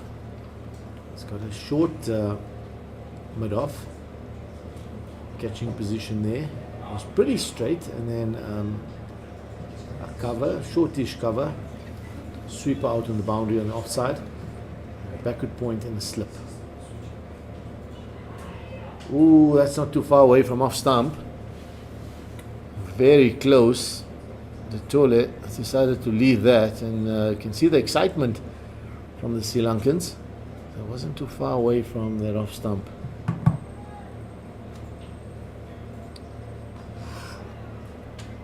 So I think the off spinner is a good move to get him in early into the attack to the two left-handers, over bowled.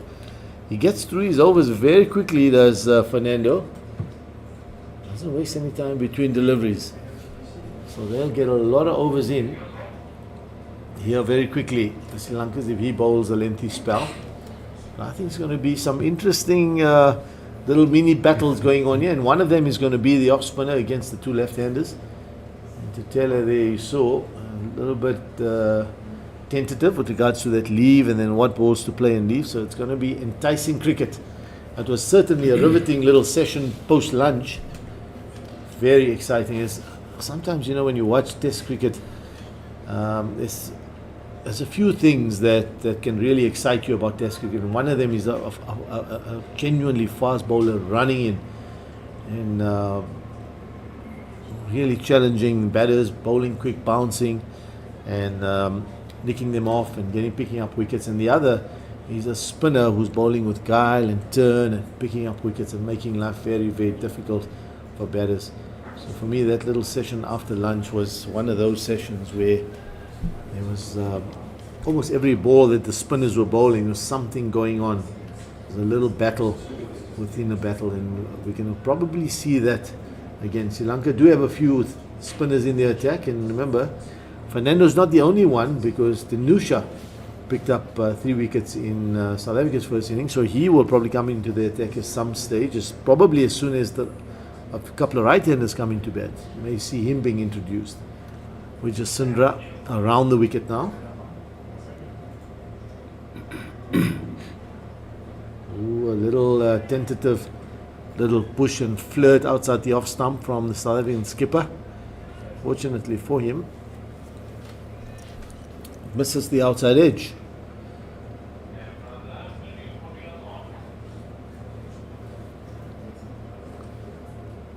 Good bowling, good area, nice length and line, just teasing and asking a few questions. Not an easy line. We spoke about this angle in the line from around the wicket.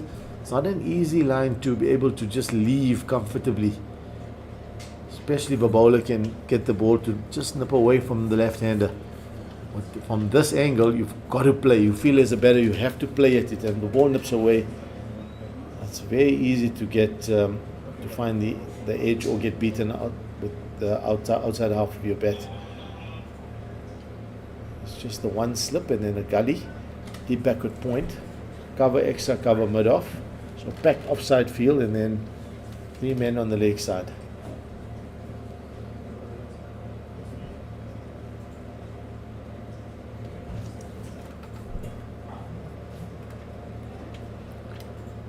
Brunt will be nice and confident, coming off 129 in his first innings. He was really the standout batter from a South African point of view. Nobody else got a 50. A few of them came close, but he really held the innings together. The captain leading from the front, making sure his team keeps in the fight here. 2 balls to come.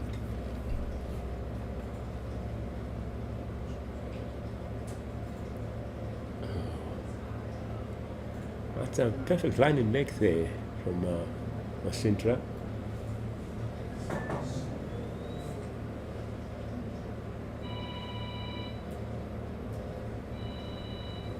.5 overs bowled, 5 runs conceded. Definitely searching for those early wickets. 13 runs on the board.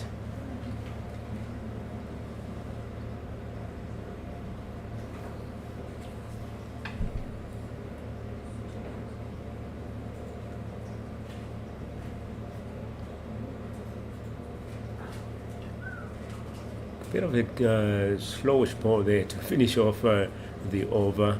That's 2 overs from Wasintra, 1 maiden and 5 runs conceded. 7 runs from Ditole from 15 and Brand 5 from 15. Partnership of 13, building up slowly.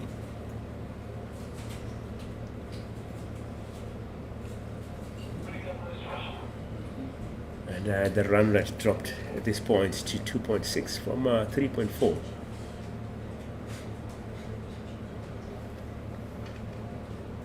Fernando back into attack, coming in to bowl his 3rd over.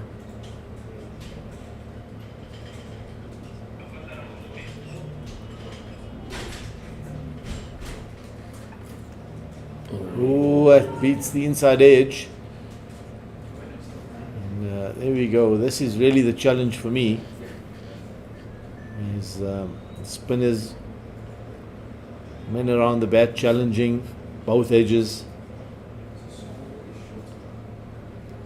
Fernando also attended St. Sebastian College in Moratua.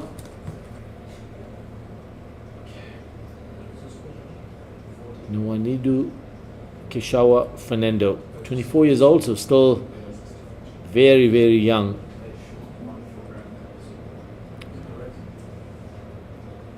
Picked up 15 first-class wickets, best of 4 for 58, average of 49.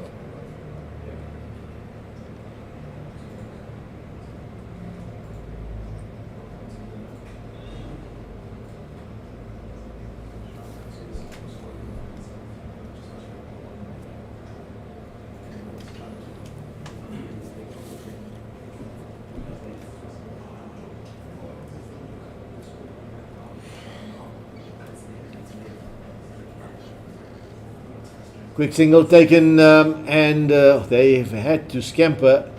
They're getting, so the field is just a little flat-footed. There's been a little bit of sloppy fielding from the Sri Lankans. Fumble down on the sweeper boundary early on, previous over. Now straight to mid-off. They're taking a few runs which are unnecessary, but good running. Credit to the batters who keeping the bowlers on their toes. Back foot punch straight to the fielder from Sepang Ditole. I thought it was a great ball attack there from Sahan. And putting pressure on Brandt there.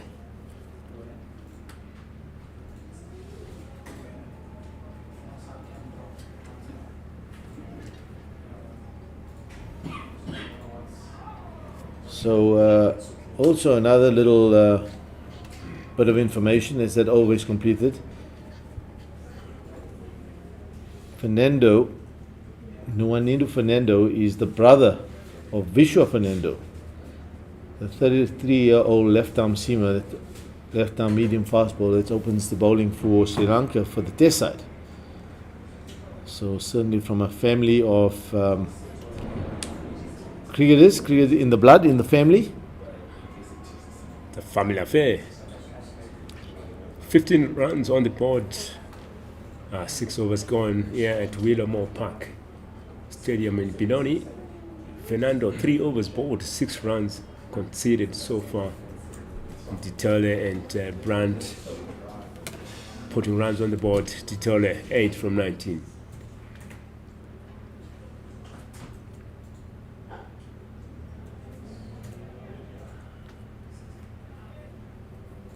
Centre back for his 3rd over.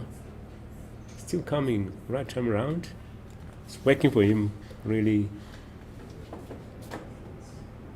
keeping that running. I think we look at the state of the game this morning just before lunch, probably 20 minutes before lunch. It certainly looked like Sri Lanka were going to keep batting, go past the deficit, past South Africa's total.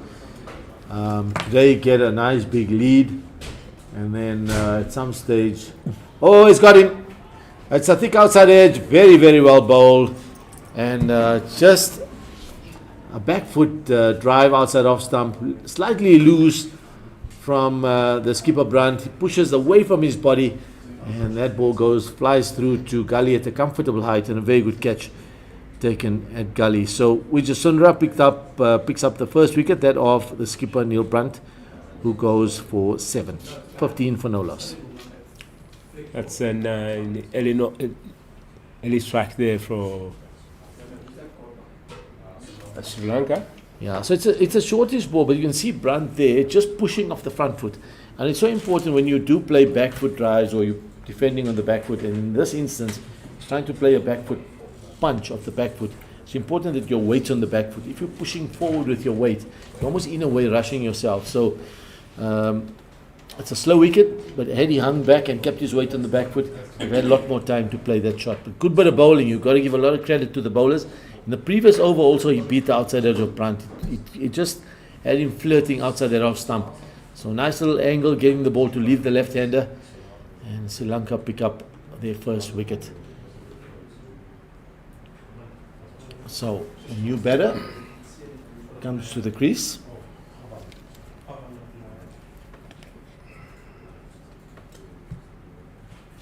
Jean du Plessis.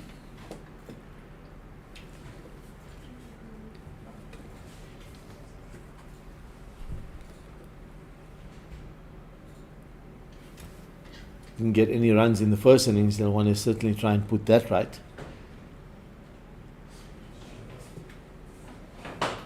Certainly an opportunity for you as a batter, especially in 4-day cricket or 5-day cricket. You have a second chance. It's not like a 1-day game or T20. If you get a low score, that's it. You do have a second opportunity, a second bite at the cherry. Du Plessis cautious and watchful. Defends the first ball. Come in and redeem yourself. This is time for redemption. He's generally a middle order batter, 25 years old. Jean du Plessis.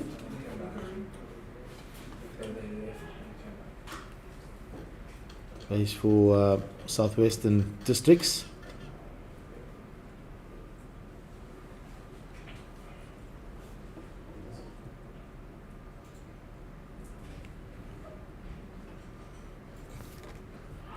Oh, there's a good delivery as well. Just asking, on a good length.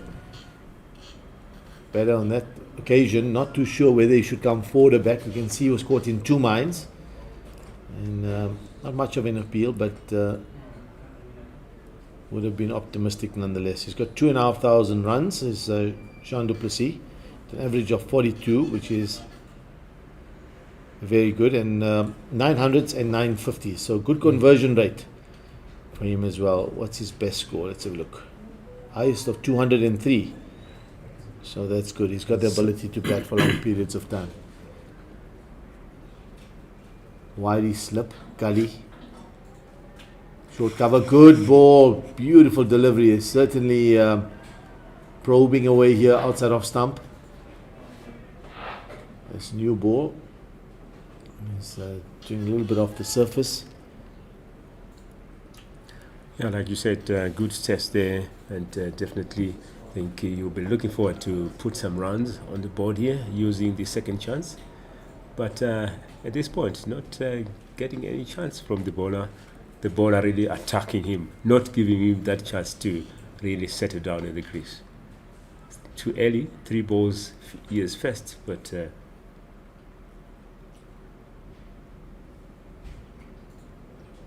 wide of the crease this time. Every now and then he'll fall away and go wide of the crease, and then shapes this one away, well left.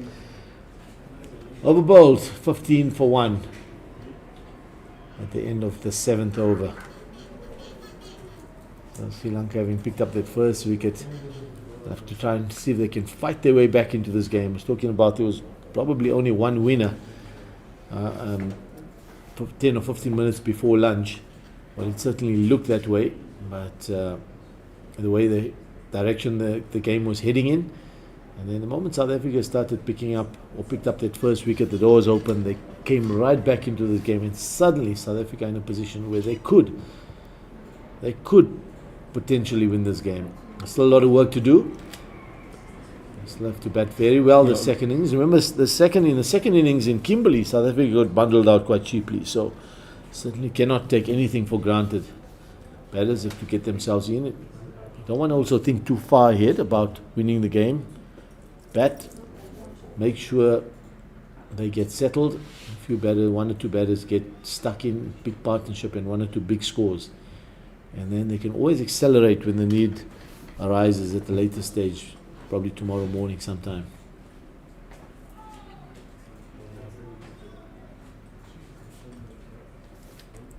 Fernando into attack here. So far so good for him. 3.2 overs, 6 runs conceded.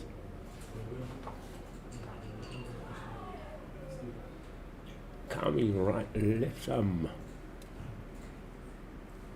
Right arm around to Ditole. Yeah, I'd like to see somebody under the helmet, and that's exactly what's happening. I was just about to say, get somebody either at short square leg or at silly point. And with Ditole, the way he's defending is getting forward and defending. And the moment there's somebody under the bat, it becomes a different ball game. And suddenly you may see him going back a little bit to the same. There we go. He's gone back suddenly to probably the same ball that he would have gone forward to. Suddenly he's going back. And had that ball been a bit straighter, may have been a different story, but there was a little bit of width off it. So right hand on strike. Du Plessis. Let's have a look at the field now. There will be a slip, short square legs in place. I do feel that Fernando rushes through his deliveries. He just turns and bowls. He's very quick, so the tempo is so quick that sometimes you feel he's rushing his deliveries. And I like bowlers, particularly spinners, to just find that nice even tempo where you can come, just give it a little bit of thought at the top of your run-up and spin the ball hard. But when you rush through, you're just looking to almost just bowl dots and fly through the overs. In he comes Fernando. Oh, he gets turned and bounced on this occasion. That will create a little bit of doubt in the batter's mind. What about a leg gully after that ball? I would get the short square leg. Well, there is a leg gully in there, pardon me. There is a man there. And he's there for that reason. Good turn and bounce.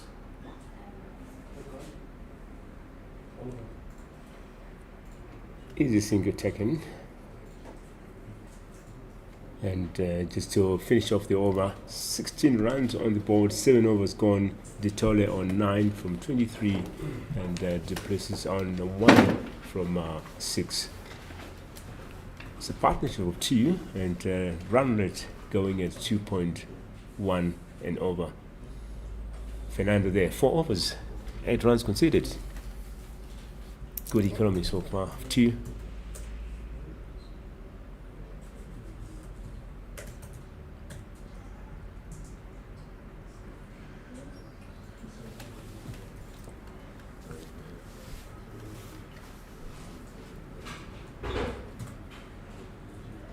Isita Wijasundara continues.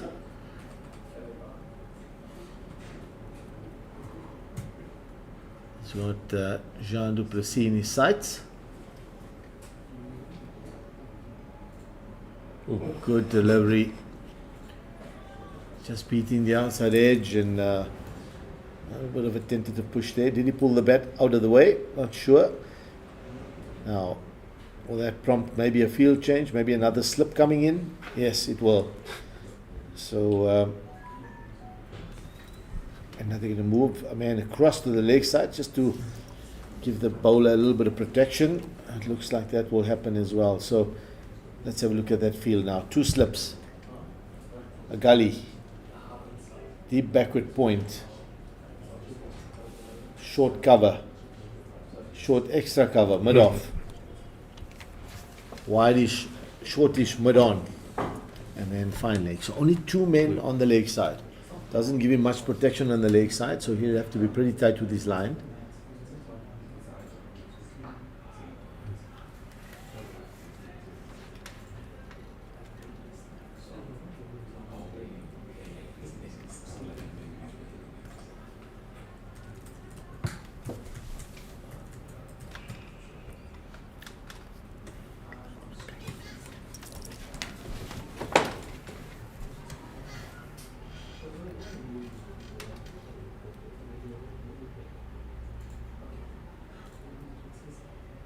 Pretty sure there'll be a bit of nerves from Du Plessis.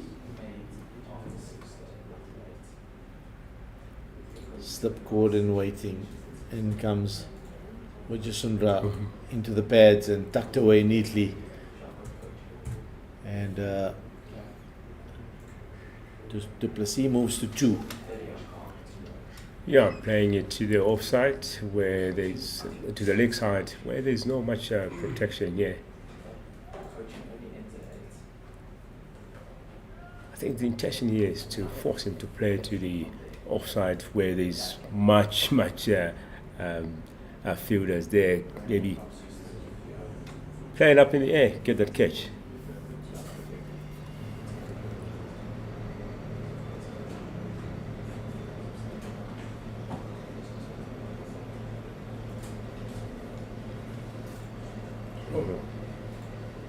Lovely shape on that delivery, but it's a touch too wide. Loving the angle and the shape and the ability. He's got good skill, this Isita Wijasundra. Lovely skill with the ball. You can see the way he controls his wrist. Ball swinging out and this one swinging away from the left-hander. Definitely can be a handful.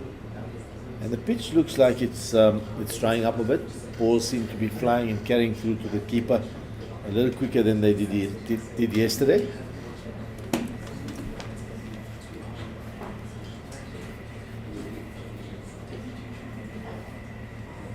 No ball called.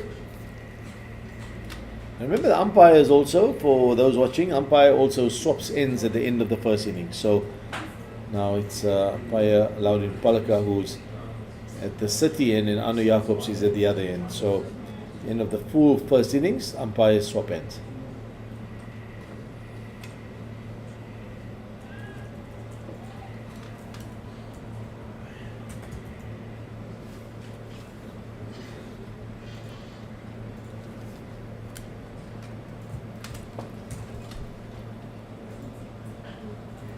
Very well bowled. Doesn't give much away, does Wijasundra. Almost seems to be asking a question of every single delivery.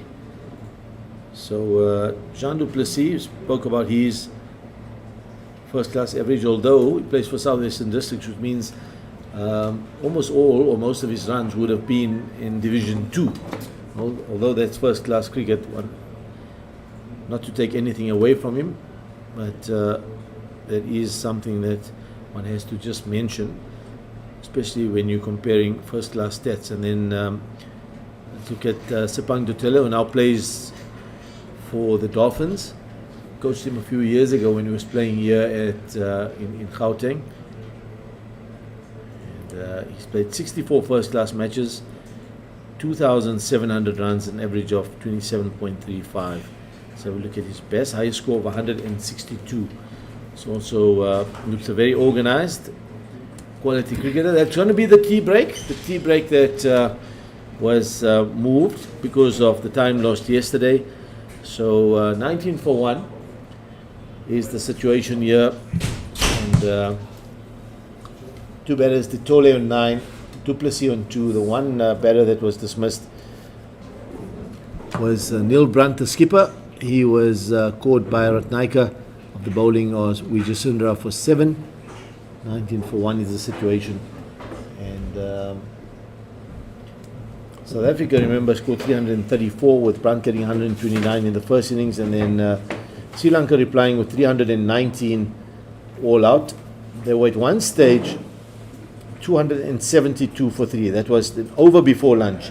And then the last over before lunch, Brunt picked up the wicket of the Centurion, Lahir Udara, for 129, and from there on in, it was the two spinners, Purnell and Subryan, who picked up 6 for 64, and Brunt 2 for 45, who cleaned the Sri Lankans out up after lunch.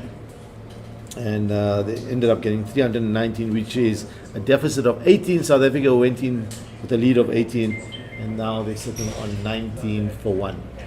So that's the current situation. We're going to take a little tea break, and we'll see you in about 15 or 20 minutes. Please join us.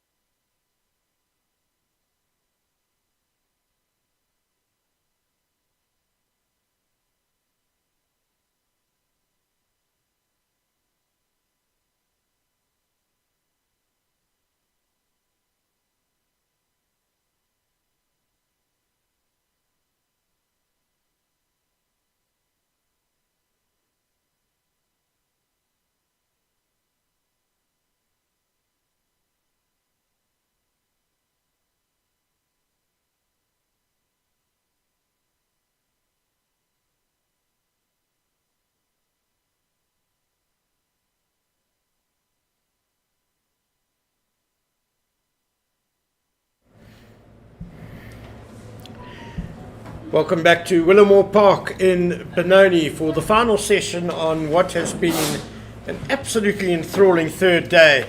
And we go into this final session with South Africa A on 19 for 1, which means that they are effectively leading by, is it 37? The lead is 34, a lead of 34. And with me on commentary, I have Hussein Manak. Hussein, this game is wonderfully set up, isn't it? It is beautifully set up, and I think the really nice thing about it is at the moment there's all three results possible. So, which is nice. I mean, South Africa get ahead here this evening and bat well. Tomorrow they accelerate a bit. They could easily declare with 280. So Nuanidu Fernando and on the bounce to leg slip there. Jean du Plessis living dangerously. I like this field. I like the leg gully. I like the short square leg. That's a short mid wicket. That's nicely played by du Plessis. Made a duck in the first innings, so he would have been relieved to get his first run today, and that's his second. But Wijasundara in particular seemed to give him quite a working over, the paceman. So around the wicket now to the left-handed Tsapang Detole. He's on 9, not out. And change of tack here for the Sri Lankans. Just the slip, a short cover, a ring of 5, and there's a deep point as well. They did have a short square leg in before tea, and they decided to take that fielder away. Let's see, this may change depending how Detole approaches his batting. Squirted away for 1. Some athletic fielding by Lahiru Udara. Spent more than 5 hours at the crease and making that wonderful 129. The bedrock of Sri Lanka, total of 319 all out.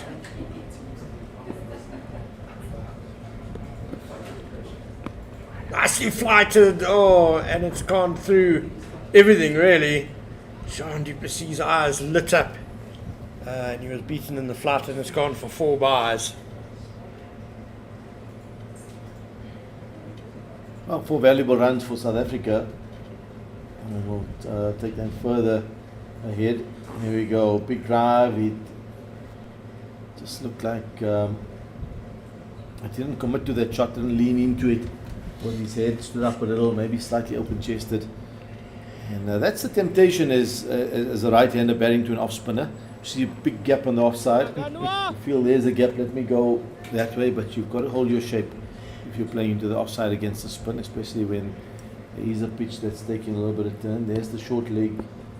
Keep him in around the bat, always puts additional pressure. Straighter from Fernando, and just watchfully played to end the first over after tea. 25 for 1, and the lead is 40. Hussein, you and I were just speculating about South Africa's approach. 36 overs left today. Being optimistic and thinking that we will get all of them, but 5:30 cut-off time, so yeah, well, maybe with the spinners bowling, let's be optimistic and say you get all. You could possibly get yeah, so do you think a run rate of 3 to the over is I think about 3 is reasonable. Once batters get in, you can score at 3 and over. yeah, so that's 108 then, which would give South Africa a lead of 158 at stumps today. That sets it up nicely, you know, if you have a good morning session. And wickets in hand, of course, are Yeah. important. I think if South Africa lose wickets, that all changes, because then they may not score at 3 and over, then the run rate comes down.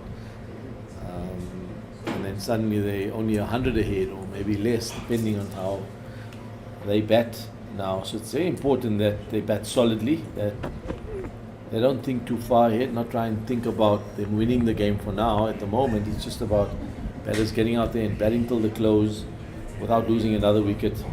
Be nice and solid. Runs will come on their own. I think, the more Sri Lanka also try and get wickets, the more they're going to present scoring opportunities. So that will always come. But the intent, if the intent is positive, running between the wickets, looking for opportunities to score without being reckless, and I think they can easily score it close to 3 and over. And they're looking about 150, then tomorrow morning come out, maybe bat for another hour, maybe 2 hours, and see if they're in a position to declare or not. They feel they're far enough ahead. But as you said correctly, South Africa have to make the play, aren't they? I mean, they're in a position where they want to level the series. They lost the first one in Kimberley, so it won't make sense for them for South Africa to adopt a negative approach here. Yeah, it's for us to think about the bigger picture tomorrow afternoon, not the batsmen out there at the moment. But I would think you're looking at a situation tomorrow afternoon where, all going well, South Africa declare 270, 300 ahead, leaving Sri Lanka about 65, 70 overs in which to get them. And obviously South Africa want a chance to bowl Sri Lanka out as well. Correct, you need enough time as well. Yeah. In declaring. No ball. But Sita Wijasundara has been very impressive on this tour. The destroyer of Kimberley took 7 wickets to rout South Africa in their second innings there. And he's been good this afternoon as well. He has indeed. He looks like a bowler with good skill. He's got, I think, just enough pace. We don't have speed guns, so you're not really sure what pace he's bowling at. And the pitch is a touch on the slowy side for the past few days. So, but the skill's there. I mean, you can see him taking away from the right-hander and to the left-hander around the wicket, take it away from the left-hander. So he has the ability to move it both ways.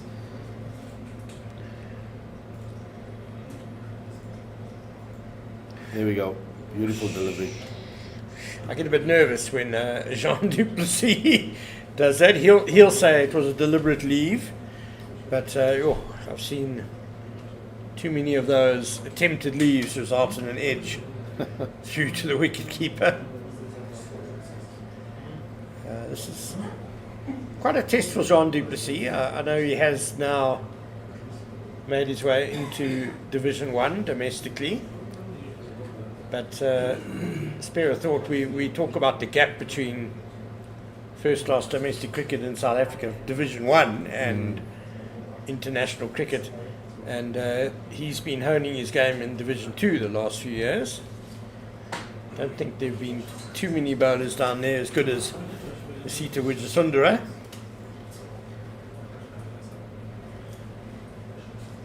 But he's a very talented So young batter. where's he playing his career this year, Ken? I do believe it's the Cobras. Cobras, okay. So that'll be good for him, yeah. It'll be good to come a level up.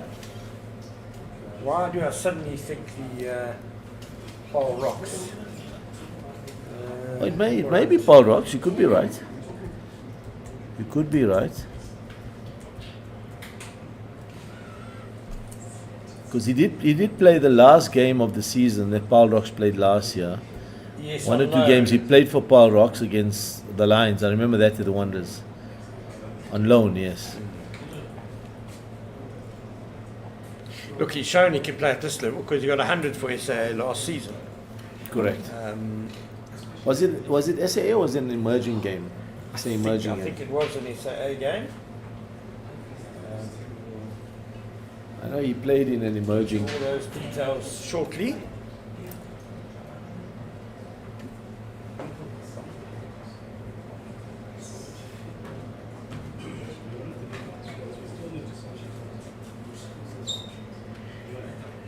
Three slips, or was it 2 slips in a gully now? It's a good leave. We see him trying to step across into that offside channel, trying to boss that channel, knows where his off stump is, and a good leave to end the over.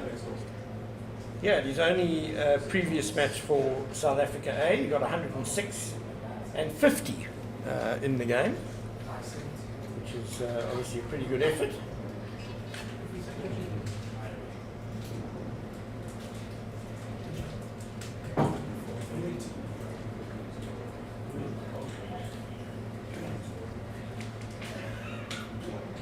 That was against India A. Very good effort. In Potchefstroom, December 2023. So that shows the ability of the young man.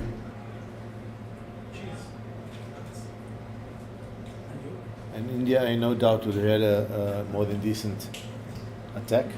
Yeah, the depth they have. Absolutely. Jean Duplessis is joining the Warriors, Eastern Province Okay. Warriors.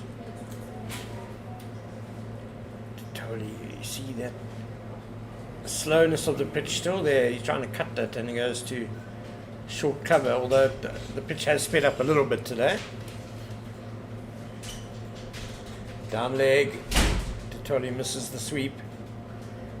Good take by Vishad Randika. And there's a bit of cloud cover building up again. I don't it think does rain's a look- threat, but It does look gloomy in the distance, doesn't bad it? light could be a factor.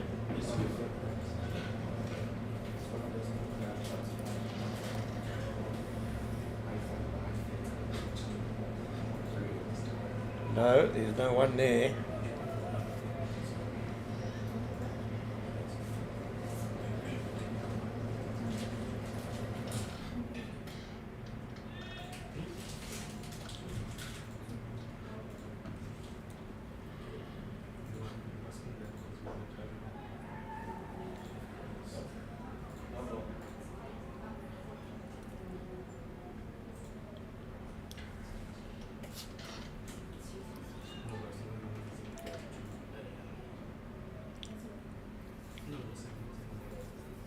Oh! Now that one stood up and bounce and turn for Fernando. Well played in the end by Tsapang Gatoli. Ends the over 27 for 1. So Tsapang Gatoli has been very solid in this series, opening the batting. I think the one thing he'll be disappointed about is that he's done a lot of hard work and got himself in without kicking on to the big score.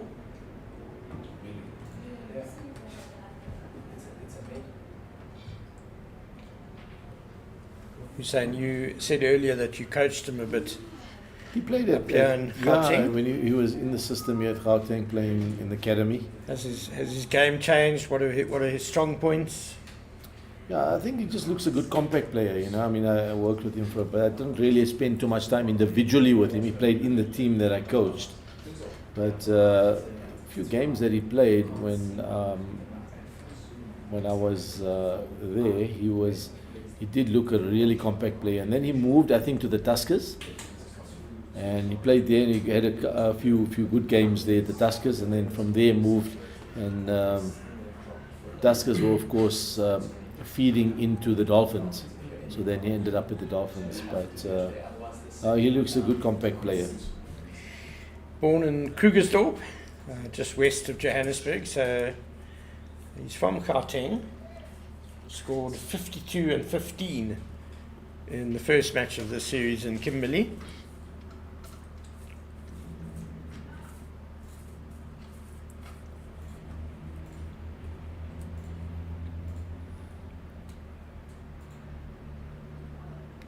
Yeah, Wijasundara probing away outside that off stump, and for the moment, Jean Duplessis is showing good patience and judgment.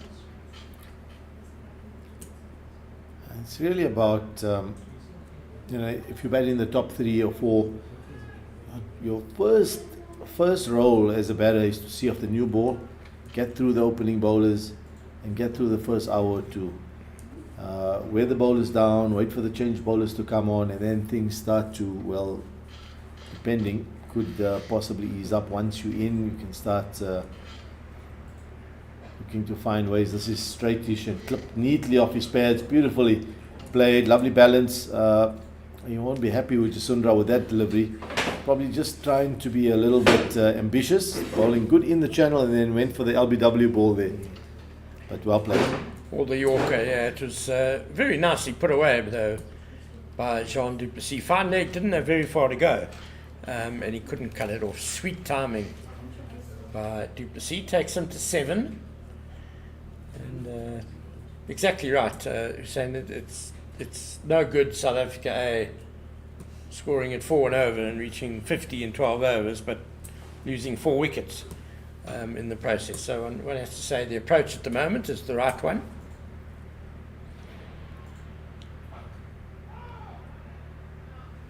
It's solidly played by du Plessis. It was another good delivery from Wijasundara.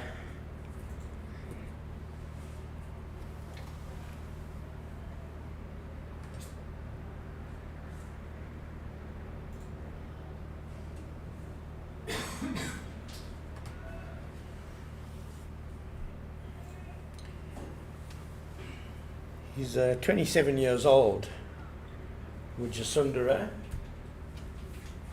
Strong lad. He's only played, it's only his 30th first class match.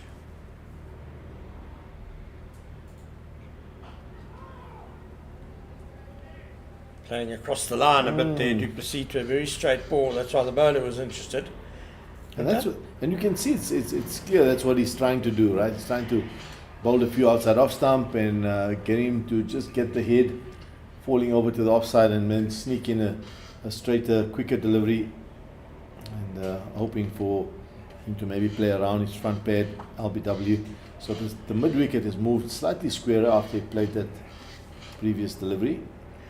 Based on how Wijasundara is bowled in the series, you do kind of wonder where has he been. Maybe 27, but he looks a really good talent for Sri Lanka. That's going down the leg side. Yeah, big strong guy. There's a bit behind the ball, isn't there? I think he's one of those guys who hits the bat hard. And you mentioned his skill as well, Hussein. It's the end of the over, 31 for 1. Lead is 46. And yeah, just a replay, angling it into du Plessis. And you could almost see the last 3 or 4 deliveries that it looks like they've picked something up with du Plessis, the way he played that 4, and he maybe just tipped over a little bit, and they played it quite square. So they may have picked something up, and he's bowling a lot straighter now, and you may even see them get an extra fielder over at mid wicket, maybe a short mid wicket, encouraging him to play around his pad. Fernando continues. Nuanidu Fernando.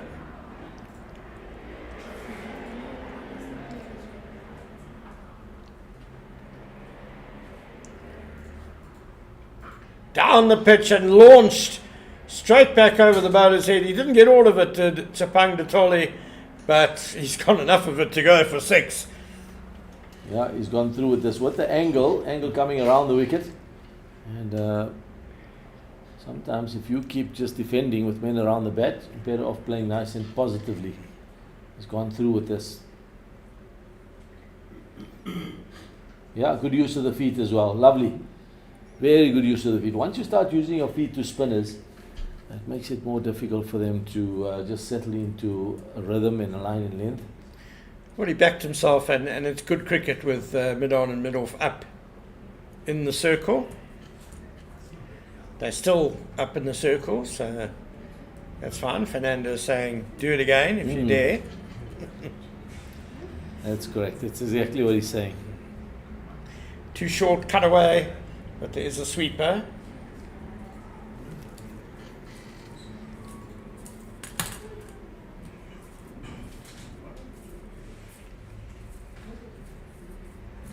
That's good cricket by Ditole, using his feet, coming down the wicket, over the top, and then ball slightly short, backing away and cutting. Nice rotation of strike there as well. All change on the field now with the right hander on strike. Short leg slip, conventional slip, punched hard. Down and long on just one.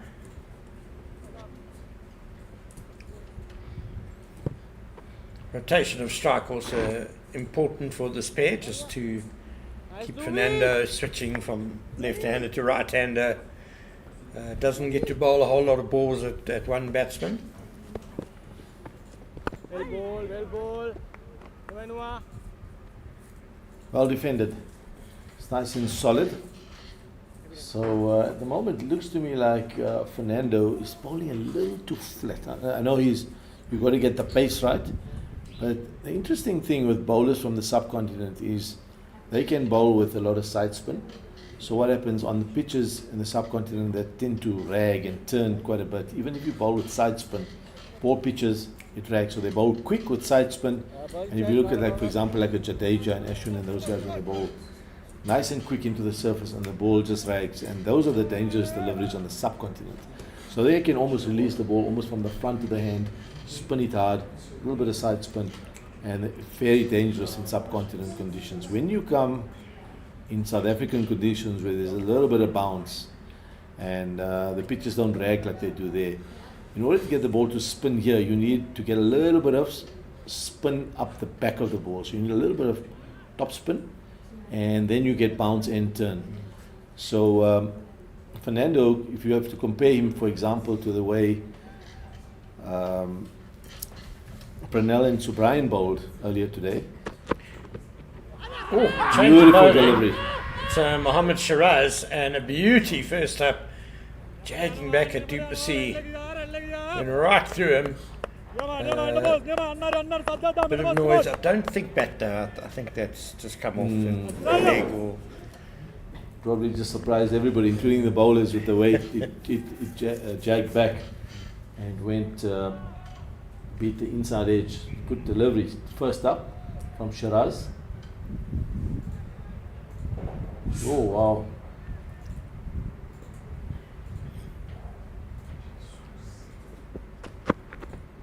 Oh, that's not too far away from off stump either. you know, you've just seen one jag back, and that pitched. Oh, maybe two stumps outside or stump. That was a brave leave. Indeed. Goodness me. Let's So see how let's- close this was. Oh, not too far away. Maybe another coat of varnish on the stumps, off stump. Or the Suppose- tail. I suppose Duplessis, because he kind of shuffled forward and outside off stump, he kind of thought he had off stump covered. Oh, struck on the back pad. Wow, so Shiraz asking a few questions here. Hitting a good length, jagging the ball back. Oh, the Sri Lankan seamer's asking more questions than spinner Fernando. That's the Agreed. question that Surya Bandara would have to Well, maybe ask with him, himself as captain. maybe with him trying another spinner. And remember, there's a right-hander in there as well, so maybe the left-arm spinner. I could get him into the attack and see how he goes. He bowled nicely in the first innings. Fuller flicked uppishly, but away for 4 by Jean Duplessis. Takes him to 12, the total 43 for 1. Very well played, and it's the second one that's been bowled too full and too straight, and he's punished both of them. So playing the waiting game here is Jean Duplessis doing the right thing. It seems to me like the Sri Lankan bowlers are just a little, almost trying too hard to get wickets. I feel like they're just trying too hard. They just need to settle down, bowl with a little more patience, bowl good lines, good lengths. Maybe they can attack a little more, I think, with their field placings. But don't try and over-attack with bowling too straight, because then you just offer batters release strokes like they did in the last 2 overs. Yeah, I agree with South Africa having to make the play.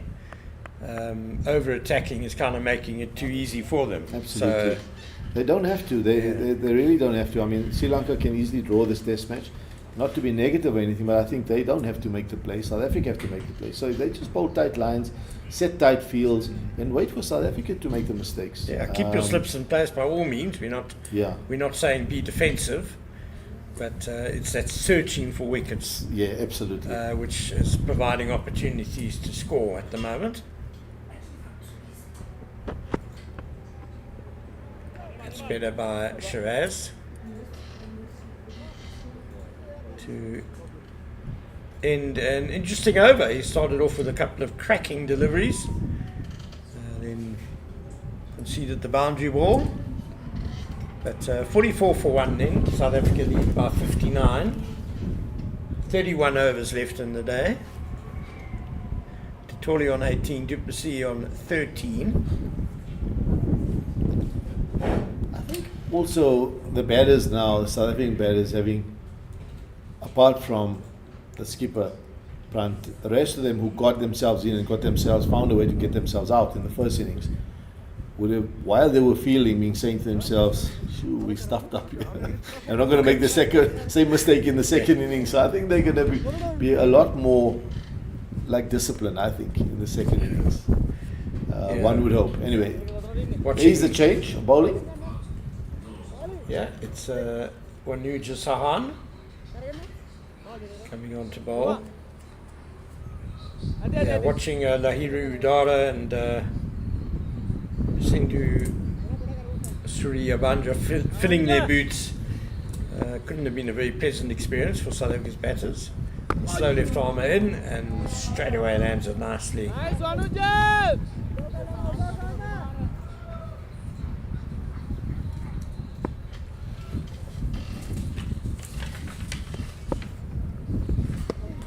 Ooh, there's a bit of turn for Sahan.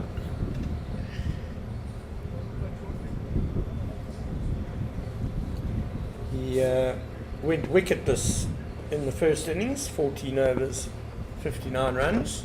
I don't think Du Plessis has got anything on that.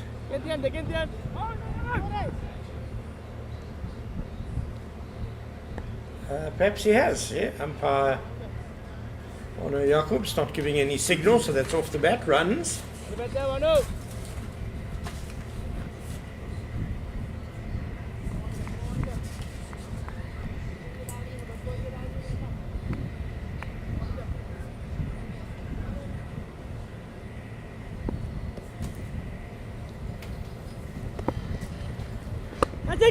Hit Ooh. just wide of mid-off, who kind of slipped a bit. It was well enough struck, but I think heart might have been in mouth for a short while.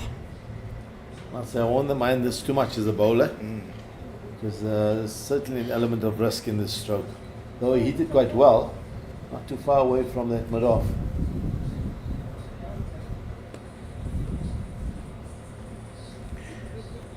Du Plessis certainly showing some positive intent. He's gone to 19 now.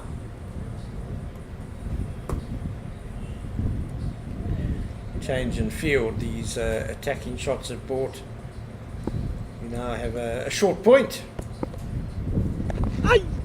And that's swept away fine. The deep backward square leg has a bit of work to do. Couple of runs for Du Plessis.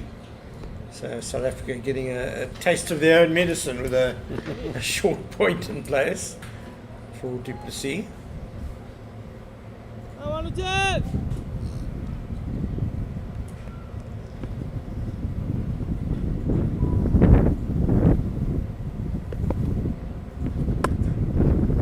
And Du Plessis has got it past him, very well struck. That's going to be another boundary in the over. Super shot by Jean Du Plessis. Very well played. Slightly short of length. Also a little bit of a width outside of stump. And I think Sri Lanka made that change after Du Plessis hit that ball through mid-off. It was uppish. I thought that was a risky shot, and I thought they should probably just stuck to their plans instead of now trying to change the field. Because by taking a fielder from the leg side, short square leg, moving to the offside, what it's done, it's forced the bowler to bowl a little wider outside off stump. And by him bowling wider outside off stump offers width for the batter to cut. And that's exactly what happened on that occasion. So I should have probably just stuck to the plans and keep going, especially when the batter does play a risky shot. Allow him to keep playing. Let him keep playing that shot and see if he can do it again. And Good even positive stroke play from Du Plessis. Yeah, even the bowling change for me. I mean, Nuadidu Fernando had bowled 7 overs. It's not a lot for a spinner. Gets hit back over his head once and gets taken off. You know, that might not be why he was taken off, but again, Sri Lanka maybe just trying to force things a bit. Yeah, they're searching. I think you used the right word earlier. it does look to me, just the body language, like they're searching and trying to get wickets every ball, where they just need to settle down. And by searching too much, you do offer scoring opportunities. That's what's happening. They're bowling 3 or 4 good deliveries and then the boundary ball. A few good deliveries and then the boundary ball.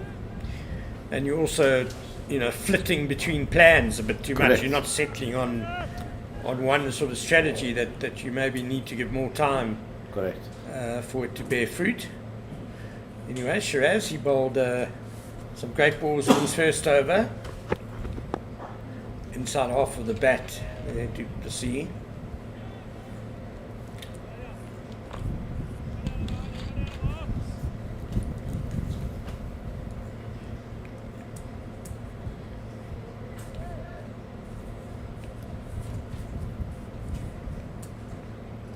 Partnership now with 42 or 62 deliveries, so it's cracking along well.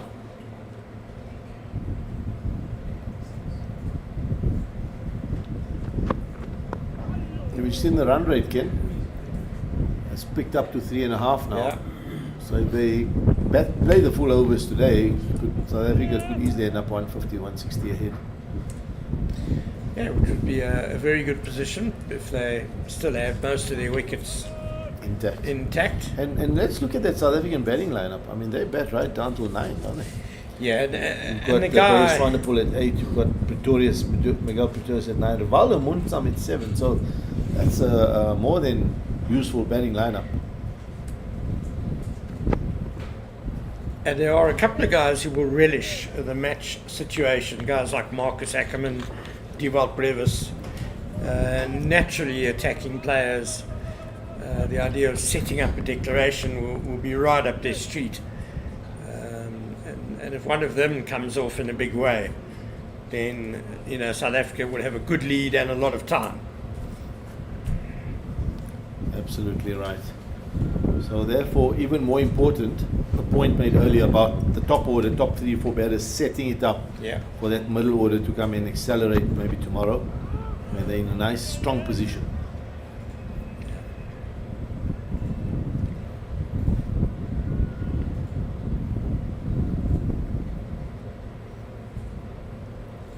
That's the beauty of Test cricket, isn't it? I mean, we see so much of T20 cricket these days with all the leagues around the world, and yes, I mean that's very interesting to watch.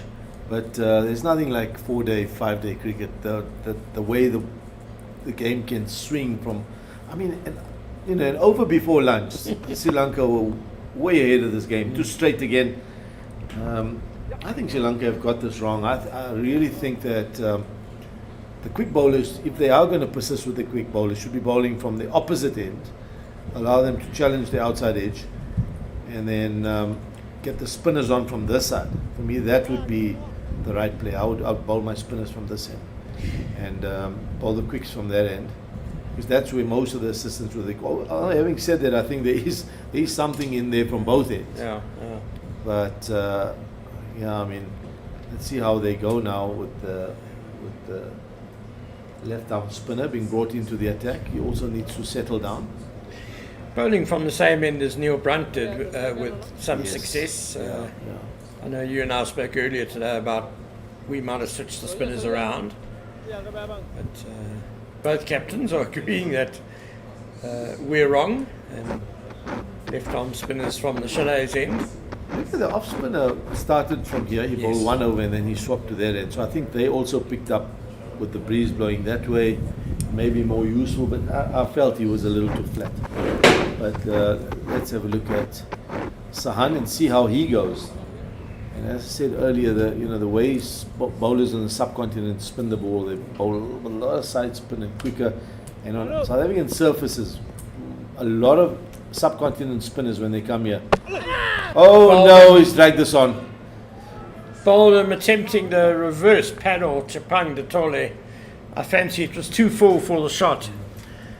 And that's a pity. He's again made a decent start to his innings, but has failed to go on. Out for 19, Chapang de Tole. South Africa 61 for 2. Yeah, he does enjoy playing the sweep shot, the reverse sweep. Chapang de Tole, and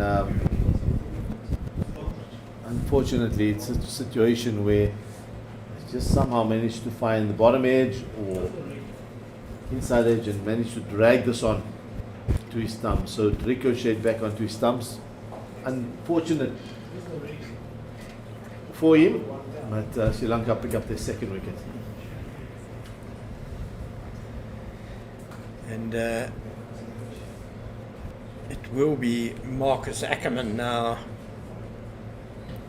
striding to the crease. He's a real dashing player, and if he can get in, he could provide a lot of entertainment. Looked good in the first innings, got to 37 before being a trapped LBW by Nuanidu Fernando.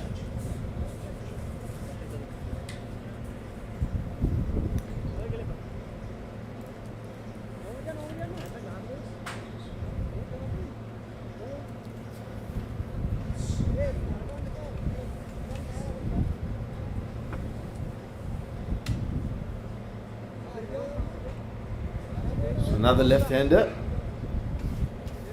They do have a little leg gully in there, again under the helmet, so he'll know that if he defends and pushes too far in front of him, the ball finds the inside edge and turns. There's a man in place. If he doesn't and he plays down the other line, there's a slip in place. So two men on either side asking a few questions. Ooh, that one turned a long way. Oh, it was a lot quicker as well from Wanuja, but Ackerman awake to it, gets it away to get off the mark.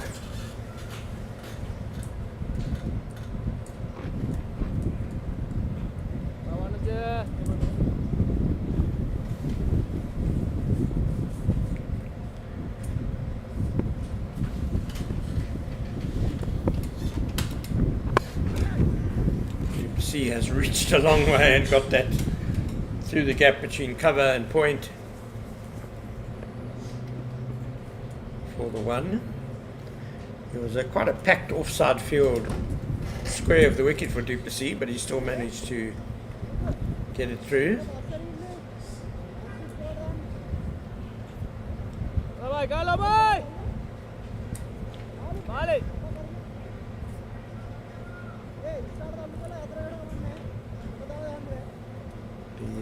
The backward square leg coming a bit. Rather the third man is sort of 3/4 of the way back and very square now. Slog sweep by Ackerman. He's got hold of that one. Beautifully played for 4. Hit the concrete wall below the main grandstand and ricocheted a long way back into the field. He's really got stuck into this one. Nice and positive, good intent as well. He struck this beautifully. No half measures about this shot.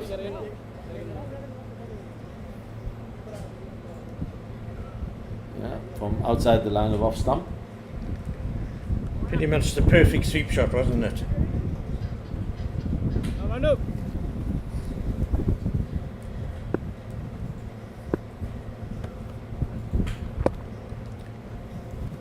Again, worked for the one. Oh, he's getting a lot of turn. Yeah.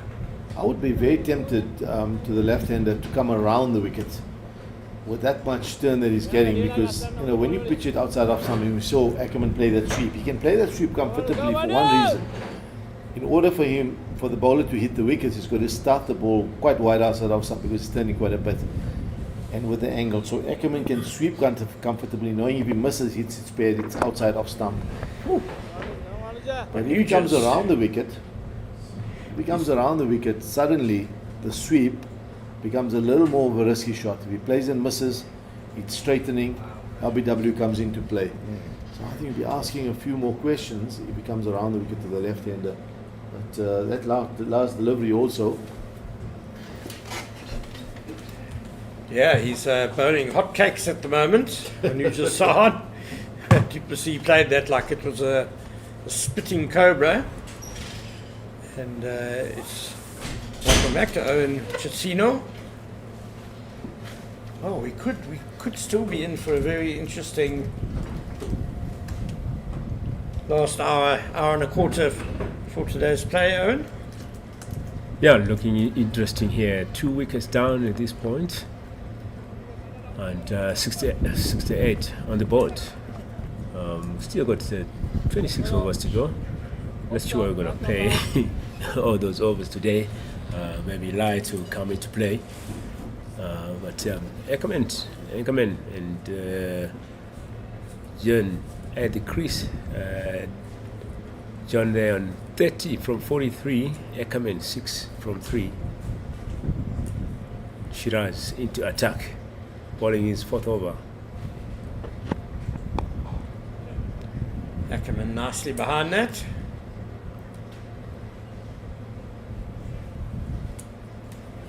The lead now is 83. South Africa probably, if they had to set themselves a goal, and it would probably be that they didn't want to lose more than, say, what did you say, 2 wickets before stumps tonight?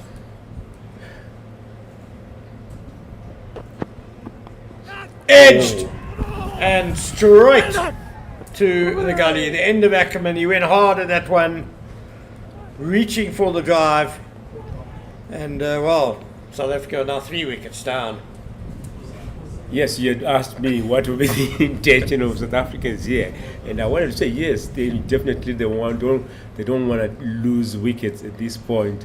They just want to bat and put runs on the board. But unfortunately, Ackerman's gone there for 6 runs from 4 balls, and good delivery there from Shiraz, who's coming around, and as we see that. Straight to gully, and great catch as well. Yeah, it's a good ball. It just straightened a bit. Obviously, with the angle, Ackerman felt he had it covered, all coming into him. Just straightened a bit off the pitch to find the edge. Very good piece of bowling by Mohammad Shiraz. But Marcus Ackerman will probably think I just went a bit hard on that. A little bit loose on the drive so early in my innings. And that's a pity. He's gone for 6. But there's another dasher coming to the wicket now, and Dival Brevis. He scored 49 in the first innings off just 63 balls. Was also looking very good when he also was out in frustrating fashion, playing rather a wild drive straight to cover. Yeah, missing out on his half century. Let's hope he will get that half century and these innings, and maybe see a win for South Africa here. Shiraz 3.2 overs bowled so far, 13 runs conceded, and a wicket in his bag. So having worked so hard to get themselves a first innings lead, South Africa really won't want to open the door for Sri Lanka here in this last session. Brevis is off the mark. Behind screen the leg side, coming back for 2. He's very quick. Good running there, and a social league, when you off the mark, you rise up bat. Like, I didn't get it duck. Look, I think inside I would be raising my bat out of relief and happiness. I might not physically raise my bat.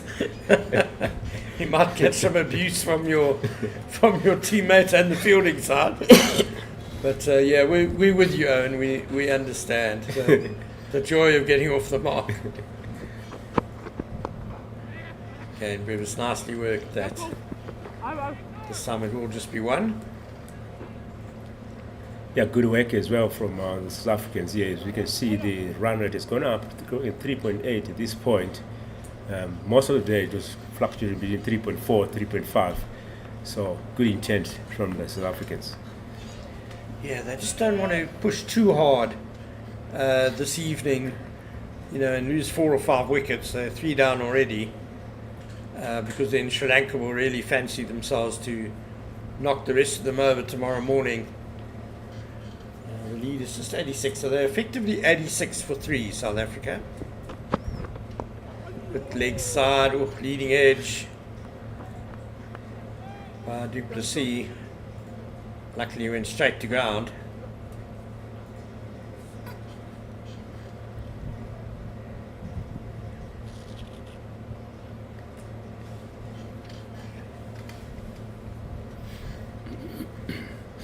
clouds do seem to have skirted us a little bit here at Willowmoore Park. Bright sunshine over the field, looking a bit brighter than it was half an hour ago, so that's promising.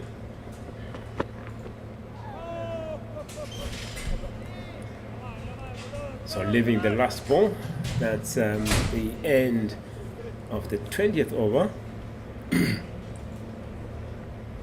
20 overs gone, 71 is the score with the loss of 3 wickets.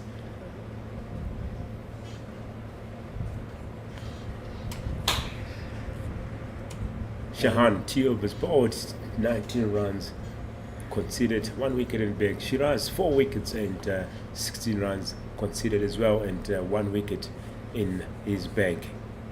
Definitely, I think at this point, Sri Lanka looking forward to strike again and get another wicket. Well, 1 or 2 wickets will bring South Africa under pressure.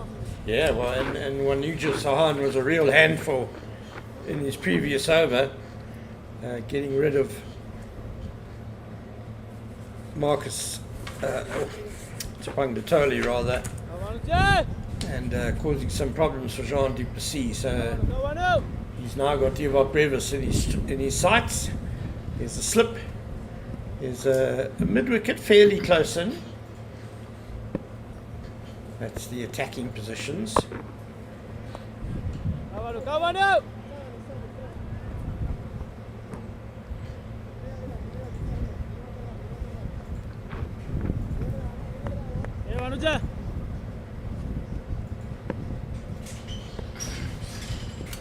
Shorter and wider. Brevis has got it through the gap in the covers.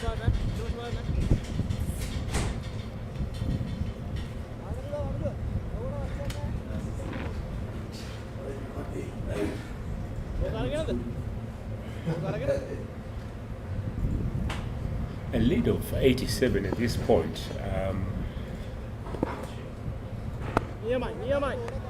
At the end of the day, I think maybe a lead of 150, 160 will be much better with just 3 wickets down. Will give South Africa a good position. Yeah, I think the wickets column might slow them down a bit because they'd be worried about taking too many risks. If they add another... No, probably not too far away from 150. If they add another 70 in the remaining overs, takes them to a total of 142 and a lead of over 150. So yeah, you're right, Owen. And that still sets them up nicely for the final morning. Wickets in hand, though, that is so important. Jean du Plessis backing his eye there, playing that off the back foot. And the end of another probing over by Sahan. It's 72 for 3, 20 overs gone.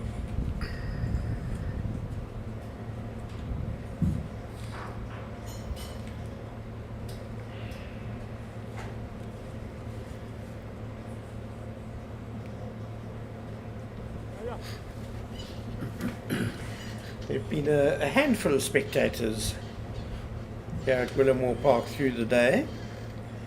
They've seen a great day's cricket, certainly. It's fluctuated to and fro. Seen some really good batting by Rahiru Udara and Prasindu Bandara, and wonderful bowling by Prenelin Subrayan. His 9th ball of 5 wickets in first-class cricket. His best ever figures for South Africa A. He took 6 for 64 to really turn things around this afternoon. Here's Shiraz. Brevis right in behind that, very watchful. Shiraz is no great pace, but he's one of those sort of probing, fast medium bowlers who's generally pretty accurate, and you just feel he does a bit with the ball. It's very, very, very accurate and good line and length there. That's I think that's his weapon. And as we've seen, the wicket that he took, that was a brilliant ball, and it's a bit consistent as well. So Yeah, watchfulness, I think, required when facing him. Oh my word, that's a quite extraordinary shot by Diva Brevis. Not too sure how to describe that. Maybe we'll have a replay and I can give it another go. A drive, flick, a flick, drive.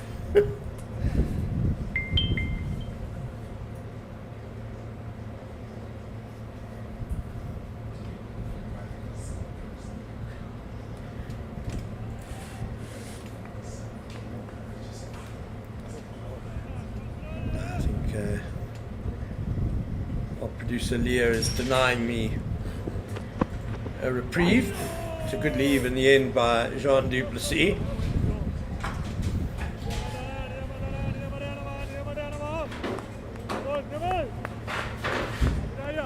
and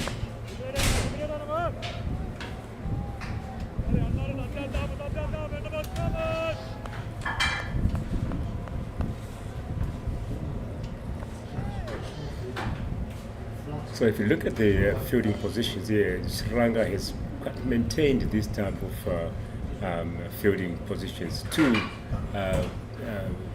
players on the leg side.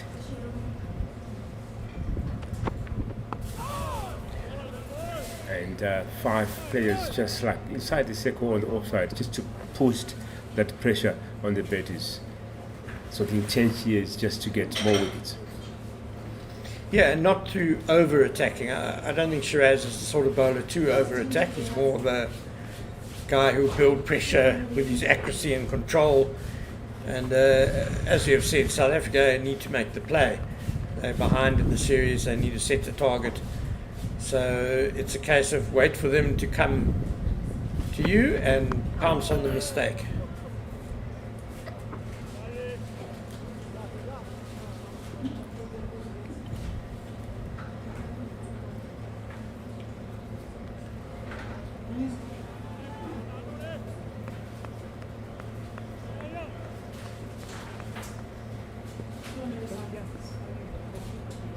So one more ball to come here from Shiraz to finish off his 50th over. I think John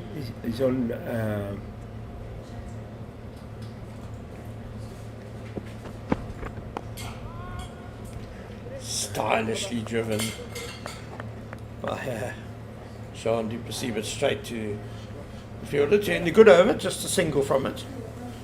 Yeah, get over. I wanted to say John really batting nicely, 30 from 53 balls, and so he's been there for a bit of time, but putting runs on the board, making sure South Africa put a good lead at this point, 88 runs ahead, and 73 runs on the board, 3 wickets down after 21 overs. With a partnership of 5 at this point, and 3.5 is the run rate at this point. So just a reminder that our Proteas men will be taking on the current ICC T20 Men's World Cup champions India in November for a thrilling 4 T20 international match series. Visit www.cricket.coza for your tickets. Waza Nawe, be part of it. Wanuja Sahan to continue his 4th over.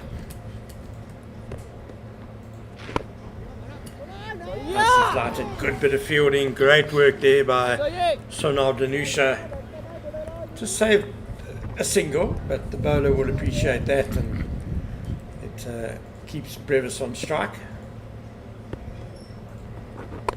Head hard into the gap again. Again it's Danusha, and Jean Duplessis had to hurry a bit there to beat the throw to the wicketkeeper.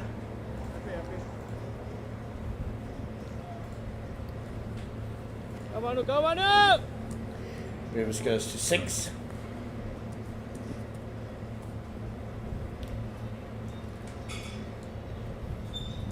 What's the problem? They're calling for new gloves. Hard work, are they? Nicely cut, will just be a single. Was it Brevis calling for new gloves? Yeah. He's only been there 8 balls. I suppose he has a few pairs. He can do it. Come on, Jet!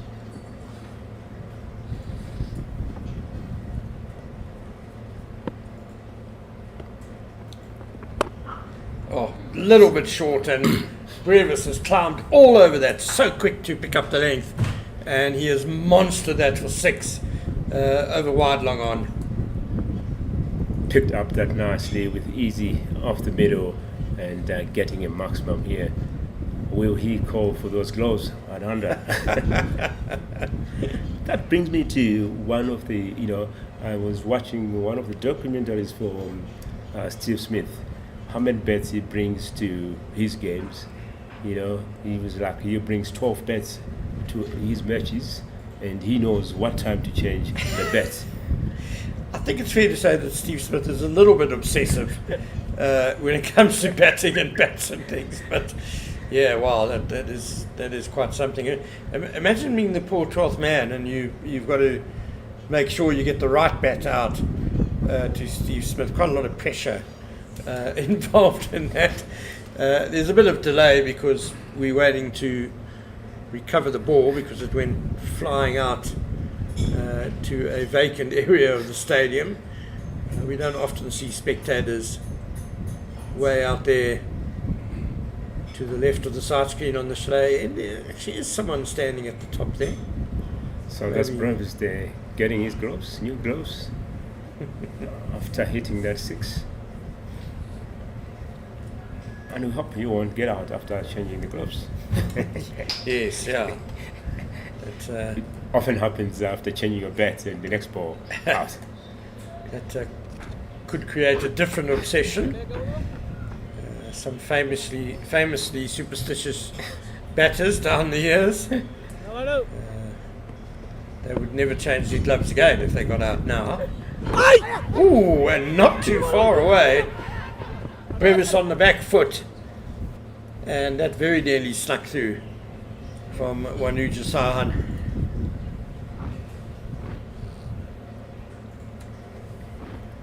Yeah, Manu!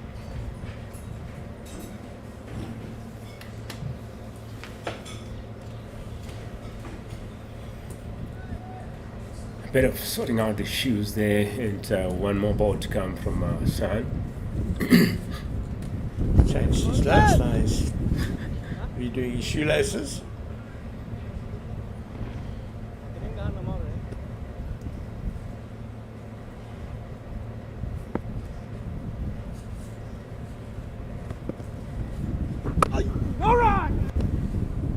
And that's the end of the 22nd over. It's 82 for 3. South Africa lead by 97. And Hussein Manak will be joining Owen Chitsinho. Yes, Rob is on 13 from 10 balls, and John on 31 from 55 balls. Shiraz 5 overs bowled, 17 runs conceded, still continuing, coming in for his 6th over. And San 4 overs bowled, 29 runs conceded, and 1 wicket in the bag. I'll say good run rate at this point for South Africa, going at 3.4 and over. Welcome, Malak. Thank you very much, Owen. Yeah, I mean, South African batters, this middle order, they play very positively. So, no doubt, if somebody like a Brevis, Du Plessis, and even if you look at Rivaldo Munsami, by Swanepoel, those guys can score pretty quickly. So it's just a matter of setting it up here.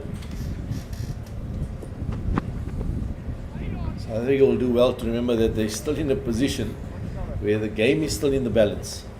They could easily still, all 3 results are still possible. They can still lose this game. So very important that they get a good solid foundation here and play smart cricket.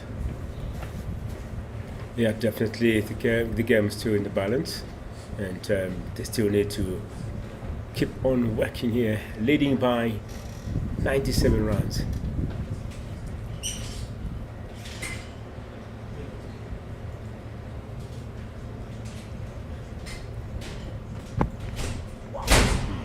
Oh, that wasn't too far away from off stump. That's Shiraz has been really bowling perfect line and length. Yeah, he's been getting balls to nip back nicely. Good delivery.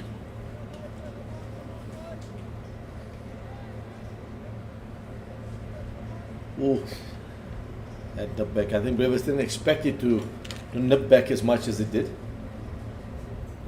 Notice he's changed his guard after that delivery, so or maybe checked his guard. I wonder what he's. So maybe moved over to off stump.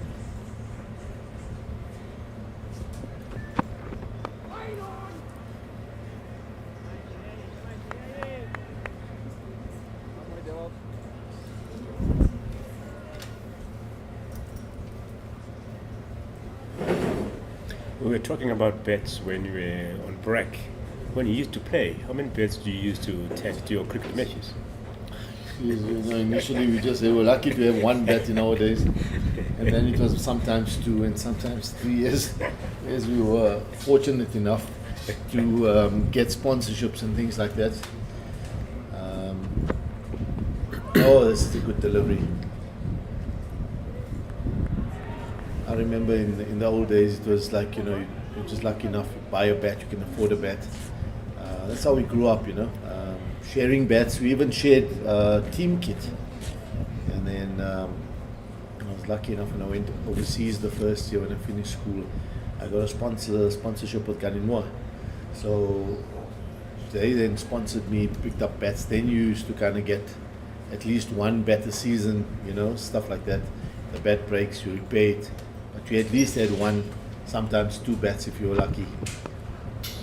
Slightly short in length, pulled away, but only as far as the deep square leg. So, but yeah, I mean, these days, I feel like these days the bats are a little softer. I think they make them a little softer, so they crack and break a little easier. I'm not too sure if that's entirely correct, but it feels like that to me at times. But the bats were compressed 14 or 15 times back in the day. I remember going to the Willowmoore factory in Nottingham many years ago when I went to England the first time, and they actually took me through the whole process where they made bats. And they would take a piece of willow that was like thick piece of willow, and then cut it into shape, and then put it through this compressor where they would compress it 15 times.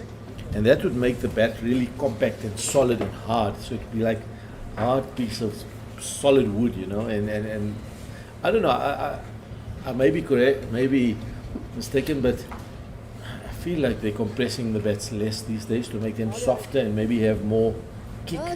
But the flip side to that is the wood's a bit softer and the bats break a lot quicker. So I don't know where that balance is and which bat makers do what. But these days, as you say, I overheard you saying that somebody had 15 bats in his bag. Tough bats.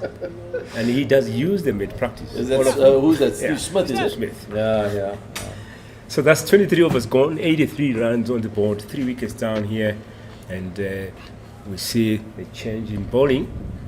Danisha coming in from the Willowmoore High School end.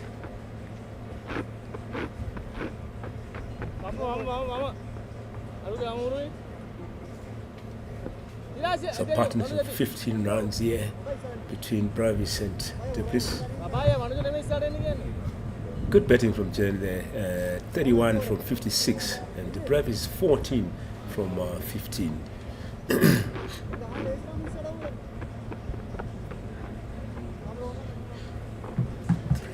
So now Danisha has been brought into the attack.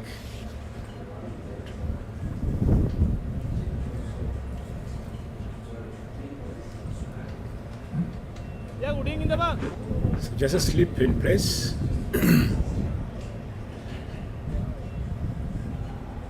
3 players on the leg side.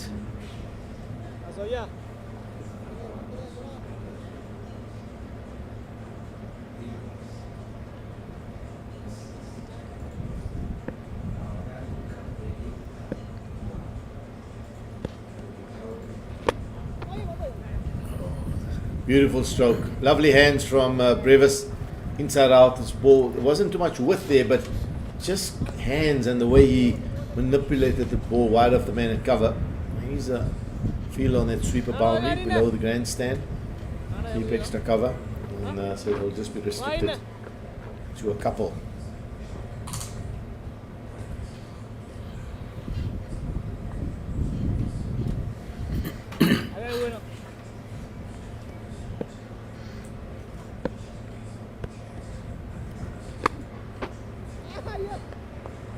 Again, trying to manipulate the ball into the gap. I thought it was a catch, but he hit it hard into the ground. Was that a no ball? Did I see the umpire signal no ball?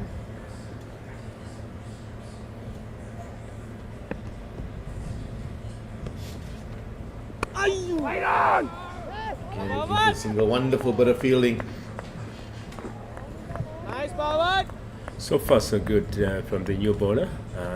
3 balls bought, 2 runs conceded at this point. Coming left time around. Travis. Lanka again in at point. That area, he was so quick the previous delivery, previous bit of fielding, and this time again quick on his feet. But Naika stopping the single this time.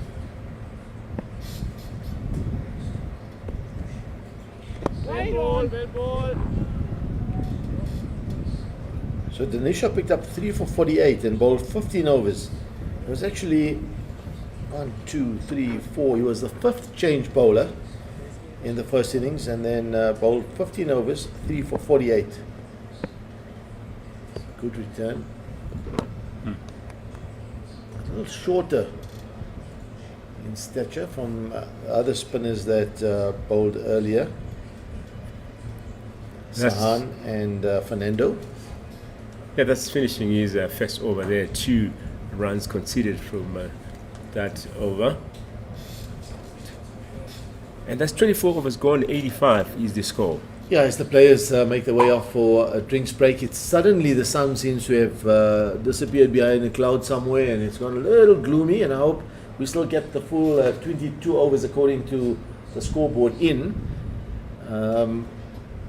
Roach's men will take on Sri Lanka for 2 test matches and a full Pakistan tour this summer, with your favorite pink day taking place on Sunday, 22nd December, 2 p.m. start. Get your tickets on www.cricket.co.za, #Wozanawe, #be part of it.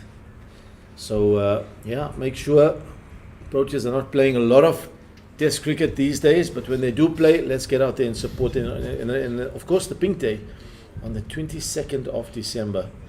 And I'm pretty sure that's going to be a packed house. So get your tickets, get them early to make sure you don't miss out on the pink day. It's always an experience, and of course, that's the funds get raised towards the breast cancer awareness. So that's always a fantastic cause to contribute towards. So now sun's peeping through somewhere again. Shadows are lengthening here in Benoni at Willowmoore Park. It's been an interesting few days, but I must say that session post lunch for me was just wonderful cricket. And that's the lovely thing about Test cricket, is that the game can sway from side to side. 1 minute you'll think this team is at a huge advantage, which Sri Lanka were just 2 overs before. Think about it, 2 overs before lunch. They were cruising and bossing the game. They were 272 for 3 and not far away from knocking that lead off, and then suddenly wicket falls an over before lunch, and then they crumble to 288 for 7 and crumble further to 319 all out, and 18 runs behind South Africa's 334. But here we are. Yeah, the match situation there at the moment, 334 South Africa, Neil Brandt 129, and of course Sri Lanka responding with their 319. Now another Centurion, exactly the same score, 129, Hiru Udara, both Centurions batting brilliantly, and Surya Bandra, the Sri Lankan captain, also contributing with the 92. He'll be disappointed the way he got out, more than anything else, I think. because he certainly deserved 100 the way he played. And then South Africa responding now in their second innings, 85 for 3. All three results possible. It's anybody's game at the moment. So both teams still pretty watchful, but encouragingly, both teams still very positive. Yeah, very positive. And talking about What's your gut feel? Where do you think this game's going? I feel South Africa just have to put, like we have said before, put at least 250 on the board, and when it comes to bowling, just take wickets. Kinds of if they can bet still tomorrow, then kind of put pressure on Sri Lanka. And also, you were talking about the pink day. Don't just get the tickets. Also, get the pink shirts. Absolutely. I think that's part of the colourful nature of the event, is that everybody comes dressed in pink. And it's a lovely energy, beautiful vibe. So make sure you're there. Make sure you experience it. It's certainly, if you haven't ever been to a pink day, make sure you put that on your bucket list and get there. You see the Sri Lankan players there talking to the umpires. Yeah, what is that discussion about? You think it's light again? It has gone gloomy. I mean, the sun was out 2 minutes ago. But I wonder if they're checking the light again. I think losing time now is going to help the match situation. It'll be difficult to make the time up tomorrow. And I also don't think that anybody is in danger of being injured. So South African batters are looking comfortable. This partnership 17 run, Previous looking good, so is Du Plessis. And I sometimes feel in these situations where it's a touch and go, and even though the umpires take that reading, I sometimes think maybe offer it to the batters, and say like, okay, do you guys want to play? Are you comfortable playing?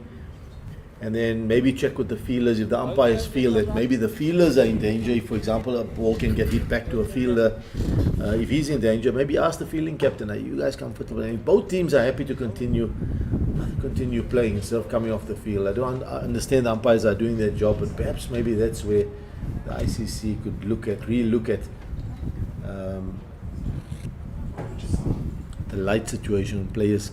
So it's certainly one aspect of the game that may need to be re-looked at, particularly in a time when we do play so much day-night cricket and floodlights are used, etc.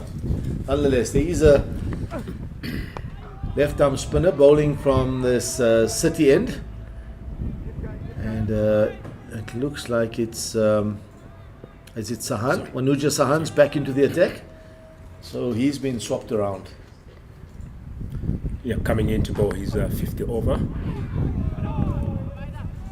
Yeah, he's 1 for 29 of his 4, which he bowled from the chalet end.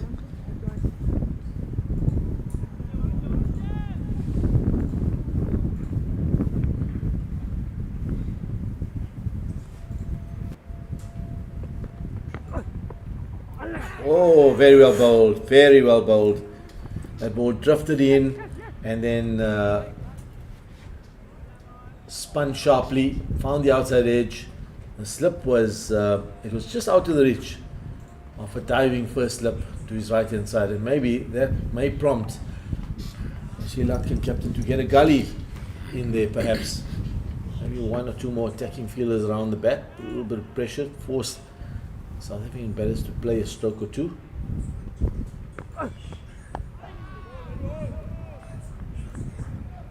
Nice, solid looking defensive shot by Du Plessis.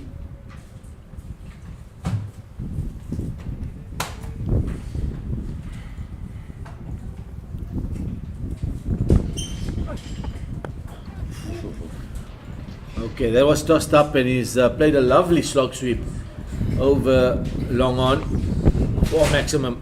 Beautifully played. Really reached out, extended his arms, and made clean contact with this one.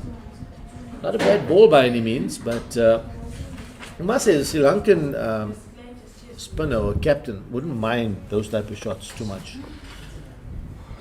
Wouldn't really mind them taking a few risks here and playing a few big shots.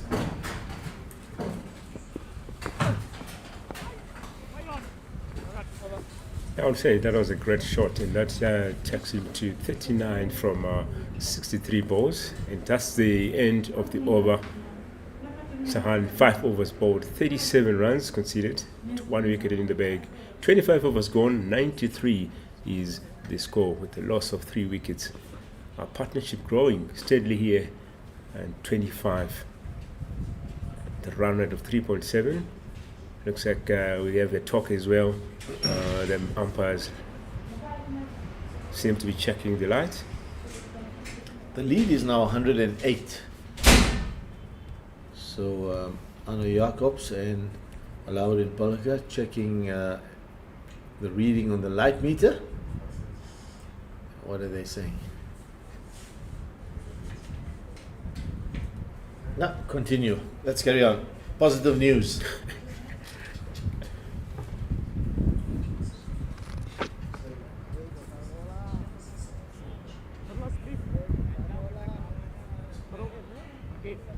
It's 16:49 at this moment, and we have change in bowling.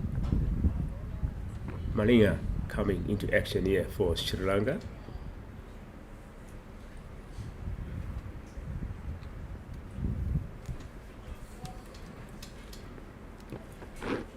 Yeah, change of bowling from the Chilean Ishan Malinga. In the first innings, about 17 overs, 3 for 68. And it was an economy of 4 runs to the over. He's got a nice slingy action, and also he can zip it off the pitch. So in this gloomy light, he gets a few balls to nibble around. Let's have a look at the field. There's a wideish first slip, gully, point, cover, mid-off. But he's standard there. Is there a deep backward point as well? I see somebody on the boundary. Yeah, so that's. And then mid-on, deep square leg and fine leg.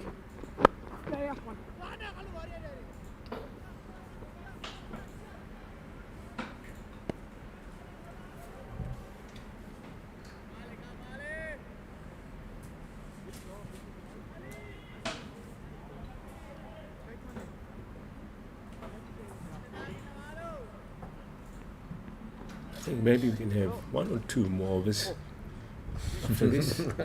16:51 at this point. You think we're going to come off soon?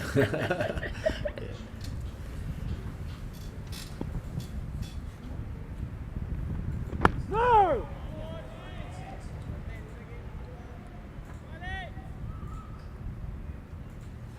I think if they can find a nice pink ball that behaves very similar to the red ball currently, I think that would be the answer. Because then you could carry on and play, even though it's a little gloomy. You could use that with a white side screen, get the floodlights on, and I think that would do the job. But a lot of players talk about the pink ball behaving very differently from the red ball. Lovely delivery, beating the outside edge. Looks like it probably just left the right-handed Duplessis. Nice late swing, a little bit of movement off the seam perhaps.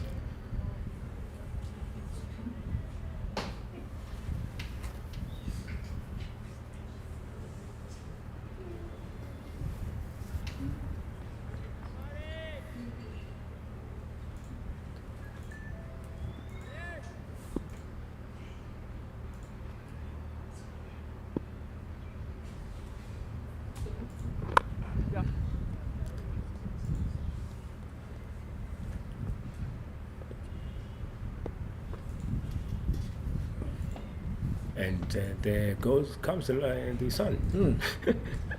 Sun's out. I think for to keep tomorrow really exciting, it'd be lovely just to finish the 20 odd overs, 21 overs tonight. South Africa at the current run rate probably will be ahead by about 170 if they play the full 21 overs, because they're scoring quite quickly, and that would set the game up beautifully tomorrow.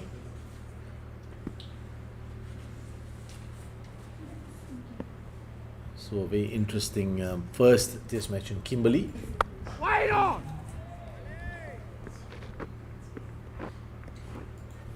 We're up to a certain stage. You would think that maybe there's no result possible. It's going to be a draw because it's flat wicket.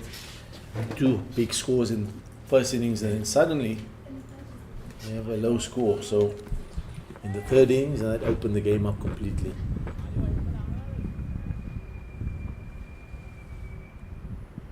The pitch also looks like it's dried out a little today, and perhaps maybe will be a little quicker tomorrow. So the sun is out tomorrow morning nice and early. Yeah, really great difference from this morning. Wait on! No run to finish off the over. That's Malinga's first over. 2 runs conceded there. 26 overs gone. 95 is the score. Brevis on 17 from 24, and DP on 40 from 65. Just 10 runs shy of his half century.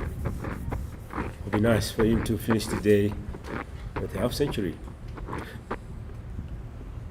Indeed, as a batter, that's what you kind of, work in small targets, play for a little milestone, maybe get to 50 first, tick that box, get to the next string session, get to close of play. I think both these players would love to be there at close of play. Whatever the situation is, I think both of them know, particularly Du Plessis, who's already on 40, will know that if he just gets through to tonight, survives this session here and gets through tonight, tomorrow is an opportunity for him to score 100.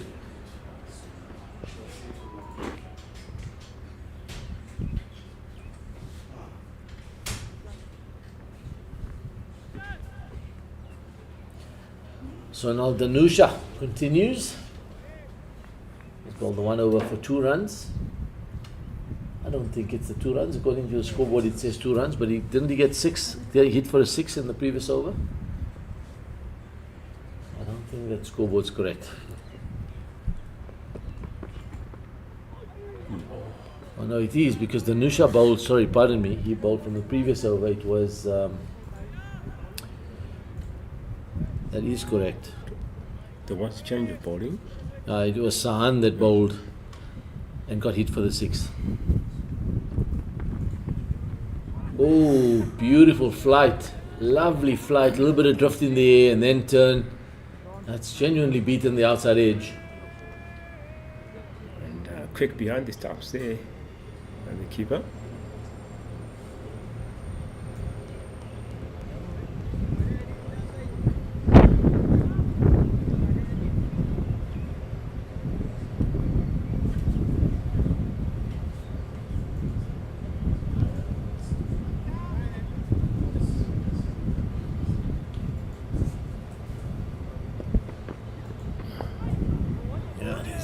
All defense. Yes, Du Plessis, after being beaten the previous delivery, is giving a little bit of air here. It's beautiful to watch. Lovely little air, throwing it up and allowing the ball to drift into the right-hander. Oh, that's very well bowled. That's very well bowled. Lovely bit of left arm spin here. Scott Sisters there hitting that deck at the same spot. I wonder if Du Plessis is lining up a slog sweep as he did in the previous over.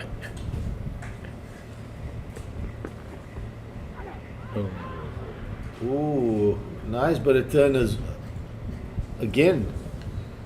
He's bowling with lovely control, beautiful flight as well. So he looks a slightly different bowler from the other spinners. He's tossing the ball up, giving a little bit of air, allowing the ball to just drift in the wind, and then turn and bounce, getting some turn as well.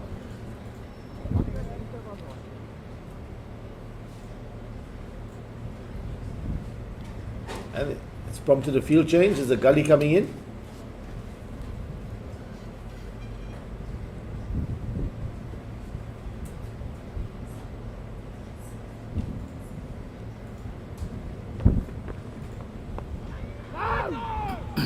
Oh no, a drive, and that little bit of little misfield will not please the bowler nor the captain, because it was.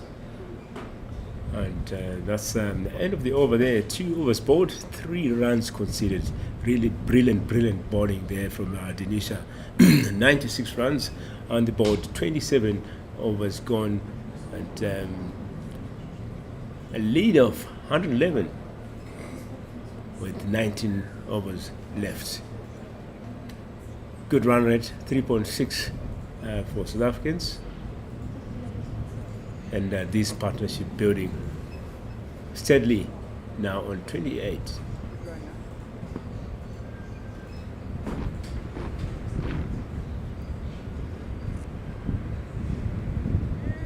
It's Malinga continuing, coming in for his second over.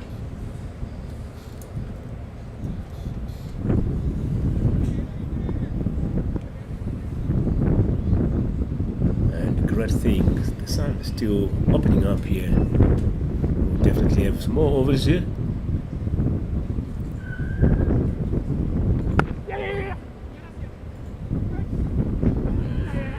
Looking for two, great running here.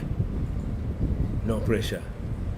Yeah, very good. Positive running. Straight off the bat, they were looking for two. No hesitation. And, they knew that field quite deep, and it's a longish boundary down towards the scoreboard side. Field had to come in probably about 30 meters to come and collect that ball, and gave them an opportunity to scamper back for the second. Good running.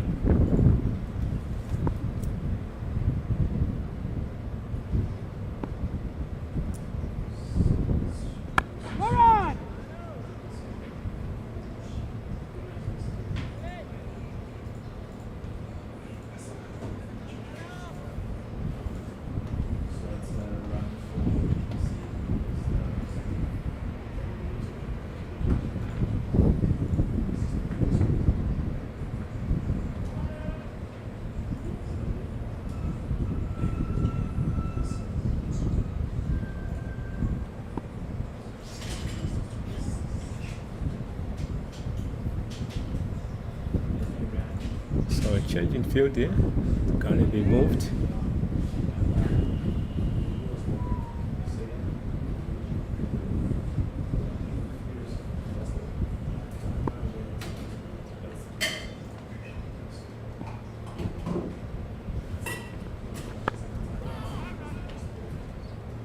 Yeah, the gully moved across to mid-wicket, which means that the line you're going to bowl now, Malinga is going to bowl, it's going to be probably a lot straighter.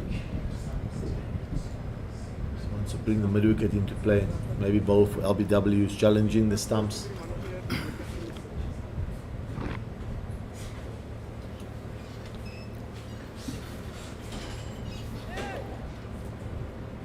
It's two men back.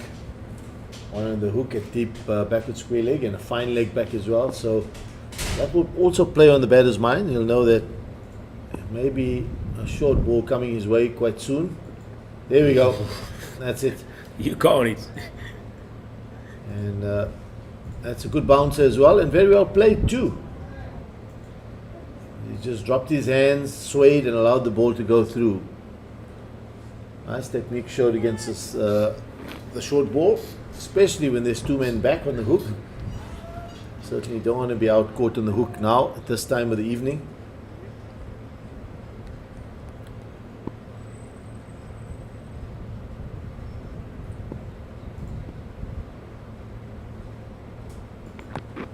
Oh, another short one. It's testing him here. I like this. Good aggression shown here by Malinga and the Sri Lankans. He's certainly coming hard at the South Africans. Pressure is on as we almost coming to the close of the day. Definitely Sri Lanka want to finish with a wicket here. One more ball to come from Malinga. 4 runs conceded so far.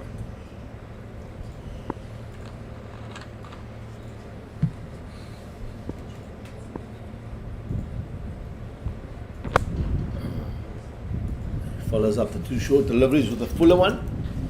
And that's will be a dot ball. 98 for 3, 28 overs bowled. There's going to be commentary change, Owen. Ken Borland's going to join me for the next half an hour or so.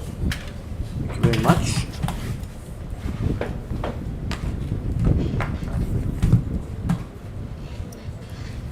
The lead is 113 runs now. Du Plessis on 43, Previs on 17.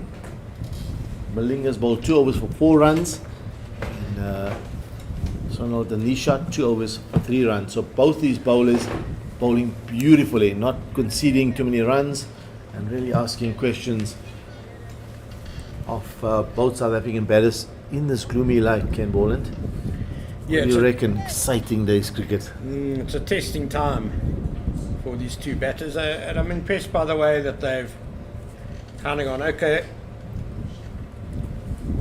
let's rather get the stumps intact than try and push the score along too quickly.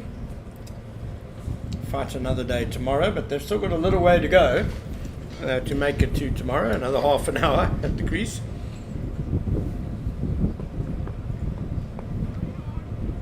Yeah, hard work. Hard work for batters. It's not easy being a batter.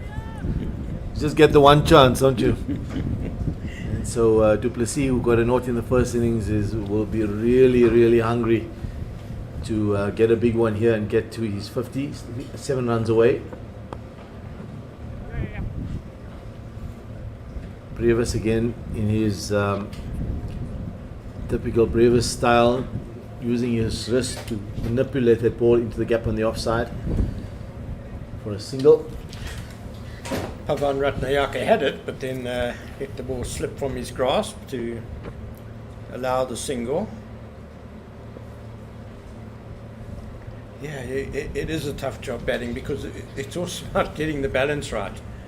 You know, you're going to have Shukri Conrad, the head coach, sitting in the change room saying, let's be positive, let's bat with intent. The captain, Neil Brunt, has probably mentioned, was thinking about a declaration. And as you say, you've only got one chance, one mistake and you're gone, and you've got to try and balance the needs of the team with your own needs of doing well. Obviously you want to do well, you don't want to fail.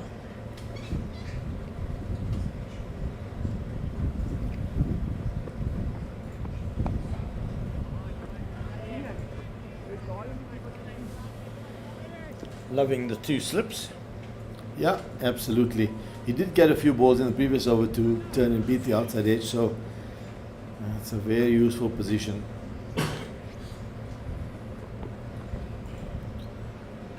Here we go. Well, South Africa will like this because, you know, their spinners did really well today. Pennell Subryan and Neil Brunt, with not a huge amount to work with. And if it's going to turn more tomorrow, they could well be in business again.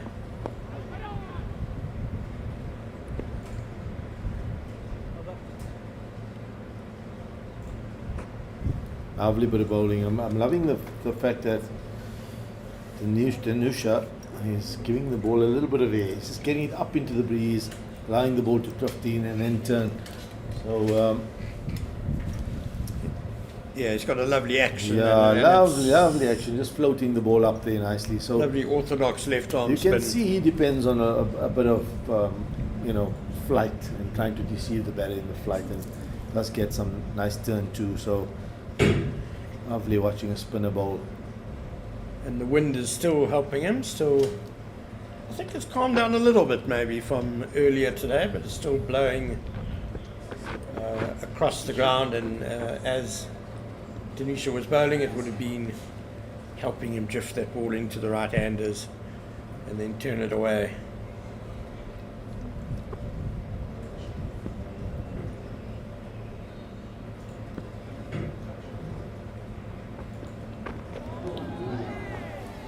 Useful bouncer.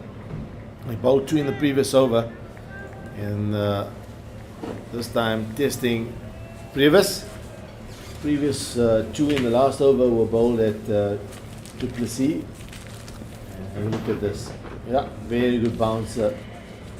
Previous had to sway out of the way and drop his hands, drop his head, just allow that ball to fly through. Very useful. He's got 2 men back as well, so Previous did well to bail out of the hook shot there. very well. Maybe thinking now, should I take him on or with the man back? There we go. Now, is there an edge? They're appealing, the slip's appealing. The first slip is appealing and the keeper. I didn't see an appeal from the bowler though. He went up a Or little did he bit go, was it belatedly. like a half an appeal? But Dewald Brevis was not impressed. He turned and shook his head at the slips cordon. Come on, guys! You know I didn't nick that. He seems to have said to them. Never stopped anyone from appealing before. But Ehsan Malinga fairly races into the crease, doesn't he? He's skiddy. Full of intent. He's skiddy. He's bowling a few good bounces here. He's testing the South Africans. Oh, why isn't there another slip in there? Why was the gully taken out? Because had there been a slip in a gully, you may have been in business. This might be the fastest bowling we've seen in the match so far, I'm thinking. Ehsan Malinga, he doesn't seem to take the new ball very often. He always seems to come on later on in proceedings. Perhaps he has problems controlling the new ball. So the first slip is going to touch wider, or beautiful stroke, lovely cover drive, over pitch this time. Trying to search for that edge. You did find the edge of previous delivery and searching this time. But Brevis leaned into it beautifully and good use of the hands. Worked this ball through the gap on the offside. He hits it hard, doesn't he? Made a lovely noise off the bat, didn't it? It was beautifully struck. And I just think late in the day, a player like Brevis, if he really gets hold of a drive like that, he's probably going to beat the fielders anyway. Get another slip in, you know. The value of wickets for Sri Lanka compared to maybe conceding a couple of boundaries. Wait on!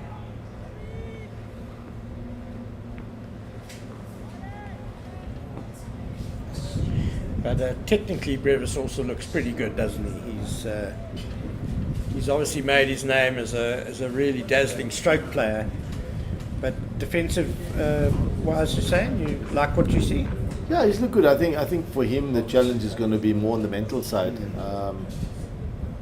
Just the patience to be able to play the beginnings, and that's why the exercise of playing more of these 4-day games is so valuable. More first-class games, more first-class cricket, because that really, teaches you as a young player to get those beginnings, not the hundreds, but the 200s, the 150s, the 200s. This time he does pull. There's a man back. Oh, it's cleared him. I tell you what, that wasn't far away. It just cleared the fielder. He was 3/4 way in. Bowler Malinga has got his hands on his hip because he knows there was a chance here. But I don't blame the fielder there, because that hit was against the wind, and all day the fielders on that side have come in 3/4 of the way off the fence. The wind may be a bit gentler now, and of course Dewald Brevis is just such a good striker of the ball. But that was risky, that was dicey.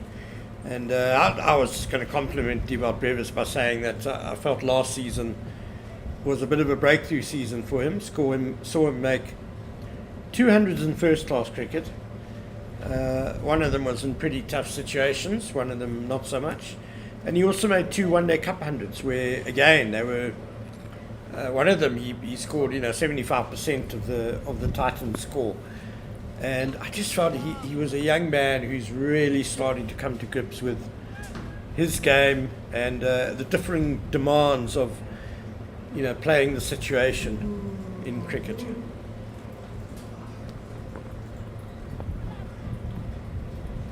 Well bowled. He's floating it up nicely. Love to see a little short leg in there, just to put a little more pressure on the batter, force him to play a few strokes he wouldn't want to normally play. Slip and gully, 2 slips.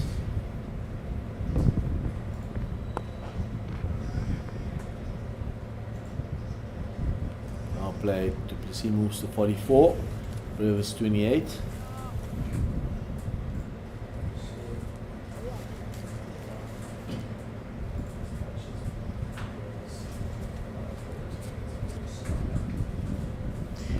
changes to the field now for Brevis. Fine leg has come a lot squarer. Long on has dropped back. There's a square cover on the boundary.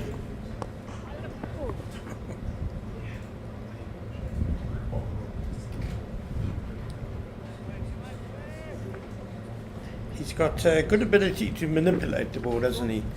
Yeah, he's got his own style and he uses his wrist very well. He's got quick hands. I think that gives him a bit of an edge, doesn't it?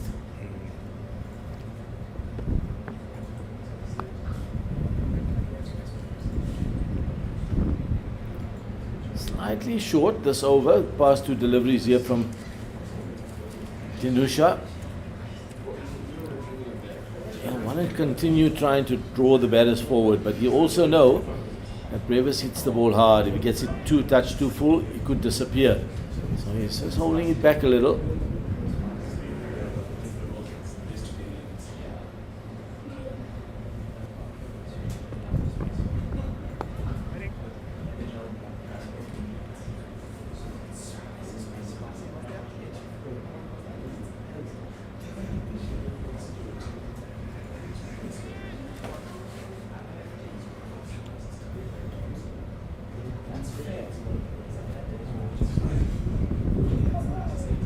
There we go, that's the length. I think you want to get it a touch fuller. And he's tempted Brevis into playing the big shot. Beautiful drift and then the turn. This is a lovely bit of bowling. I'm really enjoying watching him bowl. Yeah. Ronald Nusha. 4 overs, 0 for 7. Good figures as well. Now, there was a long on back, but Brevis was still going to take it. Oh no, I think if Brevis hit that, it was going to clear the long on. So he's strong enough. So it looks to me like the umpires, players are wandering off, Ken. Yeah, the light meter came out and it didn't take long for Arno Jacobs to say, that's it, gentlemen. Off we go for bad lights. I suppose when we got here this morning, we would have taken a full day's play up until 5:15. Haven't done badly, and the match is really, really well poised. South Africa effectively 127 for 3. Not too far off from our predictions.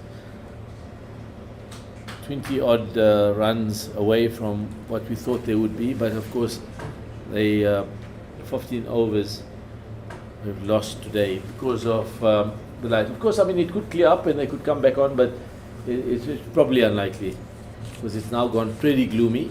The wind is still blowing as it was early this morning. It's a wonderful day's cricket, Ken. Yeah, and it could be another wonderful day tomorrow. 96 overs, I think it is, to be bowled tomorrow. If South Africa won't want to use many more than 30 of those, say, to give themselves time. So if they can add another, they've fallen a little bit behind here. If they add another 120, that's going at 4 and over. That's a lead of 247, which one feels wouldn't be enough. So perhaps they might have to leave themselves 50, 55 overs. But it's going to be very interesting tomorrow. And I think the situation is because of, I mean, normally you want to give yourself about 3 or 4 sessions to bowl a team out in the last innings, but because you know, South Africa are not going to have that time, they probably want to tempt Sri Lanka to try and, you know, dangle that carrot and you know, give them a half a chance of maybe thinking they can win the game, and that's probably will encourage them to play more strokes sooner than they would like and maybe open up a door to pick up a few wickets. But they would also back themselves. I think if they get very far ahead, and then they may want to play it safe and go like, let's get a really big lead, be like 300 or whatever, and then have men around the bat and attack them, because of the way our spinners bowled in the first innings, we can actually do that. So that's a South African scorecard, 112 for 3. De Tole gone for 19. He looked good up to a point, and then played a loose shot. He'll be disappointed with that. Neil Brandt also 7 caught at gully. Jean du Plessis there. Marcus Ackerman also disappointed, playing a loose shot outside off stump, caught at gully. So 3 down, and then Theobald Purvis and Jean Duplessis have now put on 44 for this partnership, and the lead effectively, as you say, 127. There are the Sri Lankan bowling figures. The wicket takers, Mohammad Shiraz, he bowled with great control, 6 overs, 1 for 18. Sita Wijasundara was again impressive, 6 overs, 2 maidens, 1 for 14. Wanuja Sahan, the spinner, caused a few problems, 5 overs, 1 for 37. But I fancy someone like Sonal Danusha might be a big threat tomorrow. 4 overs for just 7 runs. And Ihsan Malinga, belatedly, towards the end of the day, came roaring in 3 overs for 14 runs. Yeah, so that's the match situation. South Africa, of course, having lost the toss and then scoring 334 in their first innings, 129 from skipper Neil Brunt of 253 deliveries, and then Sri Lanka responding with 319. They will be disappointed with their 319, 18 runs behind the South African total, because they were in such a good position. They were 272 and over before lunch, then lost a wicket in that over before lunch, and it was the wicket of the Centurion Lahiru Udara. He went for 129 of 192 deliveries. It was a wonderful century, very positive, good aggressive batting from him. They then collapsed to 288 for 7 and collapsed further to 319 all out. So then South Africa came out to bat with good positive intent, 112 for 3, which takes them 127 runs again ahead. It's anybody's game still. Can all 3 results still possible, and which makes 4-day and Test cricket so exciting. Even all 4 results, Hussein. All 4, it could be a tie. Yes, you never know. Absolutely, yes, all 4 results. Unlikely, Yeah, but you never know. But we've seen that on this pitch things can change very quickly. Sri Lanka losing 7 wickets for 47 runs this afternoon, and that just shows you never get too far ahead of yourselves, never count the other team out, and so that's why tomorrow, as you say, Hussein, certainly 3 results are very much on the table. Absolutely, and let's not forget South African spinners and how well they bowled, because between them they picked up 8 wickets. So Brian picked up 6 for 64. He bowled beautifully. He bowled yesterday from the chalet end, and then came this morning from the city end and bowled quite beautifully. And Brunt started the collapse bowling from the chalet and also picking up 2 for 45. So wonderful bit of bowling from the South African spinners. And generally the thinking sometimes is that subcontinent players, Indian, Pakistan, Sri Lanka, they play spin well, so let's go at them with fast bowling. That's generally the South African mindset. We go like they generally face a lot of spin, so let's rather bomb them with the fast bowlers and things like that. But if you look at the South African attack, as well as I thought the seamers bowled, I thought the spinners did a brilliant job, and they really started to get the collapse and clean them up in the end, didn't they?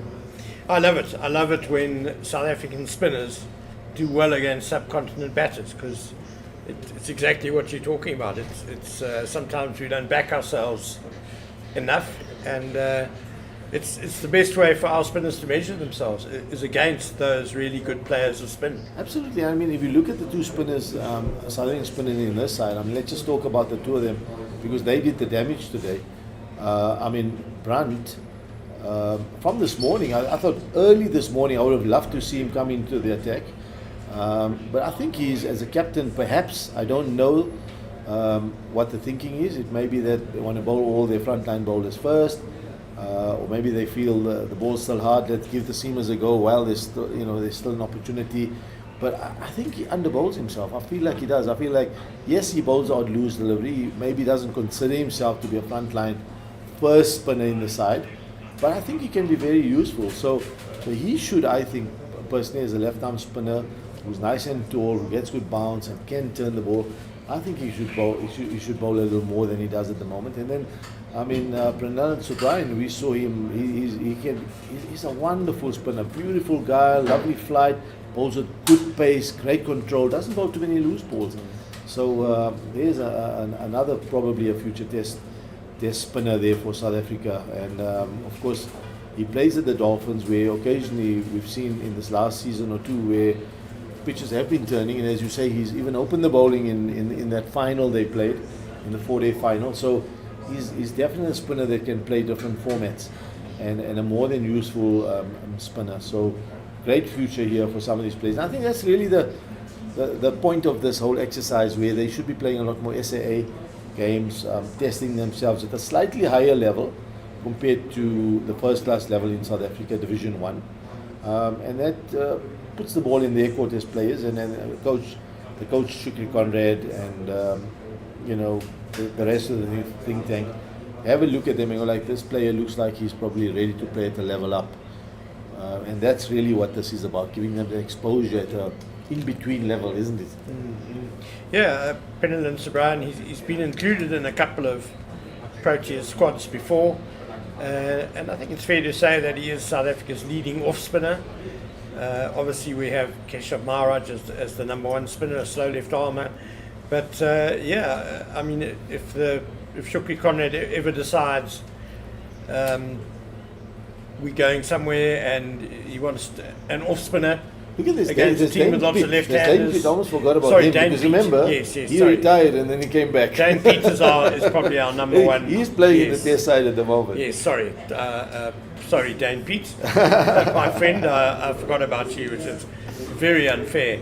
But if something should happen to Dane Pete, then Oh yeah, you know, at absolutely. least you know that there'd be no qualms that Penelon Sobrine can step up. And it's really, I mean, for these young, cricketers at playing at this level, it's a journey, isn't it? It's about them waiting their turn, doing the business, doing what you do best, and just head down and keep working, keep improving, keep getting better, and don't give up. You know, it's a wonderful journey, and the rewards are high, but the work has got to be put in, and you've got to just keep producing the results. It's of course not possible to keep scoring runs every game. But statistically, cricket doesn't work like that. Neither is it possible to get wickets every game. Also, the best bowlers and best batters in the world can't do that. Donald Bradburn scored ducks. He scored a duck in his last test outing. So the best batters in the world will continue getting low scores. But it's just about hanging in there. We've got so much talent in South Africa. It's wonderful to see. Yeah, Sobrine turns 31 next week. So you could say he's coming into his prime now. Correct. As a spin bowler. So yeah, exactly right, Hussein Manak. And we look forward to him bowling again tomorrow, hopefully with a good score to defend and an exciting finish. That's what we hope for tomorrow. It could well happen. And we just thank you, our listeners, very much for staying with us today from Willowmoore Park. Thanks to Cricket South Africa and Pitch Vision for making this possible, and for Hollywood Bets as well for their backing. Do join us tomorrow, and it's a 10 o'clock start again, and they will probably try and make up the overs lost in the middle session again. So it's a very good evening, and thanks for joining us.